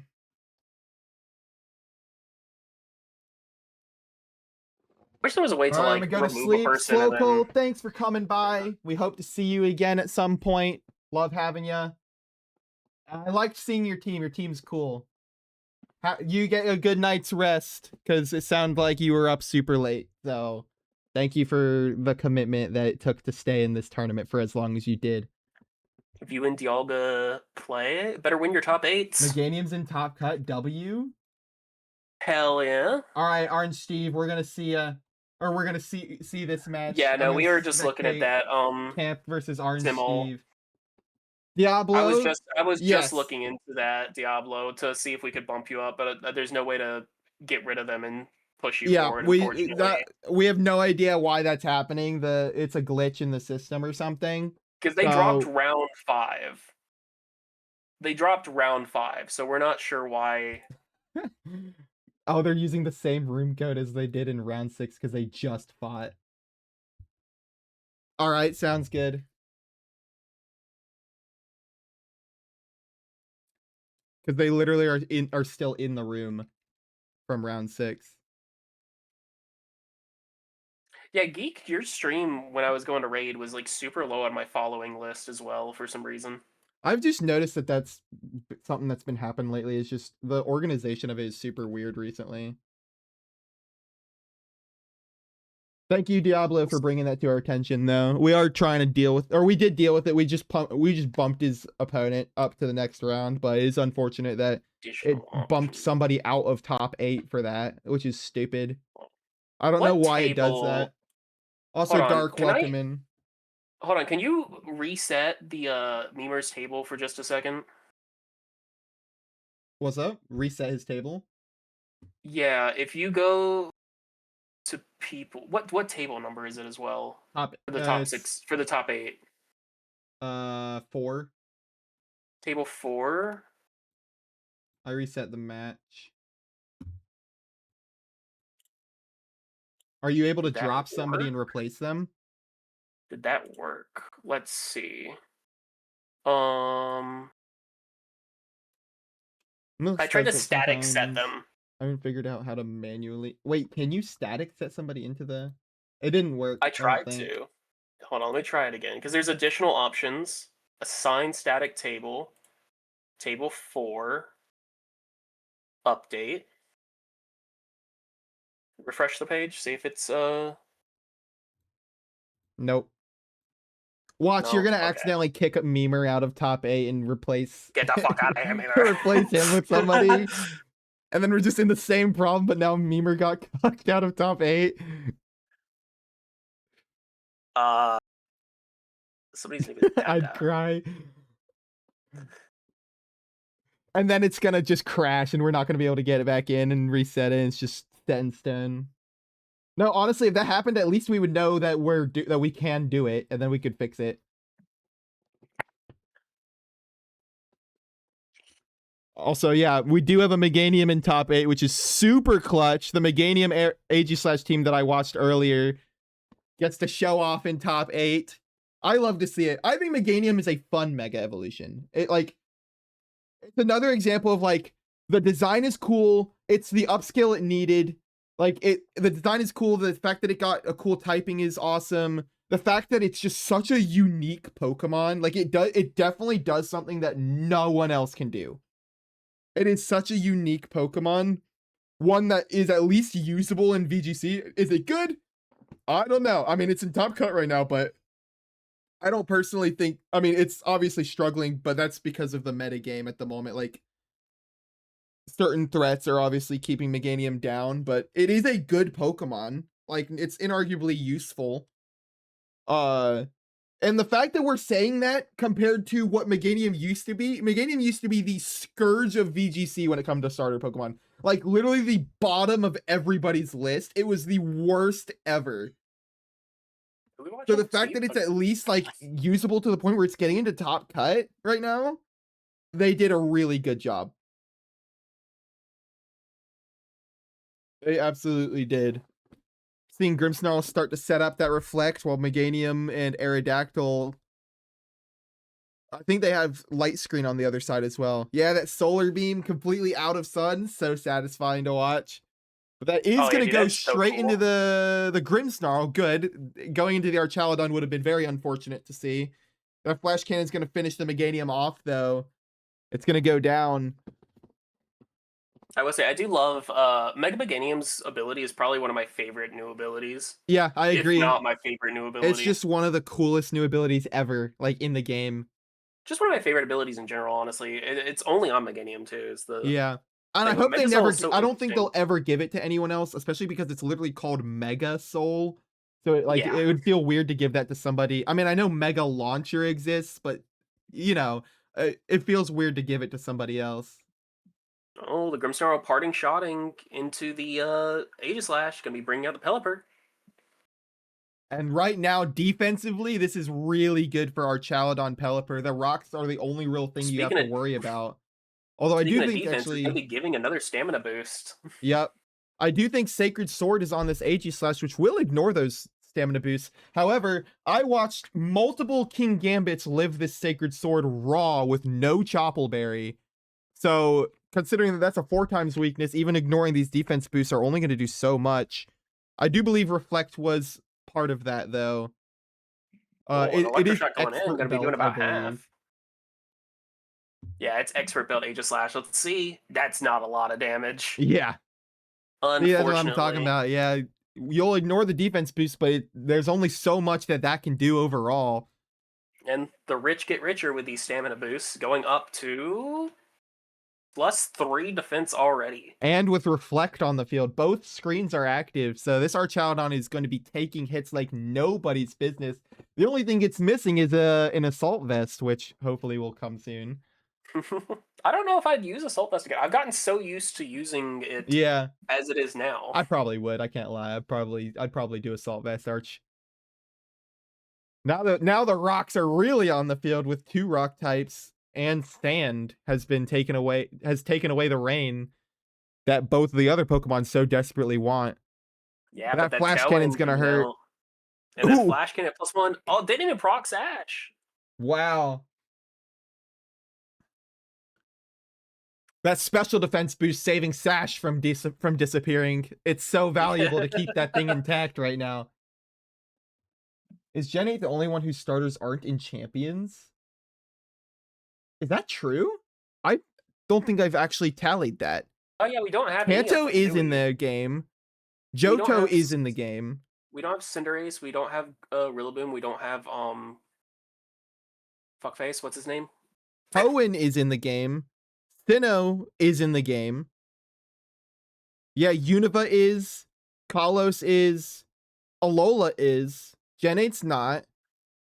Gen 9 is. Oh my god, you're right. Gen 7 or Gen 8 is the only one. I've never noticed that. Gonna be just tickling this Archaludon, but we'll get rid of those leftovers. Is that Sash Venu by chance? I think it is. Actually, no, you might be running Lorb. What is he running? Or no, are you running Mega? Yeah, you're running Venusaur, right? Yep. Should have were like starters, but hold the terrain. Yeah.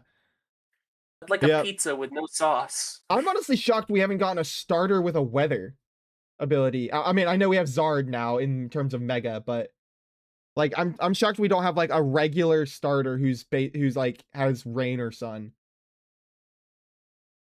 True. I'm not tripping, right? That doesn't exist. Yeah, I don't think that exists.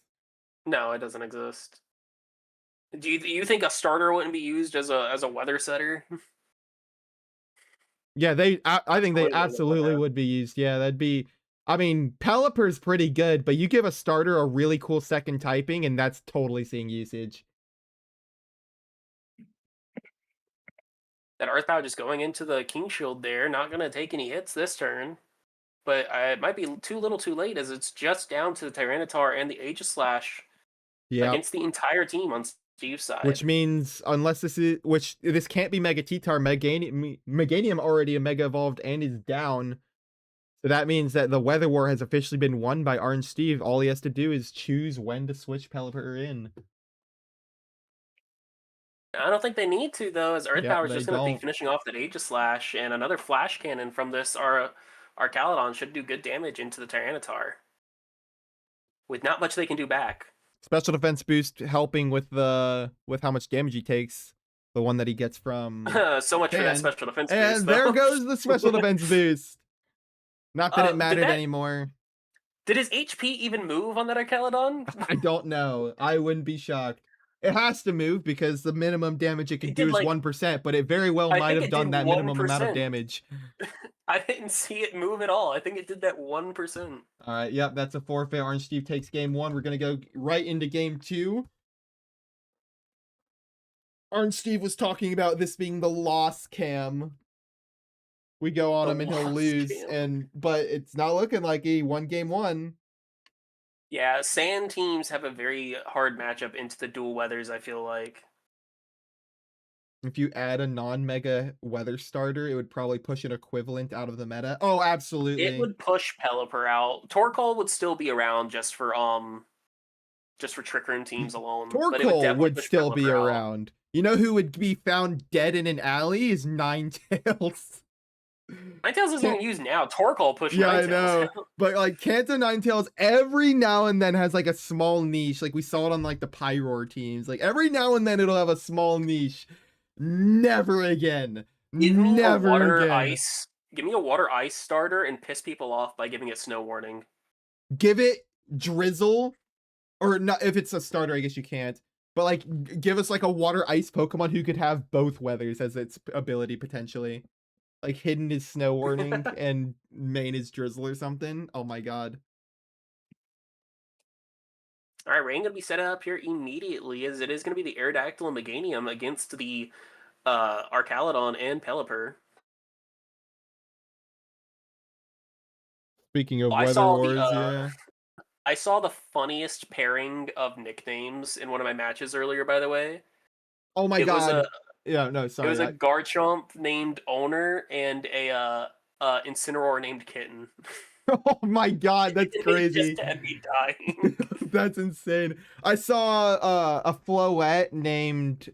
I saw 2 Black Clover in the same. It was a Ceruledge named Asta and a Floette named Mimosa. And then I saw a Mousehold named Yonko. Because there was family of 4, so there were 4 of them. What's up, Rock? How you been? Hey, Rock, what's up? Welcome in. How's it going? Tailwind coming up from the Aerodactyl here. Gonna be doubling the speed as Tailwind comes up from the Pelipper. There was just a Protect on the Meganium this turn. Yeah. Flash Cannon going into the Meganium's Protect, not wanting to take any of that damage. I think both have Tailwind now, right? Yeah. And it's matched, so... No staggering of Tailwinds here to be seen. But that means that if everybody has Tailwind, nobody has Tailwind. If everyone's super, nobody is. That's exactly what I was referencing. Tyranitar coming in, going to be drawing up that rain and setting up the sand, not the sun. But a Hurricane hits raw anyways. Hurricane lands and does so much damage to that Meganium. Dazzling Gleam comes out and does significant damage. I was not expecting it to do that much. But that Flash Cannon is going to finish off the Meganium, which is big. In this match is heavily focused on Weather Wars, so each kill makes the Weather Wars that much steeper of an uphill battle to fight. Meganium going down is a big deal. Nice. I am in fact still alive. I see that. Well, no, we can't assume anything. How do we know somebody's not just on your account pretending to be you? Say something that only Rock would know. Or I don't believe you. What would you know that only Rock would know? What kind of secrets did he tell you? I know some stuff. I know some stuff that he would tell me, or that he would be able to say that I would be able to identify. As Protect just comes out from the Arcalodon. He's gonna say like the secret passphrase is gonna trigger you like the Winter Soldier. Yeah, you're gonna see me on stream, my eyes glaze over, and I just leave. I have something to do. Critical hit from that rock slide though into the Grimmsnarl as it swaps in. Stance change, will it just be Sacred Sword into the Protect? Yep. We've seen it before. So I don't totally understand the name GGB. I'm trying to figure that out. I'm racking my brain. GGB. B. Oh, it's Golden Gate Bridge. Oh, Look at me go. yeah. I figured it out. That was fast. It was quick That was on quick. I figured out B was probably bridge. And then I was like, okay. I was like, it. okay. Reflect coming out as King Shield comes out. Arbok is okay, it's Rock, yeah. He does think Arbok's an S tier Yeah. Pokemon. Sounds about right. Grimmsnarl just down to a quarter after that. It is Rocket though. After that rock slide. But a flinch into the Archaludon. Gonna be keeping this Tyranitar alive a little longer. We've got 2 dark types and 2 steel types on the field right now. I've been seeing a lot of these kinds of matchups where it's like very similar types staring each other down. Parting shot. Yep, into the only Pokemon you can parting shot at the moment on the opposite side of the field because T-Tar is absolutely immune to that. But these weather wars are getting intense. It's probably... No, it's not Pelipper coming in. This is Venusaur coming in. The Dynamax. Interestingly enough. Rock slide before he can Mega. Flinches. Only does 20%. Grabs another stamina boost real quick, but that's going to be nothing in the face of the Sacred Sword. I think ironically the key is to just ignore Archaludon until Aegislash can 1v1 it. That is risky, though. Potentially. Sacred Sword. I think Sacred you do Sword. need to keep... I don't know. I think you do have to kind of tip it down a bit. Because, I mean, I think one turn where he swaps Pelipper and Electroshots Aegislash is going to make that strat go out the window. Aegislash is going to take so much damage from that. Well, I think the slides are good to try to go for those flinches to stop that kind of play. Oh, yeah. It's a risky gamble, but when you've only got physical attackers left in this Archaludon, as I think about at max defense. Yeah, Steve is definitely on the upper hand right now by a decent bit, so you got to take some risky plays to try and get back in this game. Speaking of risky plays, going to be swapping out for the Aerodactyl, not wanting to lose the Weather War just yet. Yep, makes sense. Venusaur gets its Mega Stats on the field. Last Mega Evolution because Meganium's already done it and is gone though. Gonna be getting that Thick Fat ability, not that that matters in this situation, as Archaludon goes for Protect, just wanting to get a little bit more recovery from those leftovers. I love the fact that Aegislash's actual sprite on the right changes in accordance to what form it's in on the field at the moment. Does it? Yeah, I just watched it change from Sword to Shield. Pay attention to that. Shield. Yeah, pay attention. That is neat, yeah. That is neat. That makes me wonder because I've never noticed it with Mimikyu. I'm curious if it does that with Mimikyu as well. Because that would be helpful for me as when you subtract when you retreat Aegislash onto the bench. Man, my TCG brain retreat him onto the bench. Oof. It would be useful so that I can remember what stage he was in. Yeah, that arguably not that much damage. I mean, Sleep damage, but it wasn't like that much. Yeah, Aegislash is now asleep. I believe King Shield can't block that, right? King Shield is like no, King Shield blocks it does block like Burning status? Bulwark. Yeah, no, it's like Burning Bulwark. It doesn't block statuses. It only blocks the physical attacking moves, I believe. So that's good. That was a good target then. And that means that the Weather War is officially over now that this Aerodactyl is dead. T-Tar's forced to come in. There's no Mega Evolution capable. Again, Orange Steve can swap Pelipper in at any moment and shut this Weather War down. In fact, at the moment, that would I see how that would be super beneficial because okay, there's the forfeit. Just be a forfeit. I was gonna say because T-Tar took the Flash Cannon and took however much it was at. It was at what 43% damage is how much the Flash Cannon did.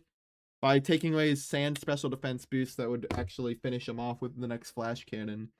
Sooner did want us to watch them and Dialga if they made it to top 4. Sooner is in top 4, but Dialga's still going in their match. Also, Metal Legs. Hey, Metal Legs! I've seen you around. Welcome in. First time chat in my channel at the very least. How's it going, dude? I was trying to find some time to go watch your match. How old did you play? Metal Leg Solid. Steven looking so orange Oh, right you did now. fight I'm so Comstube happy. and Masaji at the beginning. You fought the Araquanid.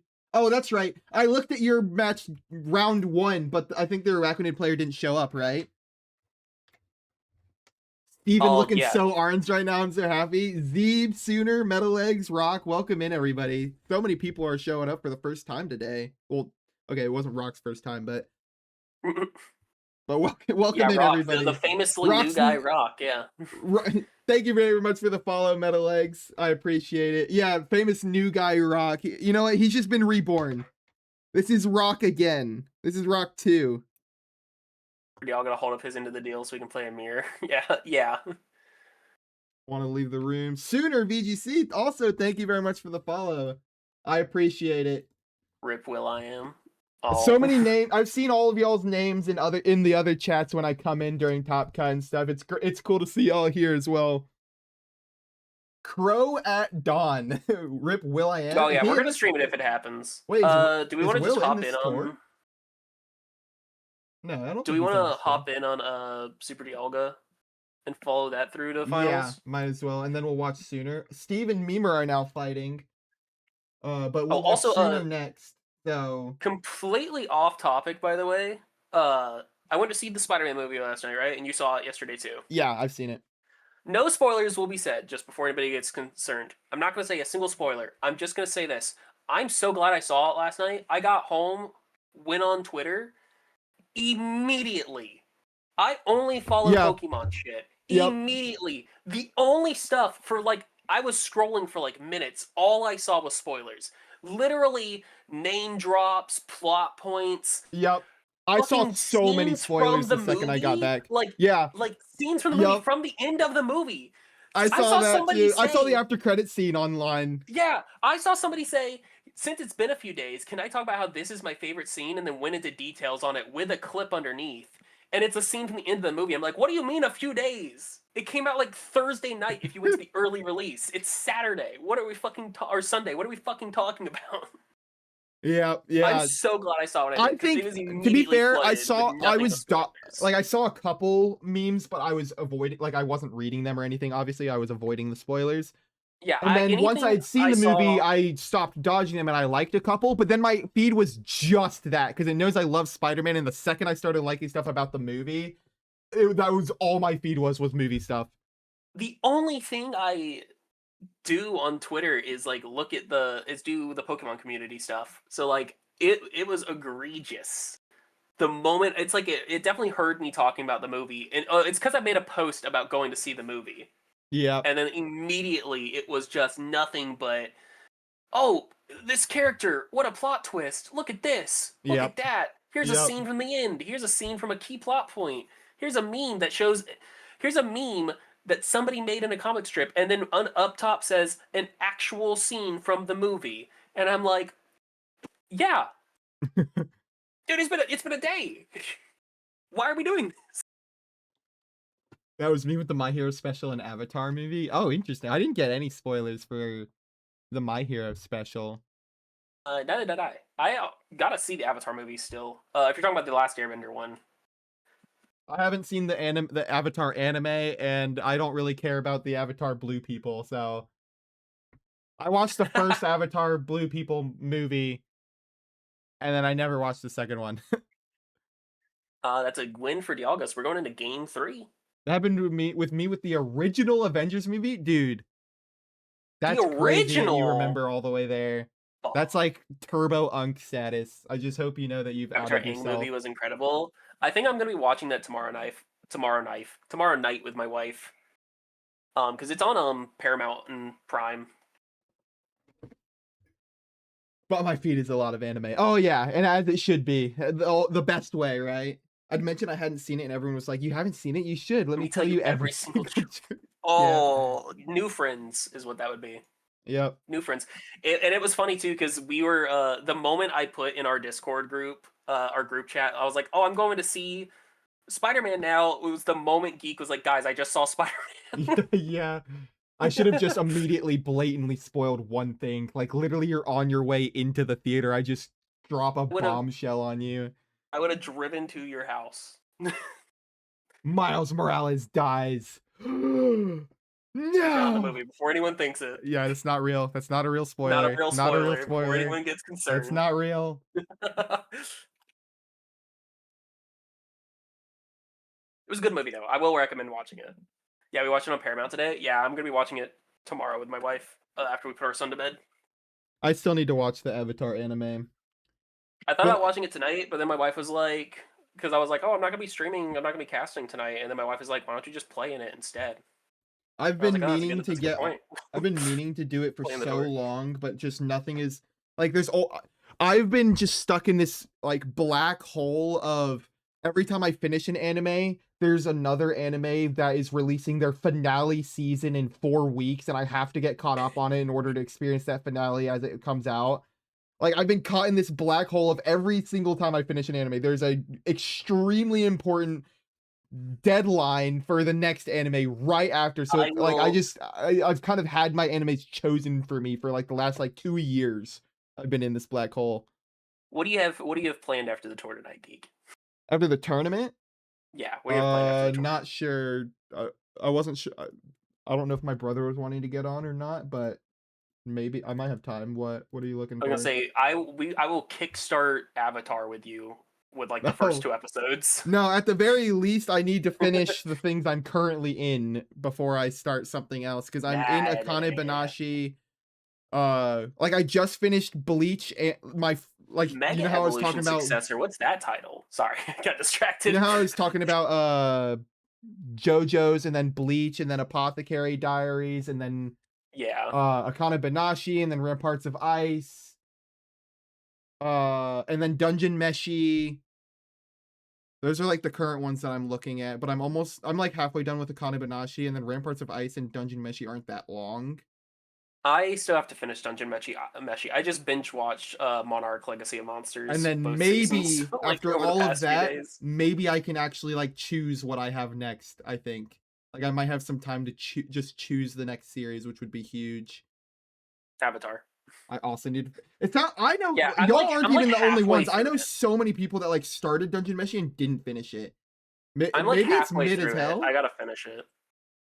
Is it that mid that people aren't that like No, it's really good. It's really good. the Yeah, show the show makes makes you you hungry. I hungry? always want to cook food while I'm watching it. Well, good. I've been in the mood to be cooking food and stuff, so maybe that'll make me even more motivated Yeah, no, to it's actually a like good cook anime. stuff. Yeah, it's a good anime. It's interesting. I think you specifically would love it for all the world building that it has and all the lore that it That'd be builds up. great. Yeah. I Oh, should definitely hop on that. Incineror's name is Rudiger. I just noticed that. What's that from? Yeah, I'm not gonna say it actually. Never mind. Never mind.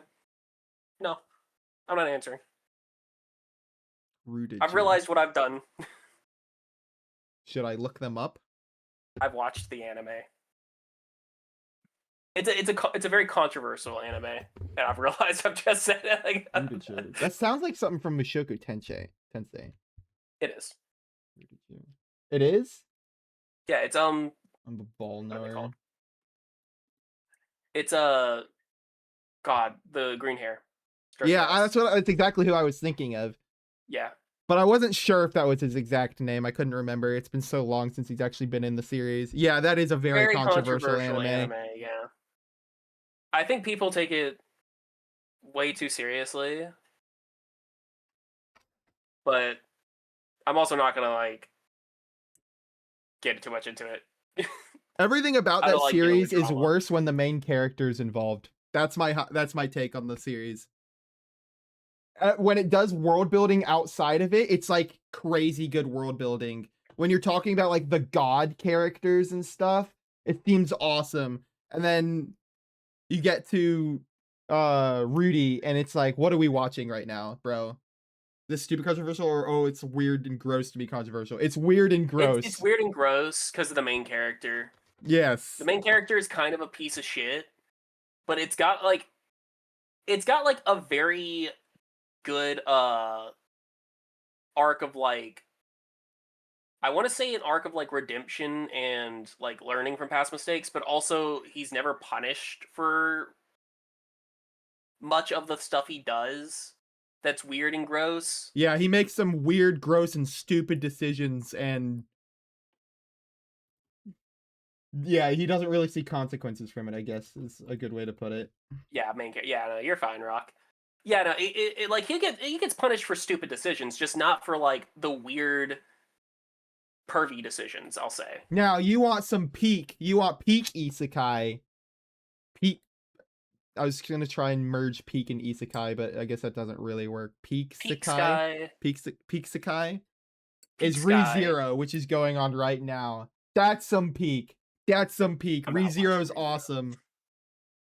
I hate time travel stuff. I like it when it's done right, but obviously there's a fatigue that comes with it because so many shows do it. But I love ReZero. Speaking of unforgivable main characters, no.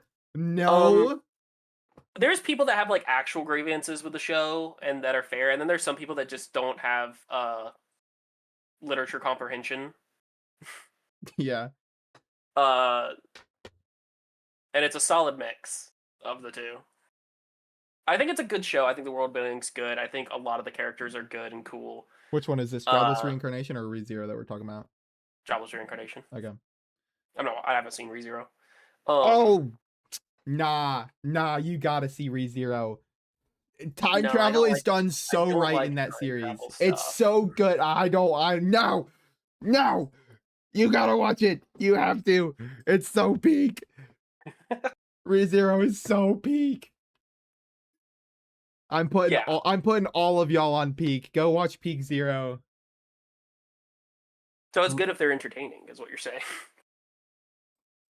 If what's entertaining? I'm not gonna say it out loud. Just read the message. Main character just sucks.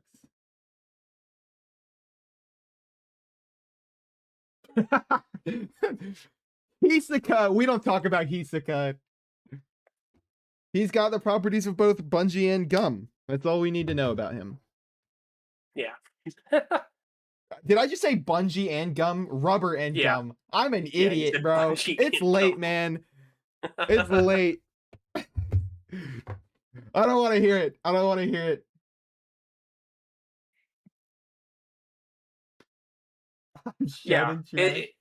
The only two isekais that I watch. It's a 34-year-old man that dies and then gets reborn as a baby in another world and grows up through that world with a second chance at life.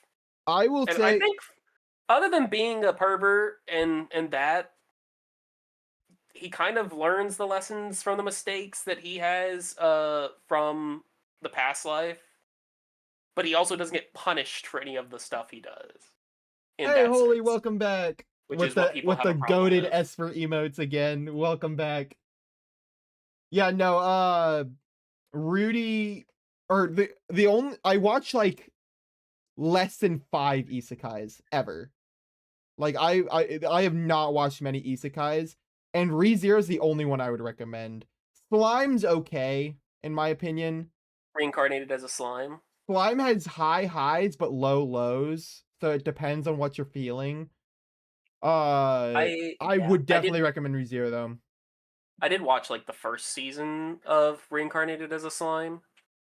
It takes a while to get going, in my opinion. Slime does, but it does have high highs. It does have very high highs. No, it's not a hot take. Konosuba is a great comedy isekai. I have not watched Konosuba. Is great. You gotta watch Konosuba, dude. You gotta watch Konosuba. If I watched one, it would be one with a stupid name. Oh, one of the like ridiculously Devil is a part-timer. No, that's a good one. That's not even a stupid name. Is that a good one? That's an amazing one. I fucking love Devil. I have not seen Devil as a part-timer. How did we?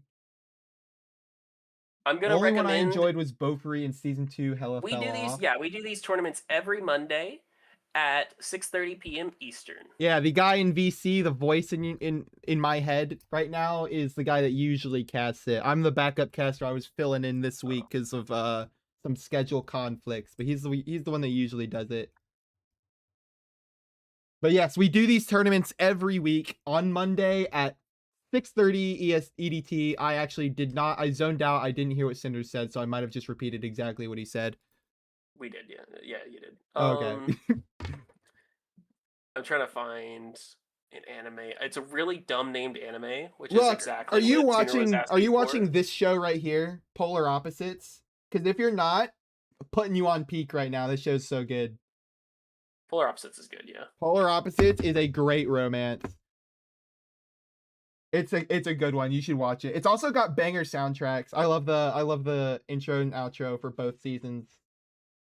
It's also very good in both dub and sub. How Not to Both of Summon them are a good. Demon Lord is another good one for What? isekais. How Not to Summon a Demon Lord. How Not to Summon a Demon Lord? I don't think I've heard of that Yeah. one. Premise is two people try to summon a Demon Lord, but instead they summon a dude as his game character who is a Demon Lord, but he's not like a real Demon Lord. Oh. It's pretty funny. It's a pretty good one. Overlord is just always going to be peak. There's no question. I have not seen Overlord. I've heard about Overlord, but I have not seen it. Yeah, like I said, I usually steer clear of isekais because if you spin a wheel and land on a random isekai, you're almost guaranteed to get slop. There's so much slop in the isekai tier, in the isekai category. It's so hard to find one that's actually good. ReZero though is good, and I'll die on that hill. ReZero is awesome. I don't feel like logging into Crunchyroll to find this. I can't remember the name though. All right, Constitute Oh, versus here it Sumo. is. Here it is. This is a very fun, cute little 12-episode one that I hope gets a season 2. I'm gonna just paste the name because it's a weird one. Life with an ordinary guy who reincarnated into a total fantasy knockout. I think I saw that on my recommended at one point. Yeah, I think I recommended it to you. It's two best friends. It's two best friends, and one a goddess comes to them to ask them to save it, and one's like, "You're an asshole," and the other one like is drunk and is like, "I want to be a woman." And so she's like, "Done," and sends them both away and turns the one into a girl. Wow. Sweet reincarnation sees a guy die and get reincarnated, and he uses his knowledge of science, trade, logistics, and his magic powers to help establish and empower the province he was born into in order to get sugar and apples so he can bake delicious desserts. Magic, so it's Magic Senku if he was a foodie. That's what I'm hearing. About me in game 3. Solid. Let's hop over to Steve in Memer. Well, we're watching Sooner, right? That was Sooner wanted us to watch them if Dialga won because they wanted to have us watch the mirror match. Oh, gotcha. Yeah, okay. I told Memer I'd watch him at some point as well, so probably makes sense to at least go ahead and hop in here. And then we'll hop in and watch the other match as it ends because we'll need to wait on it anyway. And then we'll focus up and lock in for the finals because we need that for the YouTube video. Yep. Thank you, Metal Eggs, for letting me know. Another surprisingly decent isekai is Knights in Magic. Same genre I mentioned above, or as I like to describe it, Knights in Magic. Hey, as far as isekais go, that's a short name. Yeah.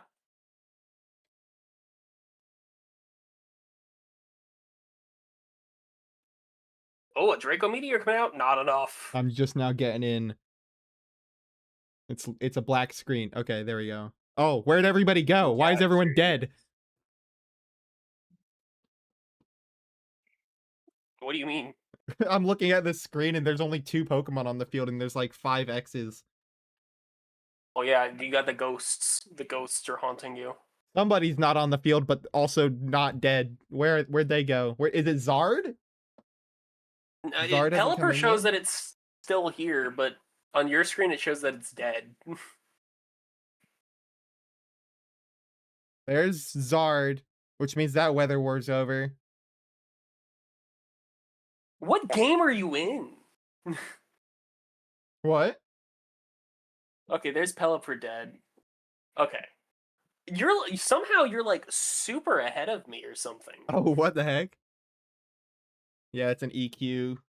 Oh my god, Okay, he no, ate we're on that the same thing. EQ. He had My stamina. my my little teams on the sides were not updating. It just updated to show stuff. Yep, and there goes our Chaladon. That is GG's in Memer's favor, which means we're getting a game 3. I Yep. thought, oh, it wasn't in game 3. It's in, yeah, oh yeah, Metalug said it was about to be in game 3. Gotcha. All right, we I can watch read the it full wrong. game 3. Yep, we get to see the full game 3. Main character is the protagonist of an isekai anime, but really, really, really wants to be the protagonist of a mecha anime instead. That's funny. There's one where the dude like hates dating sims but gets isekai'd into a dating sim, but not as the main character. And he actively tries to be a side character, but Oh, keeps getting what? like dragged into main character storylines. That's pretty funny. Yeah, it's pretty good. It's got 12 episodes as well. I'll see if I can find the name.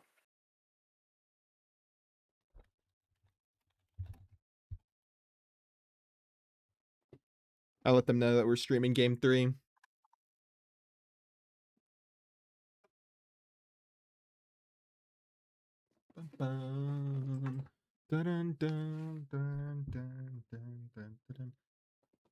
That would be funny if Zard used fly. Also, wouldn't be the first time I've seen Mega Charizard Y use fly. Wouldn't be the first time. There it is. That happened to me earlier, or during like the global challenge. Trapped in a It is dating sim, the not world of what you Otome think it would games is be. tough for mobs. What? It's not what you think it would be. It's actually pretty funny. It's a pretty good one. You can bang that out in a night. It's 12 episodes. I think season 2 just started as well, like last week or the week before. So I actually have an episode or two I need to watch. Oh, you want the Undead Unluck out or intro? I got you, Rock. Oh hell yeah!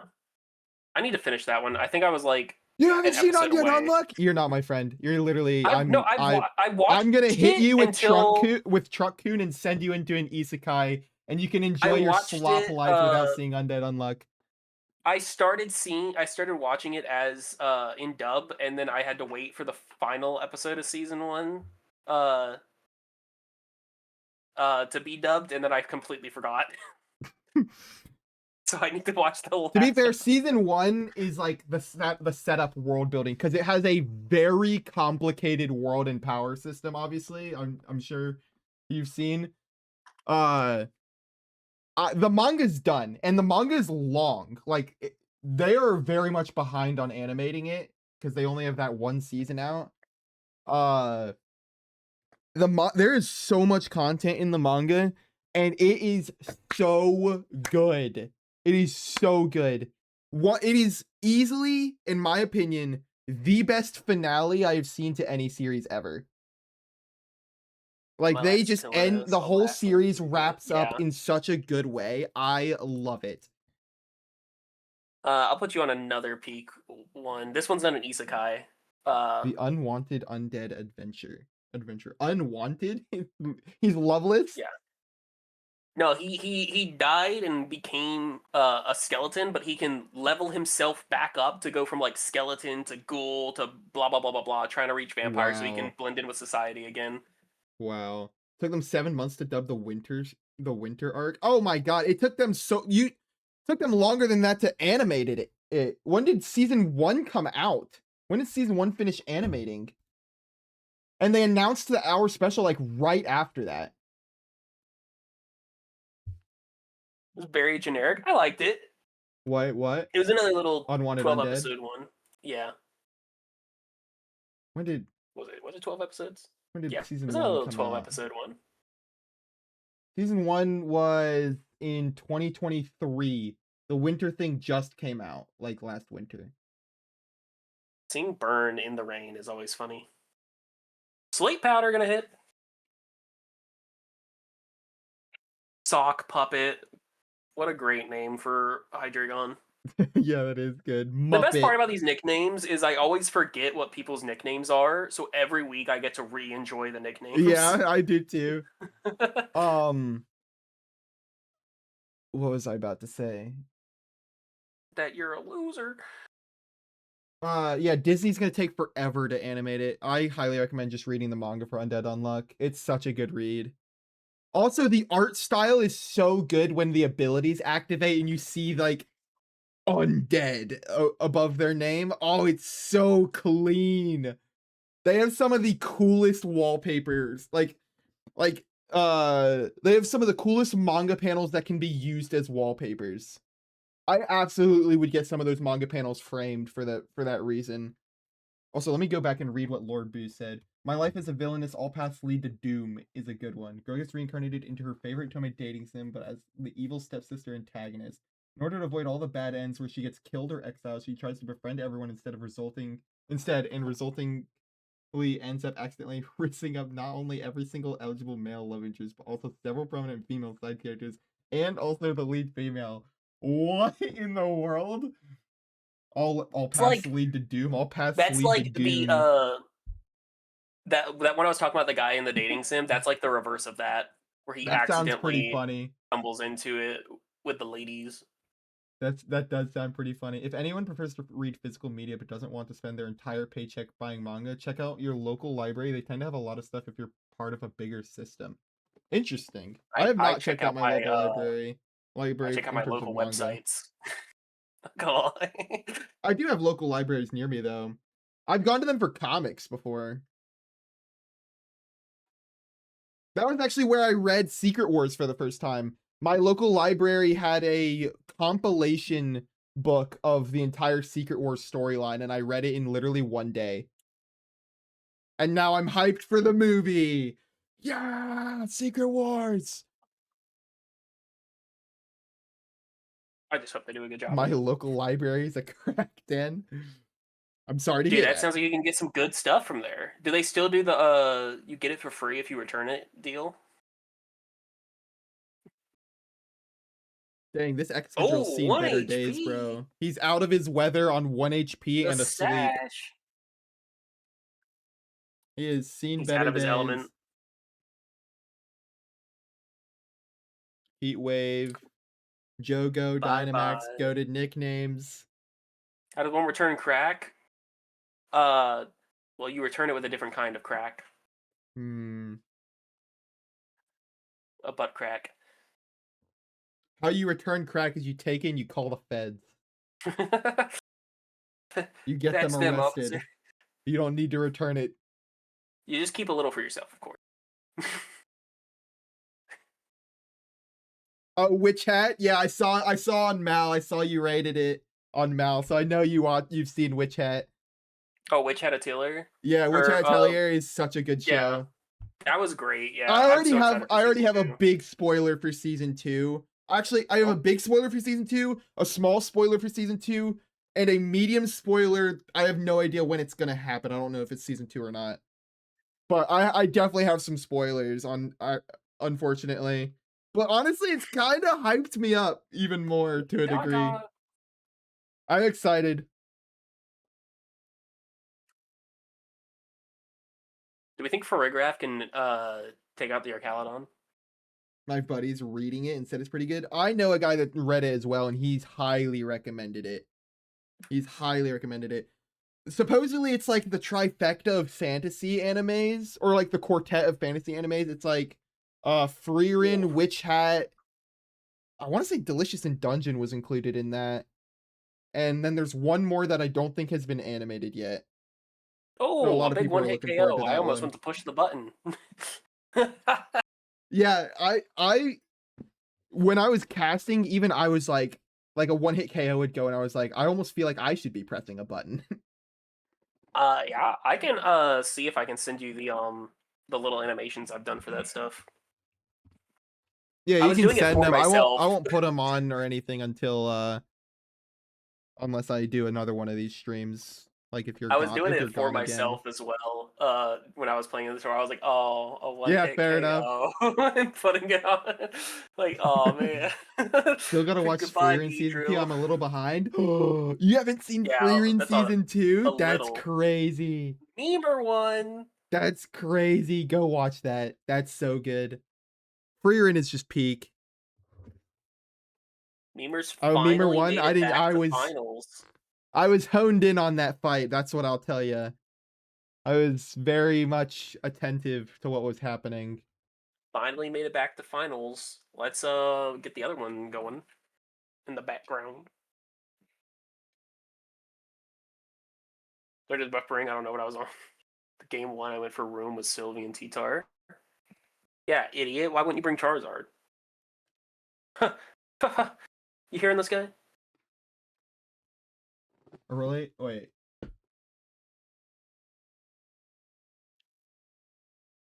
You guys is only repeat winner, not repeat finalist, but repeat winner. Gotcha.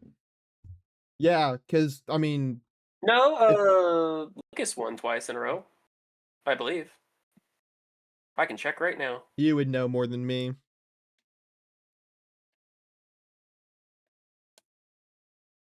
You hate to see it. Well, GG's no, Orange because Steve.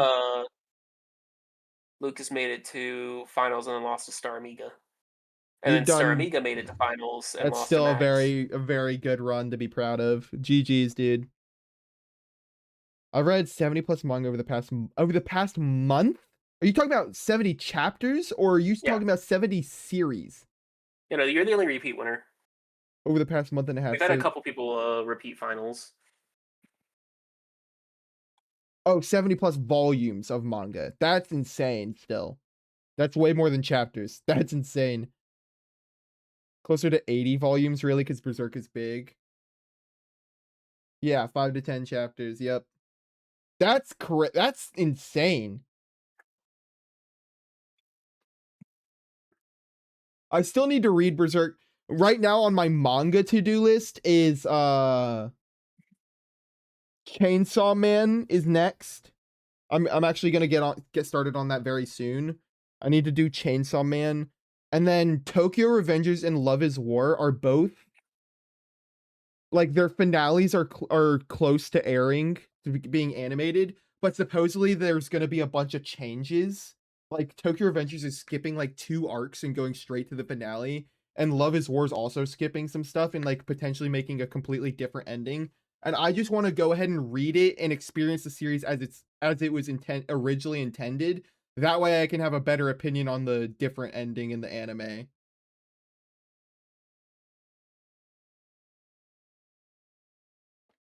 Where'd he go? I was buy one of the if I was to buy one of the long running mangas, it would probably have to be One Piece. Oh yeah, you gotta read One Piece, man. Yeah. Memer said we want Like, Cinders One Piece bros is casting the anime instead of the active match on screen. You misunderstand. Cinders is also casting anime instead of the active match on That's screen. true. I am also just been yapping about anime. I actually was the one that started derailing it because I talked about getting spoilers for Spider-Man right after watching it. Oh my god, they just Thankfully, right gave after 2 watching it. separate frames of the Floettes staring at each other. No, I don't do it on mainstream. This is Geek Stream though. Yeah, We're I gonna am lock in for the mainstream. actual finals. Don't worry. Yeah, we'll lock in for the finals. That's actually going on the The YouTube. So we gotta lock in for that. Currently reading through on top of several romance series, Haikyuu, Berserk, and One Punch Man. I read a chunk of One Punch Man, but I think as of the next season getting animated, quote unquote animated in heavy quotes, as of the next season getting animated, I think they'll be caught up to where I was to what I read to. I'm caught up on the anime for Haikyuu, which I think there's only one more movie left, and then that's everything's been animated. Make those reads. I have not yeah. read Berserk. I've watched most of Berserk, not all of it. I also still need to watch season 3 of One Punch Man. Oh shit, we've got some Sooner fans. We've got some Sooner fans in here. Sparkles Muffin, hello. And then Sooner obviously in here as well. About Hunter x Hunter, I love that anime and manga. That is like top 3 in my manga to-do list right now is Hunter x Hunter. I have watched Hunter x Hunter. Oh, we got more fans. Oh my god, how many friends do you have? I do need to watch season 2 of Hell's Paradise as well. Dude, that anime is so goated. I'm caught up on the Hunter x Hunter anime. I'm gonna read Chainsaw Man next, and then there's those 2 series that are like ending soon that I just need to read the finales of, and then I'll probably read Hunter x Hunter. I'll be in the corner. Yeah, that sounds about right. Yeah, we're in game 2 here in the top 4. Sparkles, Muffin, Lucas, Lucas, Jupiter. another fan. Dang, y'all got a bunch of Sooners got a bunch of fans. Got a whole club of them right now.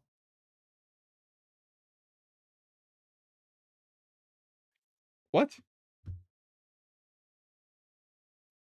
Oh, the kiss of draining. Okay, we got a lot of Sooner fans. We'll pay attention to the game. We got a lot of Sooner fans. They probably don't actually know what's going on. Yeah, Incineroar's gone. It's just going to be There's so many fairy types. Floette. There's so many fairy types on the screen. I haven't seen this many. You know what? It's okay. This game is Constitute's on his back foot right now, but Basque Legion is the king of comebacks. So definitely not over yet.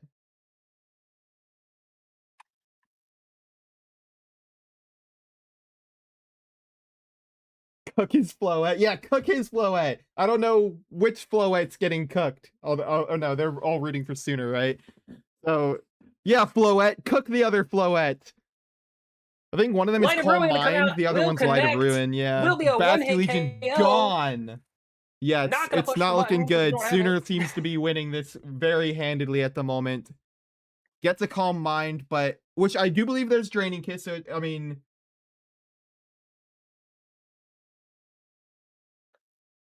yeah, that Tailwind. Tailwind is rough. Also, they still have 2 Mons in the back as well. It's a 4v1 with Tailwind up. This is game 2, right?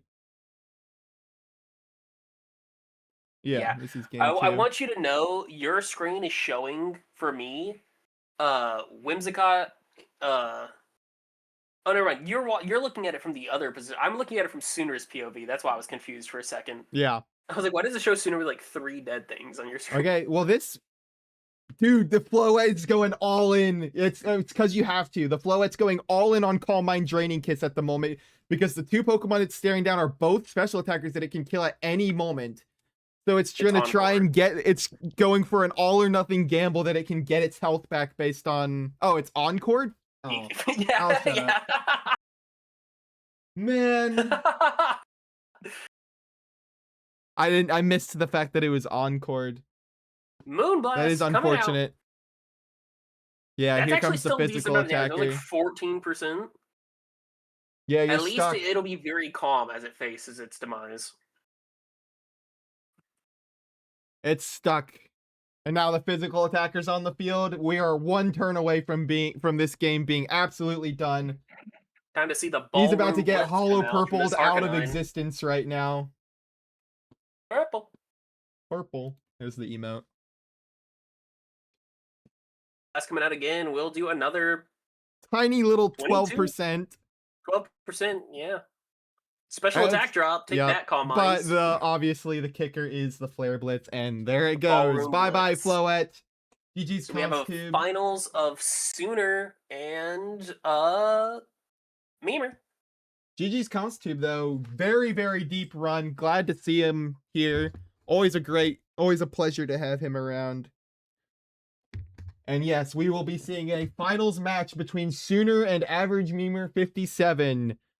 Yeah, and they're definitely Memer's fan list. Oh my god, dude. Yeah, Sooner has a whole fan club coming in here. Sooner. You're just adding to the pile.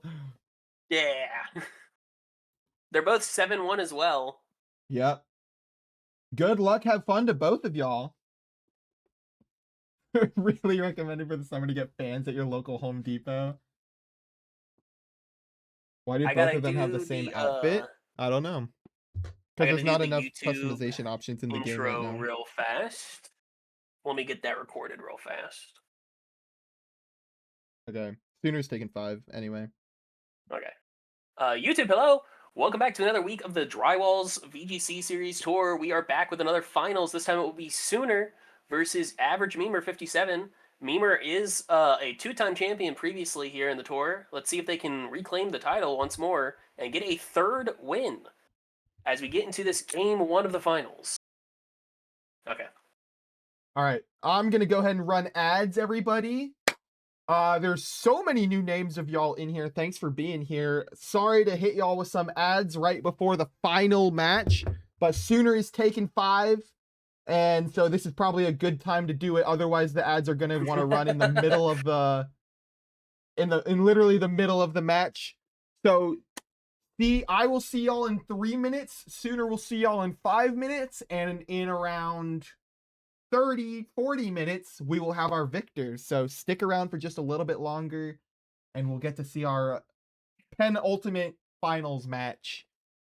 Just like always, we appreciate everybody for participating. Everybody's done a great job this week, and we hope to see you guys back the next week. We do these every Monday, 6:30 p.m. Eastern Standard Time. Every Monday, 6:30. All right, I'll see y'all in a couple of minutes. Thanks for being here. Thanks for sticking around. I'm gonna go use the bathroom real quick as well. The video is being recorded from my side on OBS. Don't worry. You'll get to see my beautiful face instead of Geek's. Yeah. Wow. Yeah. Mm-hmm. I should probably make sure. The Geek can be heard with audio. Entertain them as I'm gone for like 1 minute.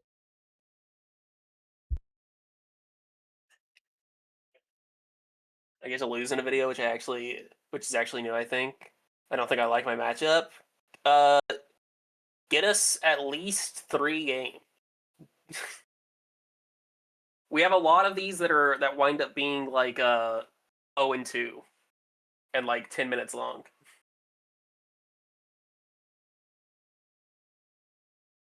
It's a lot of high play, and it's always close matches, but we do have a surprising amount that are 0-2 finals. And after editing out all the thinking of moves and all the silence between, it's only like a 10-12 minute video. That's a good way to tell like if the video is gonna make it to game 3 or not. All right, time to unpause the recording because here we go. While Geek's still on ads.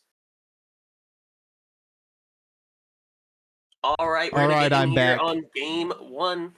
We got game 1 coming up here with Average Memer with Charizard, Tyranitar, Excadrill, Farigiraf, Sylveon, and Hydreigon against Sooner with Floette, Whimsicott, Arcanine, Basculegion, King Gambit, and Dragonite. Let's see what they want to do here for this game 1.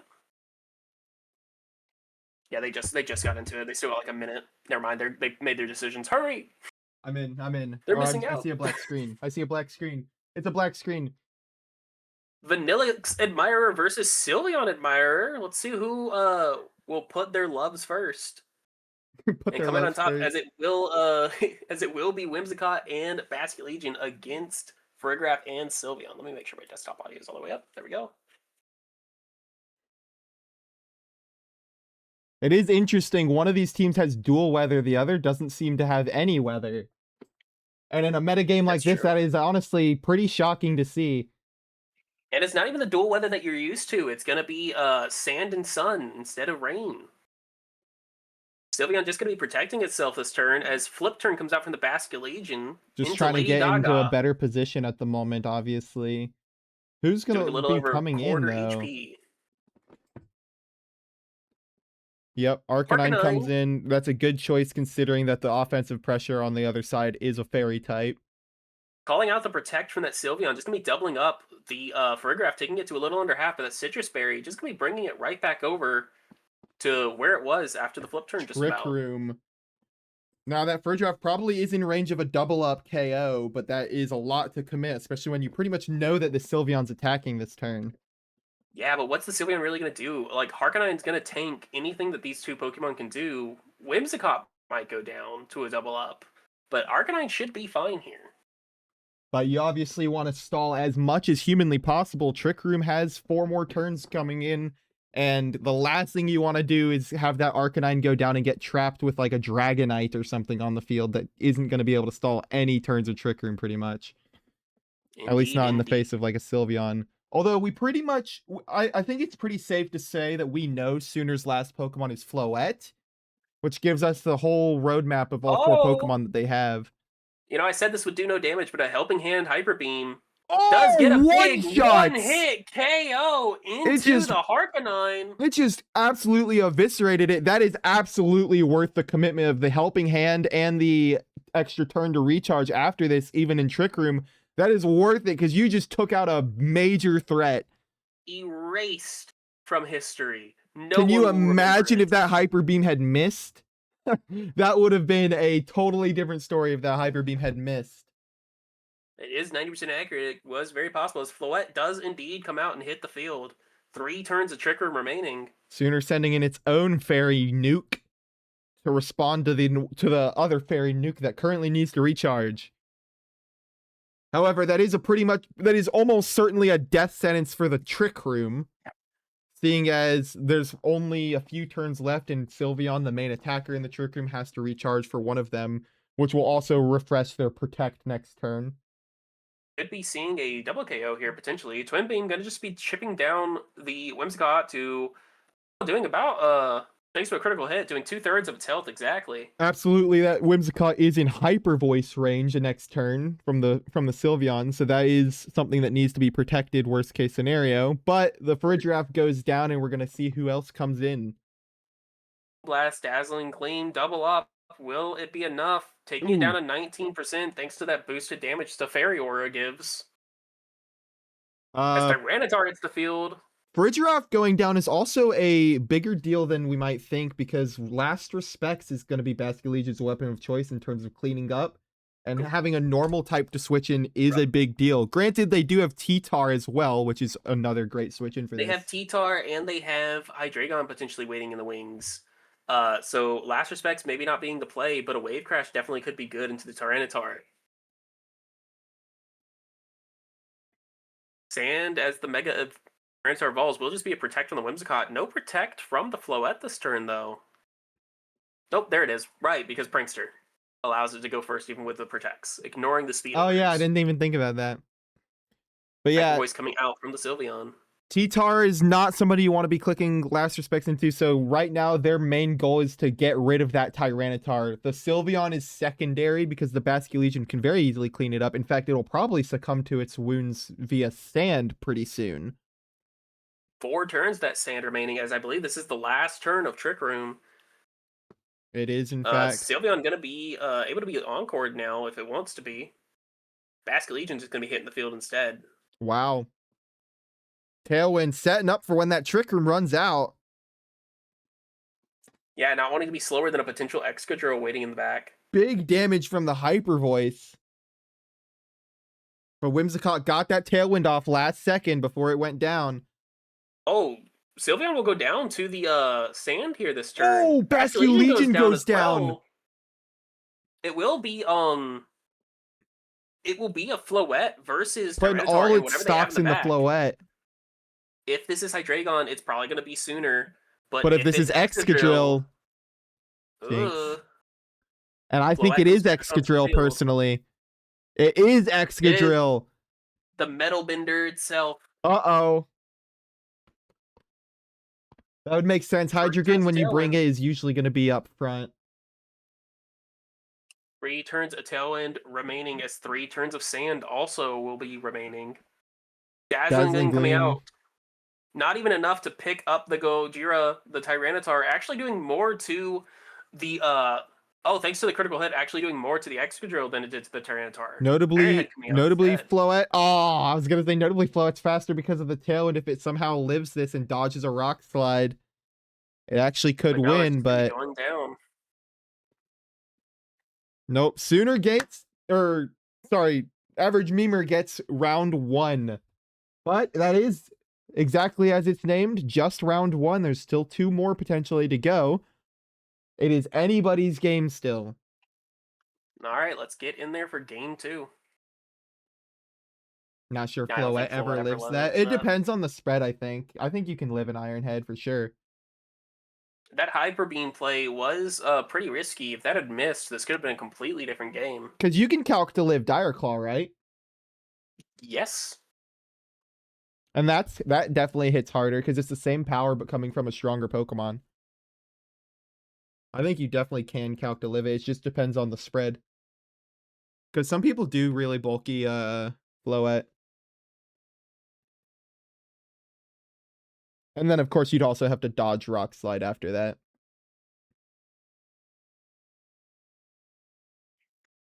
Yeah, and there was no waiting out the tail end either because the sand also only had 3 turns left, so it would have ended at the same time. All right, here we go for game 2. Let's see if any adjustments are made from either of these players. Strikingly different character poses and outfits. It will be Whimsicott and Floette leading off this time against Lady Gaga the Furrygraph and 3000 Degrees the Charizard. Definitely an adjustment bringing Charizard and leading it, and it seems like it was definitely for the better because a fire type staring down 2 fairy types, especially when one of them is weak to it, is we said that pretty last aggressive. time, but then Arcanine got deleted. True. That is by true. a fairy type. So we'll see. It seems pretty safe for Charizard to just go full offense right now, considering what it's staring down. Sooner does have a big Light of Ruin that they could be throwing out. Yep, here comes Arcanine. Absolutely a fair swapping because that thing's going to take neutral damage from Solar Beam, but it's highly unlikely he clicked it. Most likely going to be taking quad resisted damage from this rocks or from the fire moves, and in fact actually benefits from having its fire moves powered up as well. Helping Hand coming out from the Furrygraph yet again into the Charizard. Moonblast, though, coming out into the Furrygraph, going to be going ahead and chipping it down. Potential special attack drop on the field. Does not happen. Heat Wave incoming. Does connect. Does connect and takes Winston to Sash, but does not very much to the Arcanine. Although, burn is possible. For the Whimsicott would have burned up its Sash, but nope, doesn't happen either. None of the secondary effects are proccing right now, which is probably sweat off the brow of both of these players. Just a little over a quarter done to the Arcanine thanks to it being Helping Hand boosted with that Heat Wave as well, but also a lot of potential damage coming out from Sooner this time if they make a call right here. Whimsicott will be swapping out. Basculation coming in. Taking defensive maneuvers against all the intense fire type pressure coming at him. But then he completely switches it up by swapping Zard out and setting a completely different weather up with T-Tar. It'll be a Flare Blitz. It is Flare Blitz going into the Furrygraph, but thanks to the sand coming instead of the sun, it will live. Right, Arcanine also shrugs off the sand. No problem there. Benefits with a special defense boost. So Arcanine was a very good bring into this particular dual weather team. Yeah, but now Sooner is pretty out of position, not going for the double up into the Furrygraph. I don't think it would have gotten it anyways. Yeah, very good call from Memers, swapping out, getting rid of that sun so that Furrygraph can live the Flare Blitz. Otherwise, it would have gone down there. Sooner talking about how much they hate that giraffe as it lives and gets Trick Room up against them. The Twitter memes are correct. Yeah, Giraffe you can throw you could throw a continent at this giraffe and it would eat a berry and get back up. Thunderbolt taking lots of damage coming out. Critical hit. If they ate a giraffe before, they're definitely gonna hit it now. Oh, but a Rock Slide miss into the Arcanine, that could be pretty big. Yeah, that is absolutely huge. Unfortunately. But what is the Arcanine gonna do with the turn that has been granted? I'm not sure there's too much it can do. Head Smash, that's resisted hit. Or no, it's not. Sorry, Rock does not resist Rock. I'm stupid. Doing 75% just about. Now both of these opposing Pokemon at a quarter of their HP. As Floette enters the battle once more. In a prime position too. Floette is absolutely the linchpin now to victory, and it is unfortunately trapped with 3 turns of Trick Room right now. The Whimsicott can come in as a swap, but it's going to die to sand immediately if it does, only granting you 1 turn of Trick Room. But that could be all you need. You could, between protect turns and swapping Whims in, it is not impossible to stall this out. Arcanine just going for protect. It's going to start the stall off as no Twin Beam coming out into the Floette. No protect. Wow, awfully bold choice for this turn. Twin Beam taking a quarter of the HP away as Rock Slide comes out. Does the Rock Slide connect? This is going to do a lot of damage if it does. It does connect, but it only takes it down to hurts. 37. This will be a double KO coming out here with this Dazzling Gleam, and if it's Excadrill Zard in the back. Well, Excadrill won't be boosted by Sandrush because of Zard coming in, so it actually will underspeed Floette, I believe. True. Very true. And Excadrill clicking one Earthquake It's Sylveon! is gonna be really bad. But there is no Excadrill. It is Zard Sylveon. Sylveon still being able to take advantage of this Trick Room pretty comfortably right now. 2 more turns of Trick Room. Sylveon, yeah, looking in a great position here. Whimsicott no longer in a confirmed death sentence if it comes in because the sand isn't there anymore. However, with such aggressive spread damage on the field, it's still probably not going to live through the turn. Speaking of, there is the Whimsicott, as Floette most likely just going to be protecting this turn. Yep. Trying to stall out this Trick Room. Hyper Beam. Wow. Once more coming out. Hyper Beam into the 1 HP Whimsicott. Wait! Oh my god! Sylveon has to recharge next turn, so it will be Arcanine in the last turn of Trick Room, able to potentially go for some damage here. How much HP does that Arcanine have remaining? It's still over half HP, I believe. No, yeah, it has about half, like 46%, I believe. What was that? All of a sudden, Sooner is in a very decent position to take this back. However, this is the last turn of Trick Room, right? Double. Yeah, last turn of Trick Room, you can protect Arcanine. They are looking good here. Depending on how this Floette is trained too, it could be that Charizard is faster in outside of Trick Room, so Floette might move first here. That is an insanely good switch on Sooner's part to absorb all of that damage from the Hyper Beam and a whole turn of Sylveon's time. Solar Beam calling out the Solar Beam. Yep, absolutely makes sense. Going into the Protect. Moonblast coming out. Taking it down to about a quarter. As the Twisted Dimensions return to normal. 3 turns of sunlight remaining, but now it's a completely different game. Yeah, wow, this game just completely went on its head right there.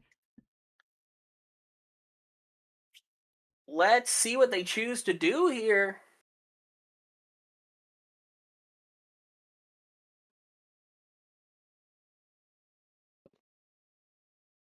Quick attack.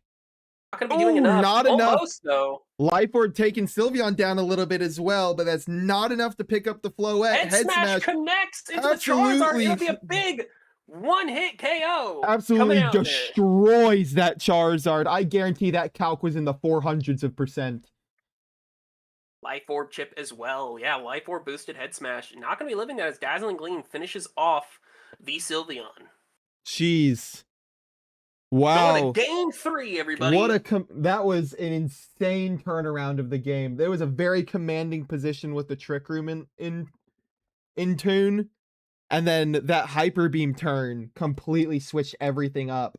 The Hyper Beam turn followed by calling out the Solar Beam was a great combo to see there. The fan club cheering Sooner on. Now this is epic. I can just think of the announcers in Battle Revolution. The crowd is going wild. Or whatever it says. Oh, it's Blastoise. Oh, what a hit. Look, it's Raichu. That's actually what they call Raichu, by the way. Raichu? They call it Raichu. That's crazy. Good luck, have fun to both of our finalists in Game 3 of the finals. Man, the winner will be determined here in less than 20 minutes. I don't think I've ever been compared to Man JTV. Why does the other guy sound like Man Wow.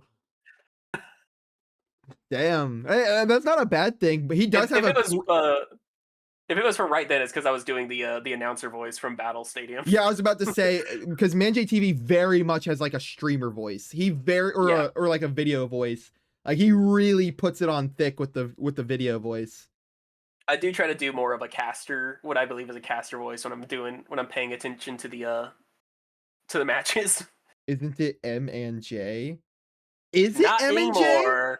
Not today. I've never seen it that way. I've never noticed that. I've said Man JTV as well my whole life. Not today. It's Man J today. All right, here we go for Game 3 of the finals. Let's see what they choose to do. Any differences? It will be Arcanine King Gambit, actually. Yes, King Gambit not being Oh! here from the other two games, but deciding to show up for this one. King Gambit gonna be in a great position here against the Charizard and the Farigiraf, thanks to Arcanine standing beside it.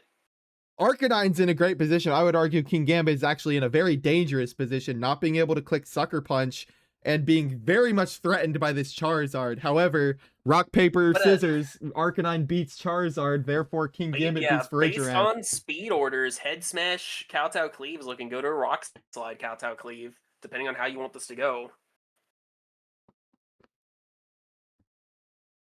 Charizard also seeing that it's gonna go like that wants to get out of here. But if it is Head Smash, we saw this do 75% now, to the I saw the T-Tar coming and didn't say anything. It is entirely possible that Sooner saw... Wow. That does so much damage. 3/4 of its HP. It's entirely possible that Sooner attacked that slot. No, he doesn't. They attack the Farigiraf and just remove it. Just absolutely remove it. Oh my god, what an aggressive turn one. Not calced to live that, were ya? But not needing it as... gosh. Not needing it as the Excadrill hits the field instead. But that is now aggressive. Sucker Punch is online. Sucker Punch is online, however, that Focus Sash still is too. So you have to keep in mind that an Earthquake could ruin this. As another Sooner fan enters the chat. Oh, Lion, welcome in. Where are all these Sooner fans coming from? Well, welcome in, everybody. 4 turns of sand remaining here. Wow. It's gonna be a bit of a positioning game, but I believe Sooner is in a good position. Is there an extreme speed on this Arcanine? There is. I see a play that could happen here. Arcanine just going for the protect. I was gonna say extreme speed Sucker would really be... Wow. No, extreme speed would not have picked that up. Rock Slide coming out into... There's a Rock Slide. Does the T-Tar have only protect? chipping the King Gambit? Is it a low kick from the T-Tar potentially? It is a low kick going into the King Gambit. Will be picking it up. Just completely destroys that King Gambit. Wow. But now there's a free swap for the Whimsicott could be coming out here. In comes Basculegion, actually. Yeah, Basculegion coming out with that Aqua Jet, threatening down the Excadrill. As we've already seen a Head Smash do amazing damage into the Tyranitar. At this point, Flare Blitz could easily kill that T-Tar. Well, not easily, but it probably would kill it. Dang, yeah. All right, this is really a rock, paper, scissors match where every Pokemon seems to be staring down one that's its direct counter. But now it's just going to be a Charizard taking the damage. Instead, there's no Sun Up yet as it didn't Mega Evolve. Taking down to under half. Excadrill. That is big damage. Flare Blitz coming out. Will it be enough? I think it will. Yep, the T-Tar is down. Which means that most likely Sooner will be winning this. This forces a Weather War thing against himself at the moment. There's no more potential for... Or he has to either accept that Charizard is going to be fighting with no Mega Evolution online, or... Yep, it will just be a forfeit from Memer. No 3-time victory for him as Sooner becomes our next champion. Congratulations, Sooner, on your super deep run into this tournament. So deep, in fact, that you went not quite undefeated, but the way 8-1 to get finals and win the entire tournament. Congratulations. We'll make sure to get you shouted out in the Discord server the way that we are doing here. And thank that you, is everybody. The power of friendship, everybody. Power of friendship, yeah. Wow, dude, look at how many of y'all there are. There are so many of y'all in the chat right now that are Sooners friends. Absolutely insane showing from y'all. Y'all got to be patting each other and Sooner on the back for that performance. Congratulations. That is just an insane number of y'all. Well, if any of y'all are also interested in battling, we do this every week. Feel free to join. And then if you just are in the mood for Pokemon content, feel free to either follow me or follow Return to Cinders. And we are streaming multiple times a week, usually, unless external circumstances get in the way. And we will see y'all. Lord Boo, thank you very much for the follow. I appreciate it. And Orang Tolo, thank you very much for the follow as well. Yeah, we appreciate all of y'all coming out here. And I'm going to go ahead and end this over here. Went ahead and ended TikTok. Oh, we were As on for TikTok. Twitch, yeah, I was live on TikTok this whole time as well. I'm Whoops. crying. I'm way too happy. Well, here's your 5 minutes of fame. You just got to win another 5 minutes next week. Congratulations again, Sooner. You've earned it. You have been getting so close week after week in top 8, top 4. Sparkles, thank you about very much for the time. follow. Welcome to the club, everybody. Yeah, no, Sooner, I've heard Sooner's name all over the place. I know that you've been getting super close. You absolutely deserved to win this week. You deserve to have your name in the Hall of Fame at Drywall series over here. We appreciate Memer, you and all your also friends coming great out. run for you as well. Don't feel down that you got second. You have another chance next week. I've never seen a fan club like this. Me neither. This is a phenomenon that I'm watching unfold right now. I Yeah, have it's an never amazing seen fan anything like club that this. we're seeing here. That being said, we are now done with the tournament. So it is my turn to actually log off and go do something and eat something because I'm starving and tired and I need to get out of this suit because I've been sweating just watching these matches. So I need a shower. We're gonna raid out. Stinky boy. Yeah, we're gonna raid out who all is live. I might try next week. This seems like fun. Plus, I need to get better at Pokemon. Can we get the link? Where's the link? For the Discord? For the Discord. Throw a link in there. If you want to join the Discord to see when we go live for the casting tour for the tour and when the tournament is up to be registered for, along with when the rounds go live, feel free to join. Or if you just want reminders on when the tournament opens, when it's scheduled, or if you just need help getting set up / registering, we're in there. We are more than happy to help y'all get signed up. Any questions, just feel free to ping a VGC judge and we'll be right, or just ping us directly, DM us directly. We'll make sure to help get you situated. I guess. All right, and I'm going to raid out into whoever this Hey Ray person is, because there's not that many people live right now. It's super late. Hey, Ray. Yeah, that's always my problem in the tour is there's no one to raid into. I do see them, though, the Hey Ray person. They are on my recommended channels. All right, we're raiding out. Thanks for coming by, and I appreciate all the new follows. There's been a bunch of y'all, including people from the fan club. I appreciate all of the follows. That's all I ever ask for is just I don't need subscriptions or anything, but I appreciate the tiny little bits of support I get along the way. So thank y'all. And thanks for Whatever just coming out here and subscriptions you don't want to give participating. him, you can send my way. Don't listen to him. Don't listen to him. Anyway, I will see y'all later. I'll see y'all.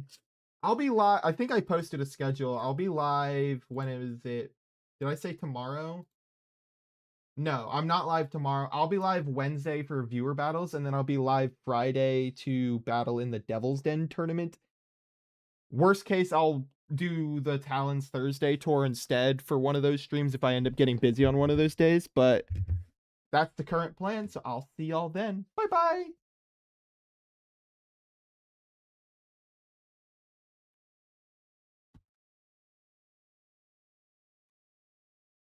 On the stream delay.